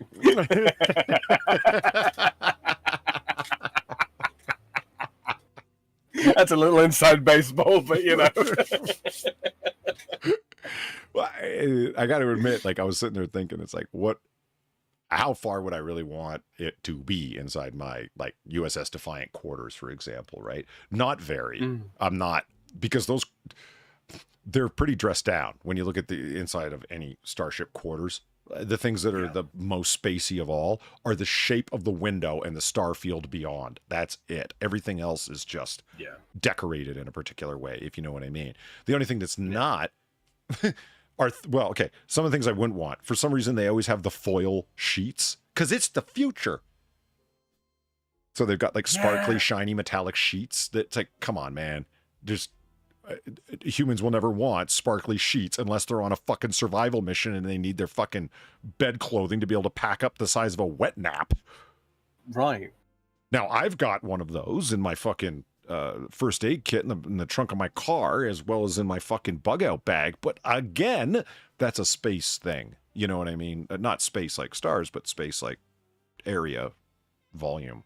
Trying to, Well, I mean that, and if you need to fucking, deflect sunlight or concentrate sunlight, they're excellent for that too. You ever made a solar oven, Polly? No. That shit's so much fun. I mean, I know what one is, but really? Oh god, yeah. Okay. Oh god, yeah. It's like I don't need a magnifying glass. I got fucking mirrors. I think and some sticks. One of the things that would be cool is the bed, but it wouldn't be to so-called Starfleet specs. It would be a little bit out of spec, meaning it'd be long enough for a normal-sized man to lay out. I think it would be. Right. I think it would be really comfortable to be able to stretch out and then be sort of in a kind of cubby hole of sorts. You know what I mean? As long as it was long enough for me to be able to actually lay down. No, I think it'd be really cool. Could you imagine how awful it would be? To be, I don't know, because they reckon people are getting shorter over time, generally speaking. Yeah. Average height's going down, or like, imagine if you got you were somehow transported to the 24th century. We have starships and all that kind of shit, but all the accommodations for people that are scarcely taller than 5 feet. How much would that suck? Yeah, you got a point. Like, if you're great, you're on the Enterprise, but you will literally never get a good night's sleep again. What? You know what that reminds me of, strangely enough? Sofia Coppola's movie, Lost in Translation. Right. Starring, Bill Murray showing his comedic genius and ability to do drama at the same time. Extremely impressive. And Scarlett Johansson before she was whatever you want to call her now. ScarJo. Yeah, ScarJo, Scarlett Johansson job, that sort of thing. She did very well. Well, I wouldn't say Scar, no. In terms of acting, is the point. Is like she didn't. Hey, man, I am a big fan of Captain America: The Winter Soldier. Really, really action-packed, awesome fucking film. I mean, I've got a donation from it with the elevator destruction fight. It's fucking incredible. But Scarlett Johansson really fucking phones it in that movie. Her lines are like, "Did you learn these last night?" It's bad. Like, I pay attention to her. Like, it's, you don't have to, because she's not really, what she says isn't really, integral to the plot. If you know what I mean. I think that's why a lot of people. She has lines. She does. I'll have to go back and watch her again. Yeah, I remember watching in the theater, and it was like, holy shit, lady. Whatever they're paying you, you must not think it's enough, because you're really fucking calling this one in. It becomes that more apparent when Chris Evans is acting opposite you, and he's saying things where you believe he's Steve Rogers, and she's responding like someone who's standing in front of a camera reading a script. Yeah, I mean, so you will about fucking Chris Evans, but yeah, I do think he was the right pick for Captain America. Oh, Lord, yes. And thank God you can get those films enjoy those films, have fun with those films, and there isn't anything to take you out of the moment where there's some painfully woke nonsense in it. Do you know what I mean? Right. And as Yeah. Captain Yeah. America, there was every opportunity. It was almost like they were baiting the writers to try and do something with it. Get Captain America to say something like, back in the day we had racism, and I thought it would have been gone by now, and I'm horrified to say that not a single fucking. It was fantastic. So enjoy those 3 Captain America films where you don't ever have to put up with that crap, and it's incredible. It's almost weird, frankly, that they didn't as well. Because I mean, Cap is at least in a position where he can say, "Yeah, we used to have racism back in the day," and it would be less contrived in a lot of senses than to say.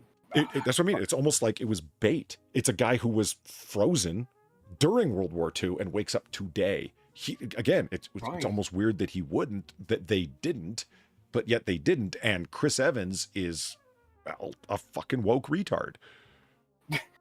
The thing is like you've only got 2 instances of this basic sort of like plot line, and the other is fucking Sly Stallone's Demo Man.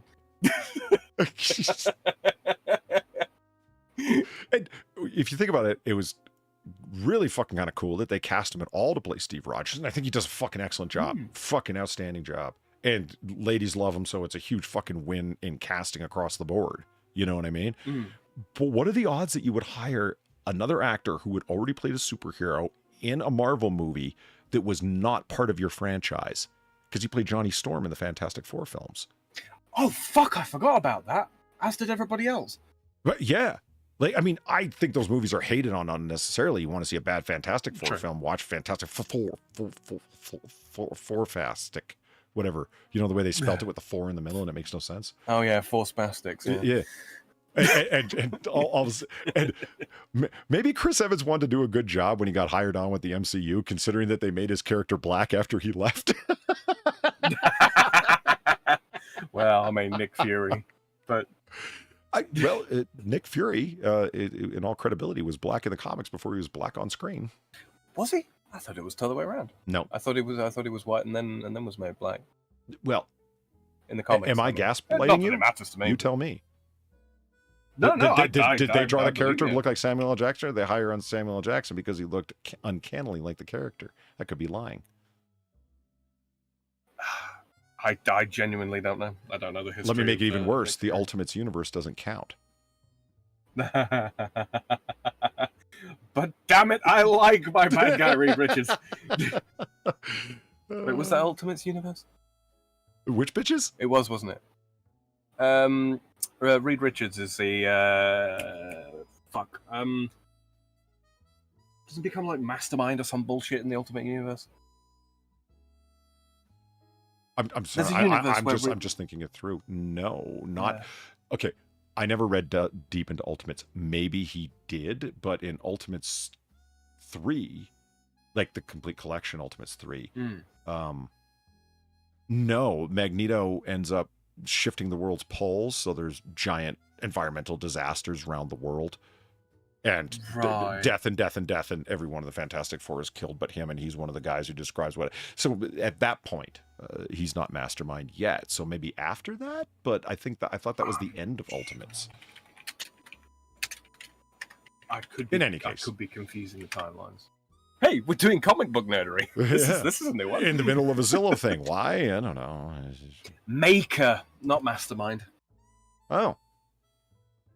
Really? Yeah, a supervillain appearing in American comic book, blah, blah, blah, blah, blah. What universe is this? I like the Fantastic Four film with Earth Owen 16... Gertrude as the stretchy dude. I don't know the actor's name. I'm really played invested him. in this now. the play two, sorry.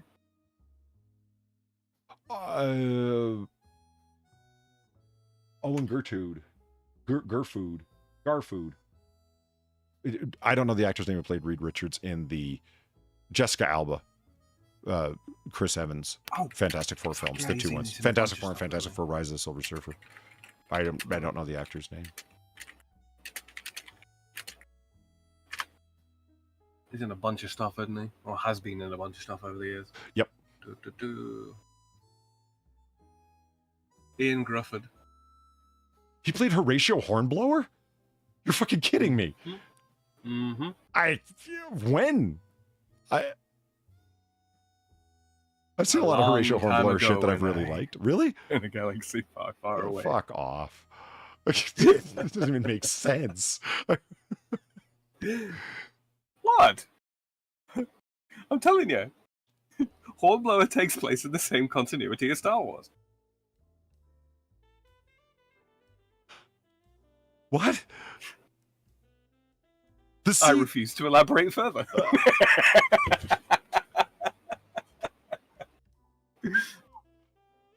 So at least we know what the tunnel's for now. It's like, well, you can't stand up in there. Well, it was made for far-sized people. It's to go, you go down the tunnel and you go down the slidey tube. There's at the top of the wooden crate stairs. Mm-hmm.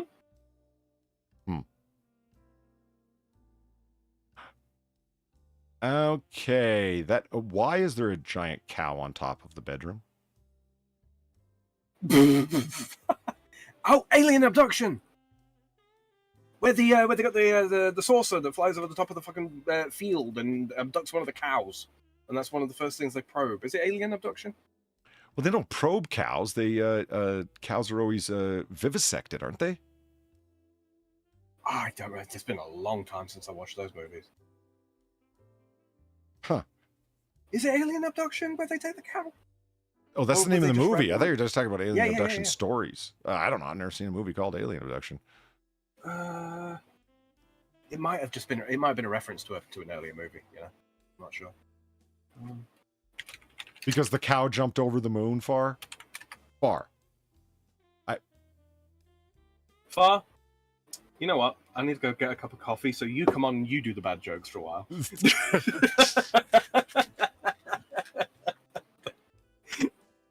Your resume speaks for itself.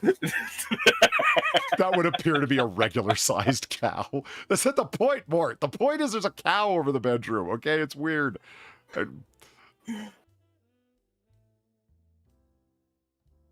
They've got... You know what? I feel... They've got the original Roswell 1947 newspaper report on the wall. Oh, look at that.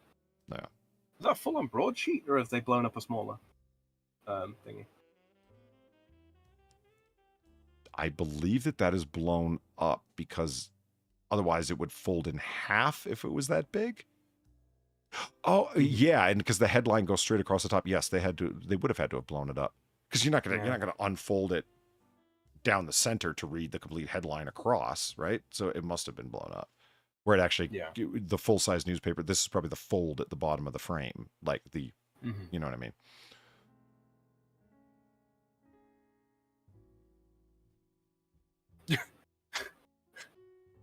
You remember when you needed a fucking piece of 2x4 to prop up a fucking newspaper that you were reading? Good times. Okay. Do you remember? But they were huge, man! They were huge! Yeah. You could house a family of 4 under them! Speaking of huge, look at this Zelthor computer screen on the wall. I do like that. Fuck, that's something, huh? That's so literally everybody in the room can see what's happening on screen. None of this, well, we need to turn it slightly to the left, I can't see.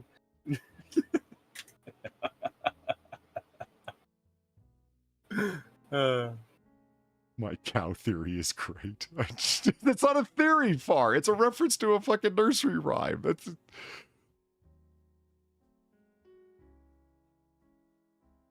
I feel like it's a missed opportunity that there isn't a ladle and a spoon up there? You gonna go along with her? No, I'm not going to.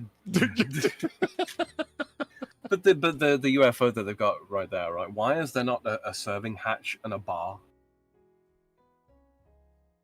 I feel like that's a missed opportunity. A serving hatch and a bar?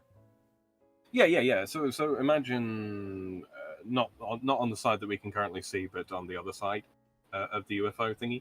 Imagine if it just opened up and there was a bunch of like beer taps in there. I gotcha. Well, children are running around in here and it's all, but they do have 3-eyed aliens above the kitchen.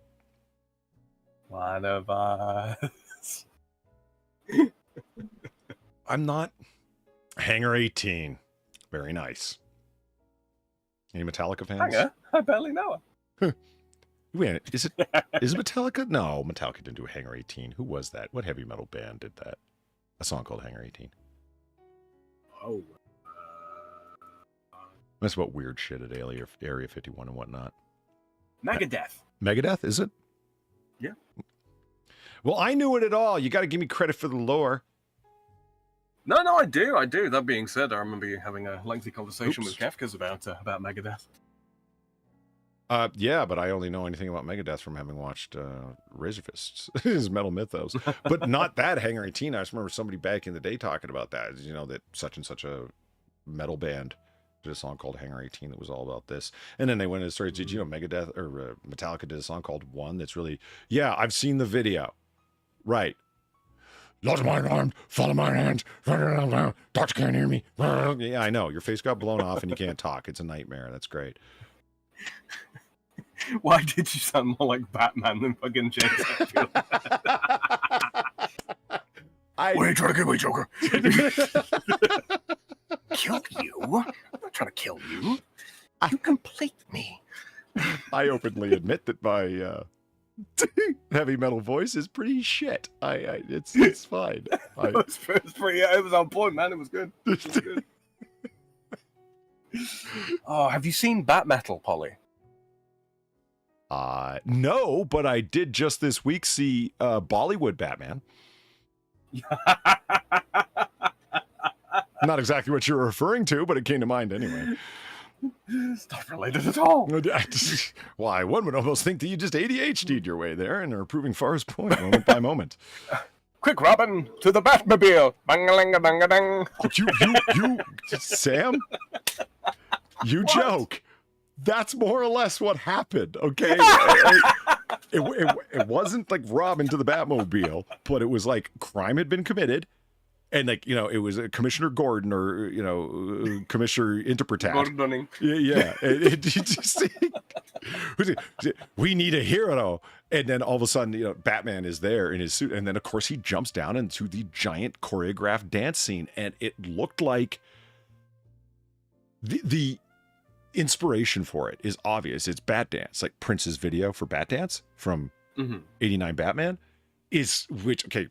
Prince's video is oh my God, it's just pure Prince. You know, it's crazy. It's nuts. He's dressed up as half Batman, half Joker with like down the center of his face and his costume and everything. It's crazy. Like, it's just, like I said, it's pure Prince.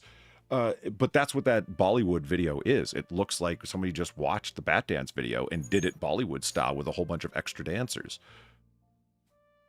I don't know if you remember that Bat Dance video where it's got all of the Jokers and all of the Vicky Vales that are all... Only very, very vaguely. Yeah? I think I was either very young or very high at the time, possibly both.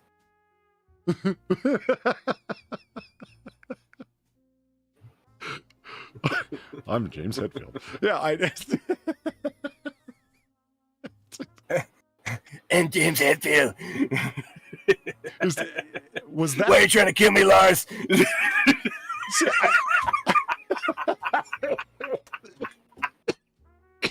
See, here's the problem, Sam.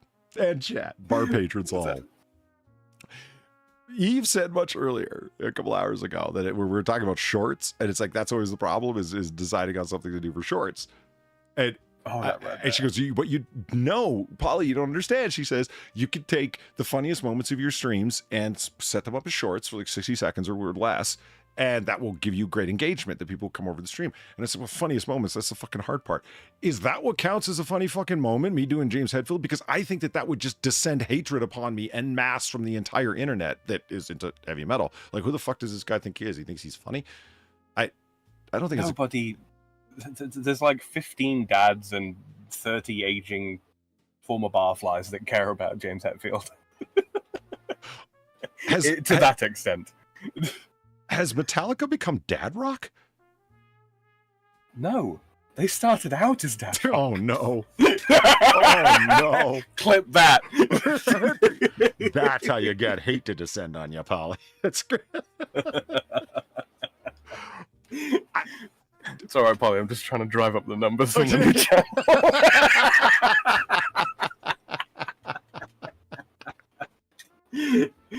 And didn't have to completely sacrifice my dignity to do it.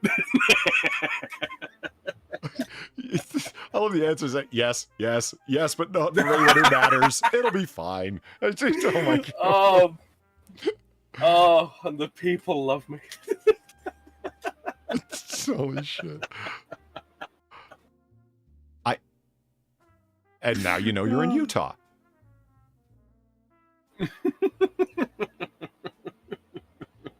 Pool rules. No running by the pool. No glassware. I'm assuming. I can't read it. Right.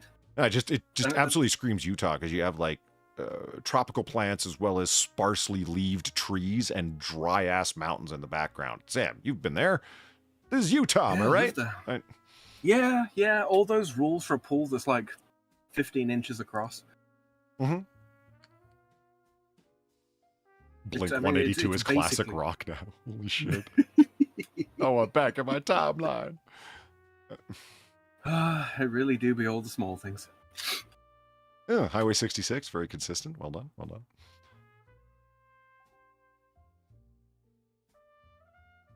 done.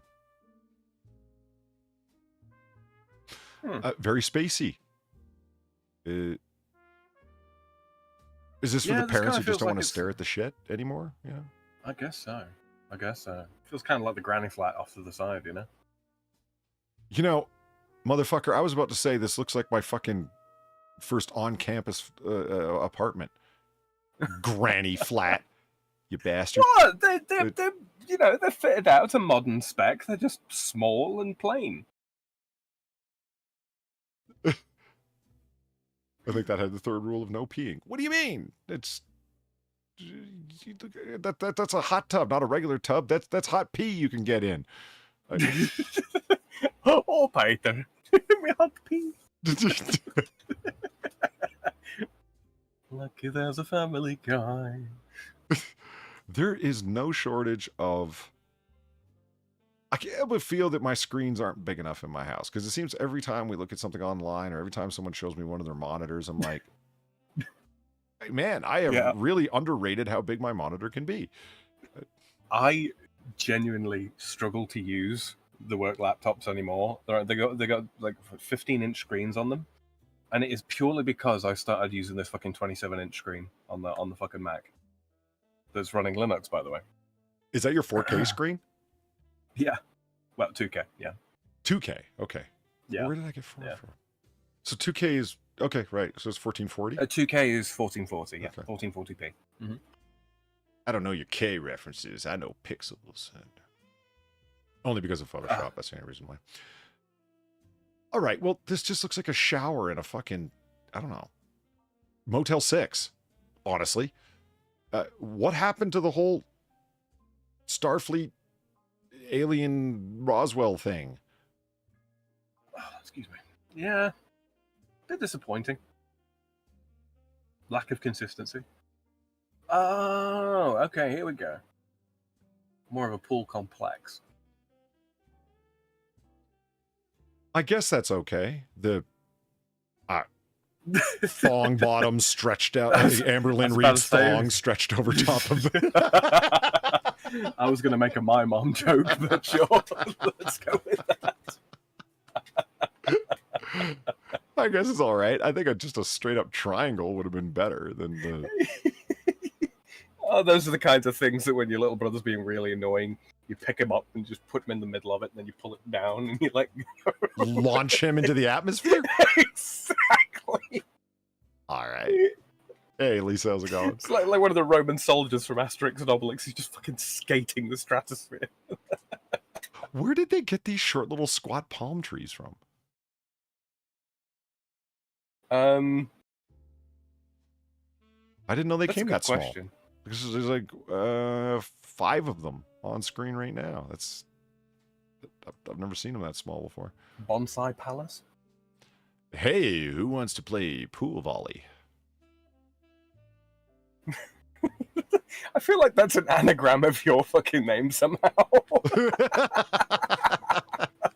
What does that say? No diving? Oh, fuck. Yeah, mm-hmm. Mm-hmm. Is that what it says? That water's all of what, a foot deep? Well, yeah, but this place is lawyered out, man. It's got fucking sprinkler heads over beds.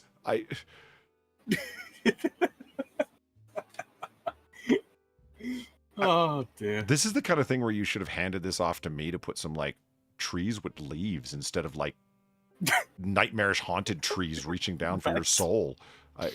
Is it bad that I kind of want to get a wet floor sign and just put it in the middle of the pool? I feel like we're already at the point of maximum ridiculousness. Is that one of those run on its own pool vacuums?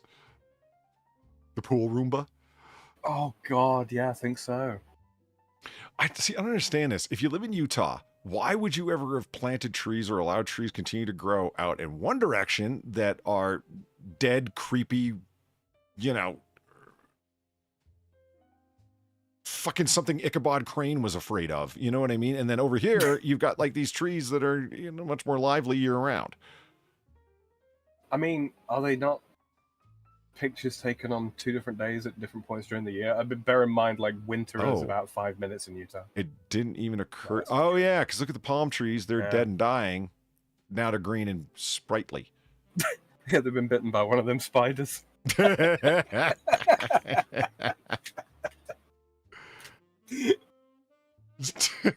Where did Polly go? Geez, that's right. He's in the pool house out back. That little brick room? Why?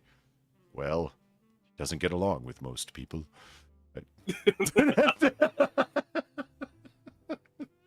That's a point far. You went around for it. We were discussing the boner spiders earlier. Oh yeah, that's about right. How the Austrians they had to shut it all down. Yeah, but not Australians. No, Austrians. Yeah, the Germans, not the Bogans. Look, Far. There was a supermarket with spiders that bitchin' gave you a hard on. Erection-inducing bites. See, Sam's not a pervert. He's just telling it like it is. Boner alert. Moving along. Oh, under the thong. English. Let me see your thong. I haven't thought about that song in years. Thanks for bringing the nightmare back. It's funny because there's a networking device called a Cisco router. Anyway, okay, so I get it. It's a giant hangar, and they've called it Hangar 18. And then you go inside there, and there's all the amenities and accoutrement and beds and all the shit that we saw, the saucer and everything.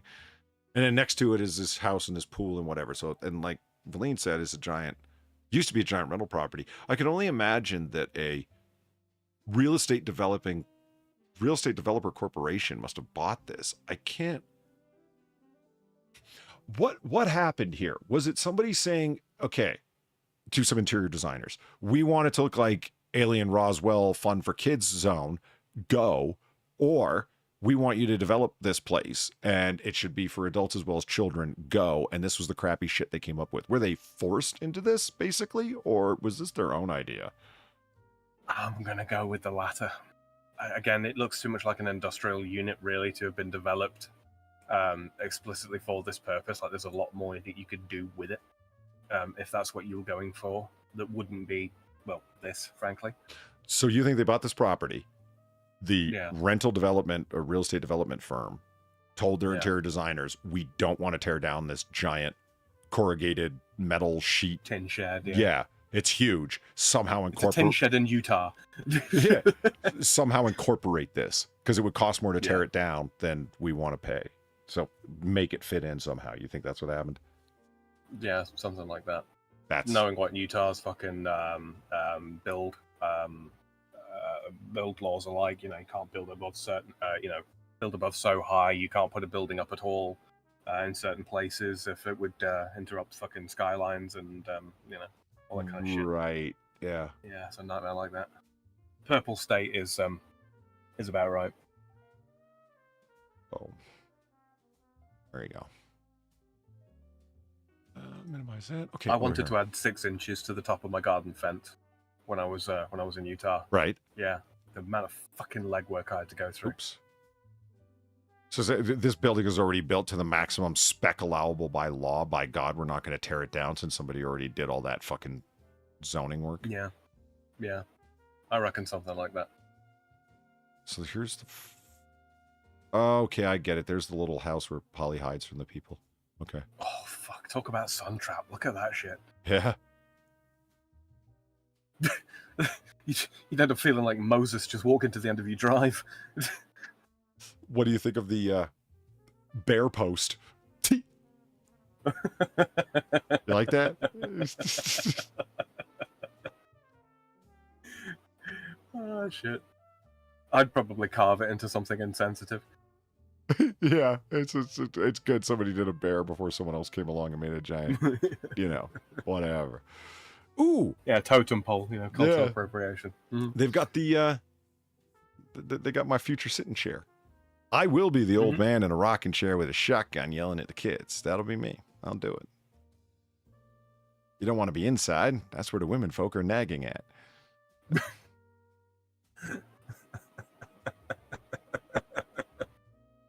Oh no.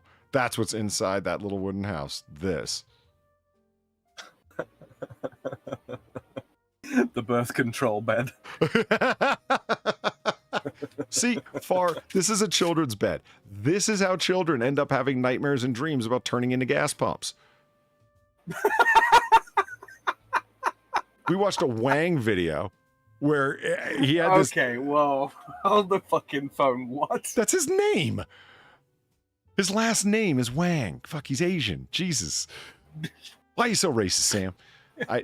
Look, Indians are Asian too, It's only in Britain. Nowhere else. Okay. I slept in a big bed with my wife. That's this bed. Anyway, he did a lost media video where he had some vague recollection of a story where a child became a gas pump. And after, he really loves doing lost media. Someone will have a vague recollection of some cartoon they saw once or something, right? And then tasks the entire internet with it. And he's got several million subs, so he can actually manage it. And he's got a big presence on Reddit and whatnot. So, task the Redditor autist with something and they'll fucking find it. It might take a minute, but they'll fucking find it. And then, yeah, boom.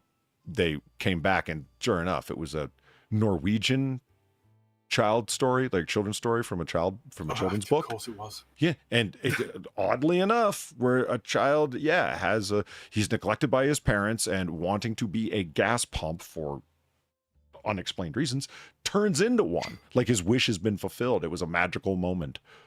And yeah. I feel like this is some rainbow flag propaganda, right? Oh, another Motel 6 bathroom. Looking good. What is with the fucking the lamest ass net curtains ever over that fucking window? They're just sad. Just take them down. Yeah, you They got don't a need to point. be They're just going to get wet and mildewy. They're in a shower. Yeah. It's a good point. They're sad. Just take them down.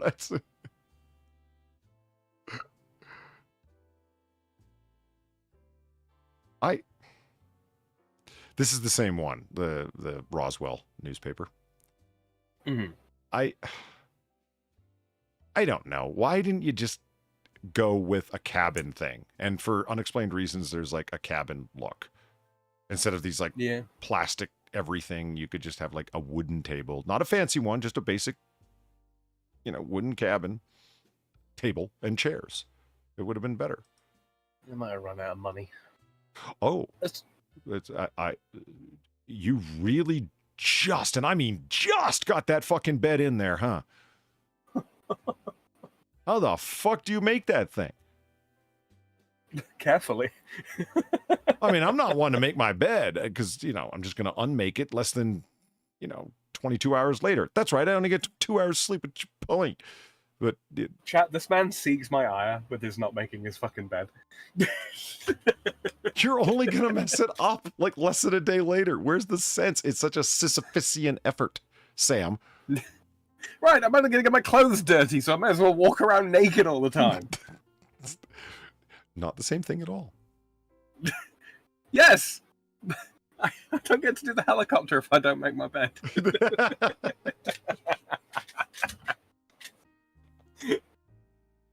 I mean, holy shit, that bed really did just barely fucking fit in there. That's goddamn impressive. Is that like a custom bed you made? I mean, good lord. Probably like chopped it up in the. They've rat rodded the bed. Right. Yeah, it's custom, but not the way you think. They just broke out a handsaw, you see, and just it's not really pretty under that bed. You notice how behind the TV is like an actual blackboard? Huh. Oh god, yeah, because that's every kid's dream, to wake up every day and be reminded of school.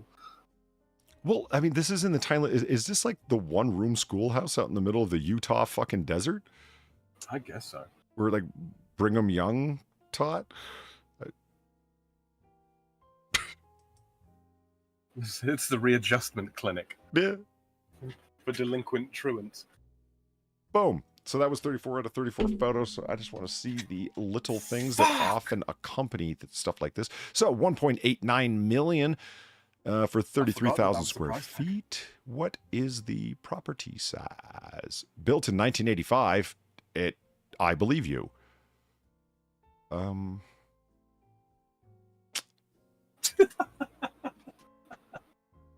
Dog backwards in chat says, circles are dumb. Well, yeah, what? You caught me completely off guard.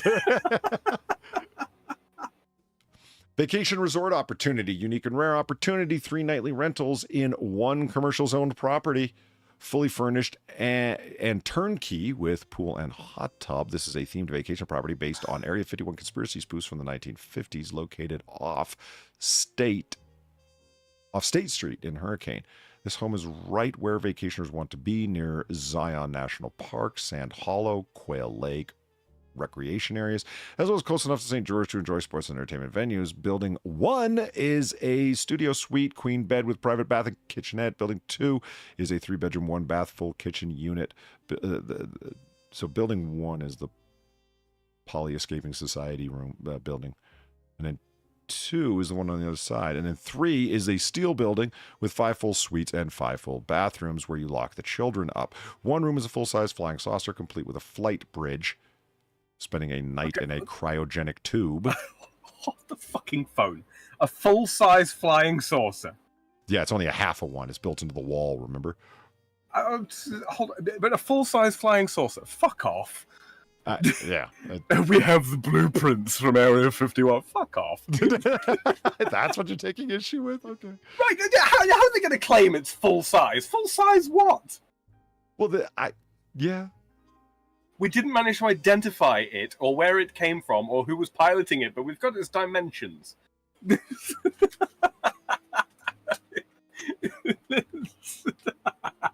From that 144p shoe on head video of it from 25 years ago. Spend a night in a cryogenic tube, or discover a secret entrance into the ventilation system and crawl your way into an indoor suite for hours of fun inside and out. Far. They've made a special space just for little people like you. That's kind of interesting. It doesn't just go down to the tube, but there's a indoor slide for hours of fun inside and out. Wow.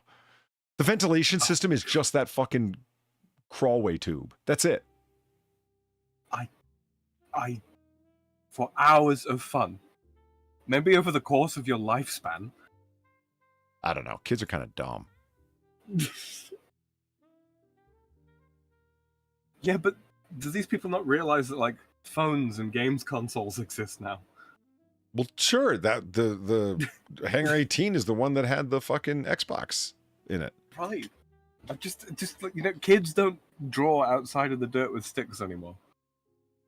For fun. Yeah. Mom, holy shit, is that a slide? Wow. No kid has said that since 1988. So, building 1 is labeled as the Atomic Love Shack in a studio unit, queen bed, private bath, sleeps 1 to 2 persons possible. 3rd on sofa, TV, kitchenette, and private patio overlooking the pool. Building 2 is the Roswell cabin. It's 3 bedrooms, 1 bath. Seats 1 to 3 has a front desk picnic table and a grill, as well as a side deck. And then hangar 3 is where you lock the children up.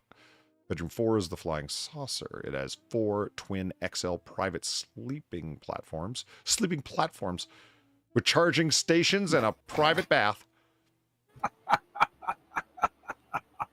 The room also has a game room with an Xbox flight simulator and game system. So that was actually a flight simulator, and that's why they put airplane seats in it. Oh, for God's sakes. The pool area has an equipment room with laundry storage and an outside shower and bath or common area. There is ample parking for 13 cars / trailers. 13 trailers? I doubt that. On the property, you can rent the buildings out by themselves or as a single resort. So they want you to like buy the whole thing and rent it out, huh? Call agent to coordinate door gate codes. There will not be an MLS lockbox on the property. This is an active vacation property. Guests may be present. Can you imagine renting a fucking place and looking it up online and realizing it's on fucking Zillow? And then a couple of assholes are making fun of it right now, the place you just rented, and they know exactly how much you paid, so your embarrassment is public? Polly, stop. I can only get so erect. That's the worst part. It's an active rental property. We're willing to totally show it, even though we goddamn well know people are staying there. So that means that's going to be in your rental agreement. When you sign it, it's like, prospective purchasers may come at any time. I just want to point out as well, like, this is in Utah, right? Those are saltwater pools. One question. Why?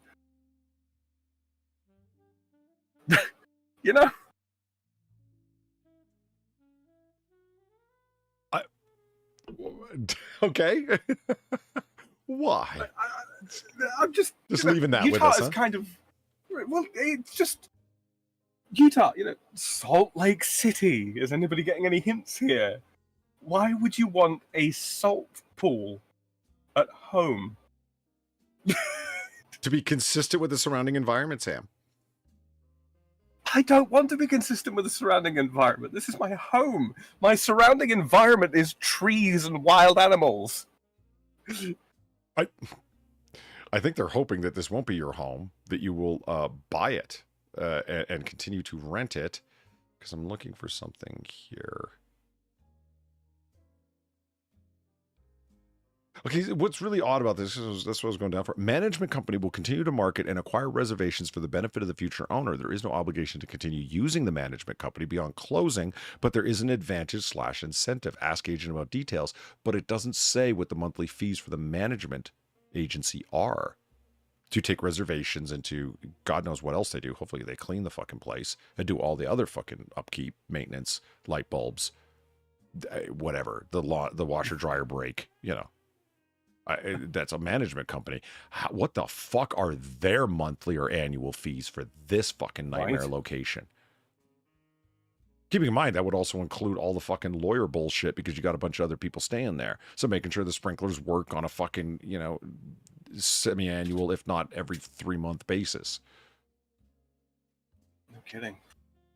It doesn't list any of it here. Usually things of that sort, like homeowners association and whatnot, are listed down here in the monthly cost, but there isn't any reference to management agency fees. So yeah, you have to inquire for details, which tells me it's fucking expensive. So it was listed for sale in 2021. So May of 2021, this thing was worth $500,000. Fast forward to July of this year, and it's worth $1.9 million. It's sold for that. $499,000. It's sold for that. 2 months after listing. 2 fucking months after listing, some fucking moron corporation bought this? Fucking mad. Absolutely mad. That's... I mean, they probably refitted the fucking thing. You think so? There was a hell of a lot of upgrades? Possibly. Again, I mean,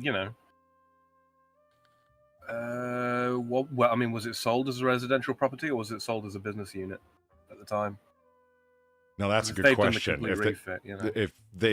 If they had built it up for all of the various beds and baths that are in there and included all the lawyer shit, the sprinklers and the fucking don't be a retard on our property, so we're gonna have to stencil spray paint by the pool. Don't dive into the pool where you can't even stand, where you can stand up at waist deep water. Yeah, don't dive in that. Oh, I was gonna say, I mean, especially if they've had to apply for like redistricting and all that kind of fucking thing for turning it into a residential property rather than simply business property.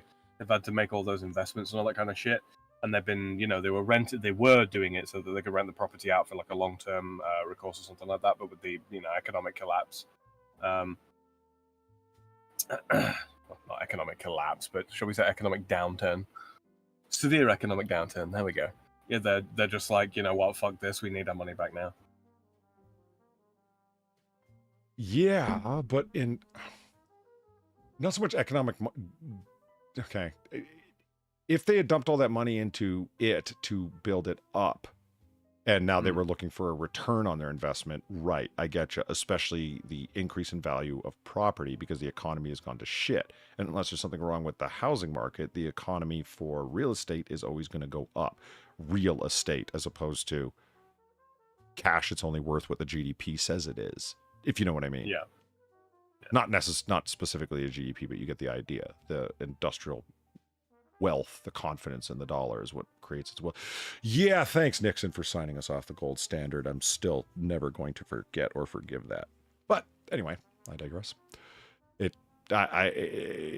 Where's the graph? Boom. Yeah, that's frightening.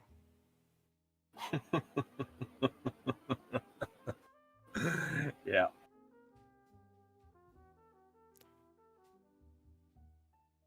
Listed for 1.9 million. Yeah. It doesn't show any other listings of the times. Yeah, except for the last time it was sold. Yeah. So they'll be estimating based on other properties in the region, right? Yeah. That's why, their zestimate from the website, right? It's just other properties in the region, what they sold for. So it's only worth $390,000 in that area. And then, boom, $617,000. Yeah. In May. And then, and then up to like nearly 2 million. Holy fuck. The economy's destroyed, everyone. Buy gold. I would. Did you ever hear that conspiracy theory that JFK was assassinated because he was about to re-implement the gold standard for the dollar? By the way, re-implement it. Yeah, something along those lines. I don't know. I never really went down that particular rabbit hole, but you mentioned Nixon and all that and buying gold. But that was done after. America was taken off the gold standard after Kennedy was dead. Yeah, no, it was I'm forgetting the details of it.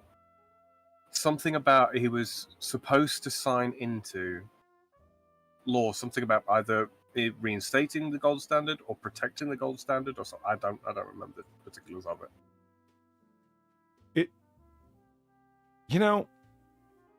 Over months and months of thinking about it, I've come to agree with the guy. What's that? Nobody assassinated Kennedy. His head just did that.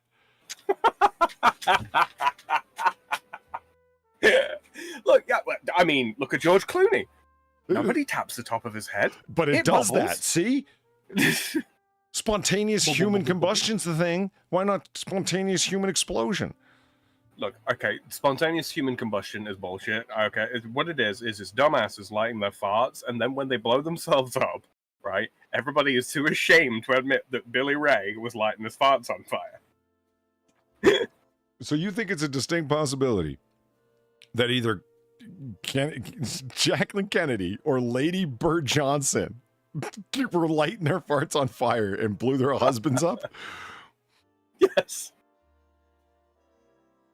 You just said yes. Have you not heard of the evil that women do?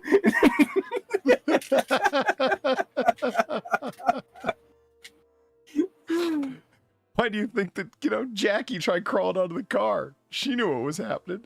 She's trying to get away She's from like, it. Oh no, Johnny boy, don't you put that evil on me. I remember somebody's post, I think it was on Reddit, where they blamed the whole thing on Lady Bird Johnson. And that was priceless, because everyone kind of forgets that she was there, right? It's a, I certainly did.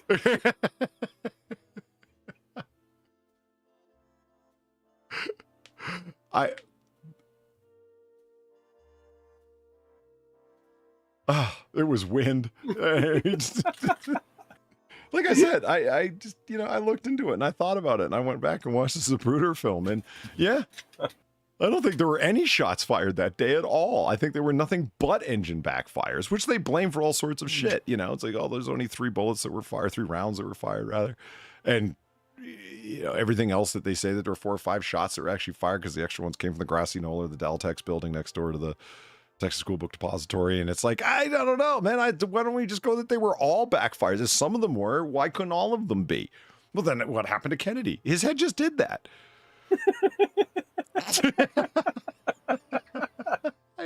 My favorite fucking. I mean, it's not even really a conspiracy theory. There's no conspiracy involved, right? None. It was just, It's just a theory. A brain theory. And you know what? That brings us to the end of Noir Bar. Excuse me. Oh, dear. Oh, my God. That does bring us to the end of Last Call here at Noir Bar, live from the shadiest district of Noir City. And I would like to thank everyone for coming out tonight for our own little brand of 1940s booze-fueled banter. Whew, it's been one tonight. Jesus. I'd like to thank Sam for keeping me company at the bar. Always a pleasure, Sam. All good, man. All good. And It's been a good time. we certainly missed Far tonight, but for the first little while, we had her here in spirit, and then actually in chat, which was fun and cool. And Platy and Far are together again, which is awesome down in Aussie land. So I hope you guys are having a good time. Everyone wish them well.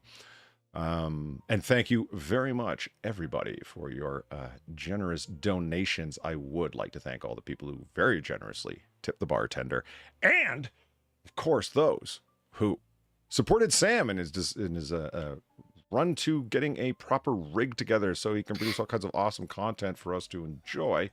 And enjoy where, you ask? Why, over on his channel. And if you haven't already, you totally should go over there and subscribe, where all of his awesome shit's going to be happening. There is the link in chat again for you to go to sub up, if you are so inclined. If you haven't already, please hit that like button on your way out. Hit the like button. You haven't done it yet? You're sitting there staring at the like button. You're thinking, well, I don't have to do it. No, you do have to do it. You know why? Because the bar only holds so many people, and you guys are awesome enough to show up. And if nobody hits that like button, then nothing happens. And there's very few things that I can do to affect the algorithm, but this is one of them, God damn it. If you want to know about something else that affects the algorithm that can actually be done, is leave a comment below if you're listening in the future. Hello from the past. And by all means, leave a comment below. Oh, somebody actually asked a question the other day that I haven't had a chance to respond to yet, because I was about to say I get a chance to read them all and respond to most, but here's one I haven't had a chance to respond to. I said, Polly, are the reverbs on your donations intentional or not? The answer is not. I have no idea why that echo effect happens on all of the donation pop-ups. You say, well, it's because you got them open in other scenes. Not true. I don't. I have turned them all off in other scenes. I have gone through to the various message boards to try and figure out why that is. I don't know. If anyone has an answer, by all means, in the comments below. And tell me if they were echoing by the video, because they don't echo for me. I only notice it on playback or when somebody tells me. And God knows I'm not going to go and play back my own videos. It would leave me baffled as to why any of you generously show up. So. Right.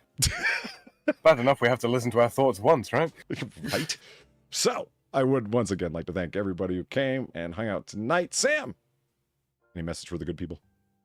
Oh, yeah, thank you so much, guys. I mean, Kayla, Reaper, you guys hit the nuke for the first times ever. Greatly appreciated. As it stands, that puts me about, like I said earlier on, about halfway for everything left over that I need.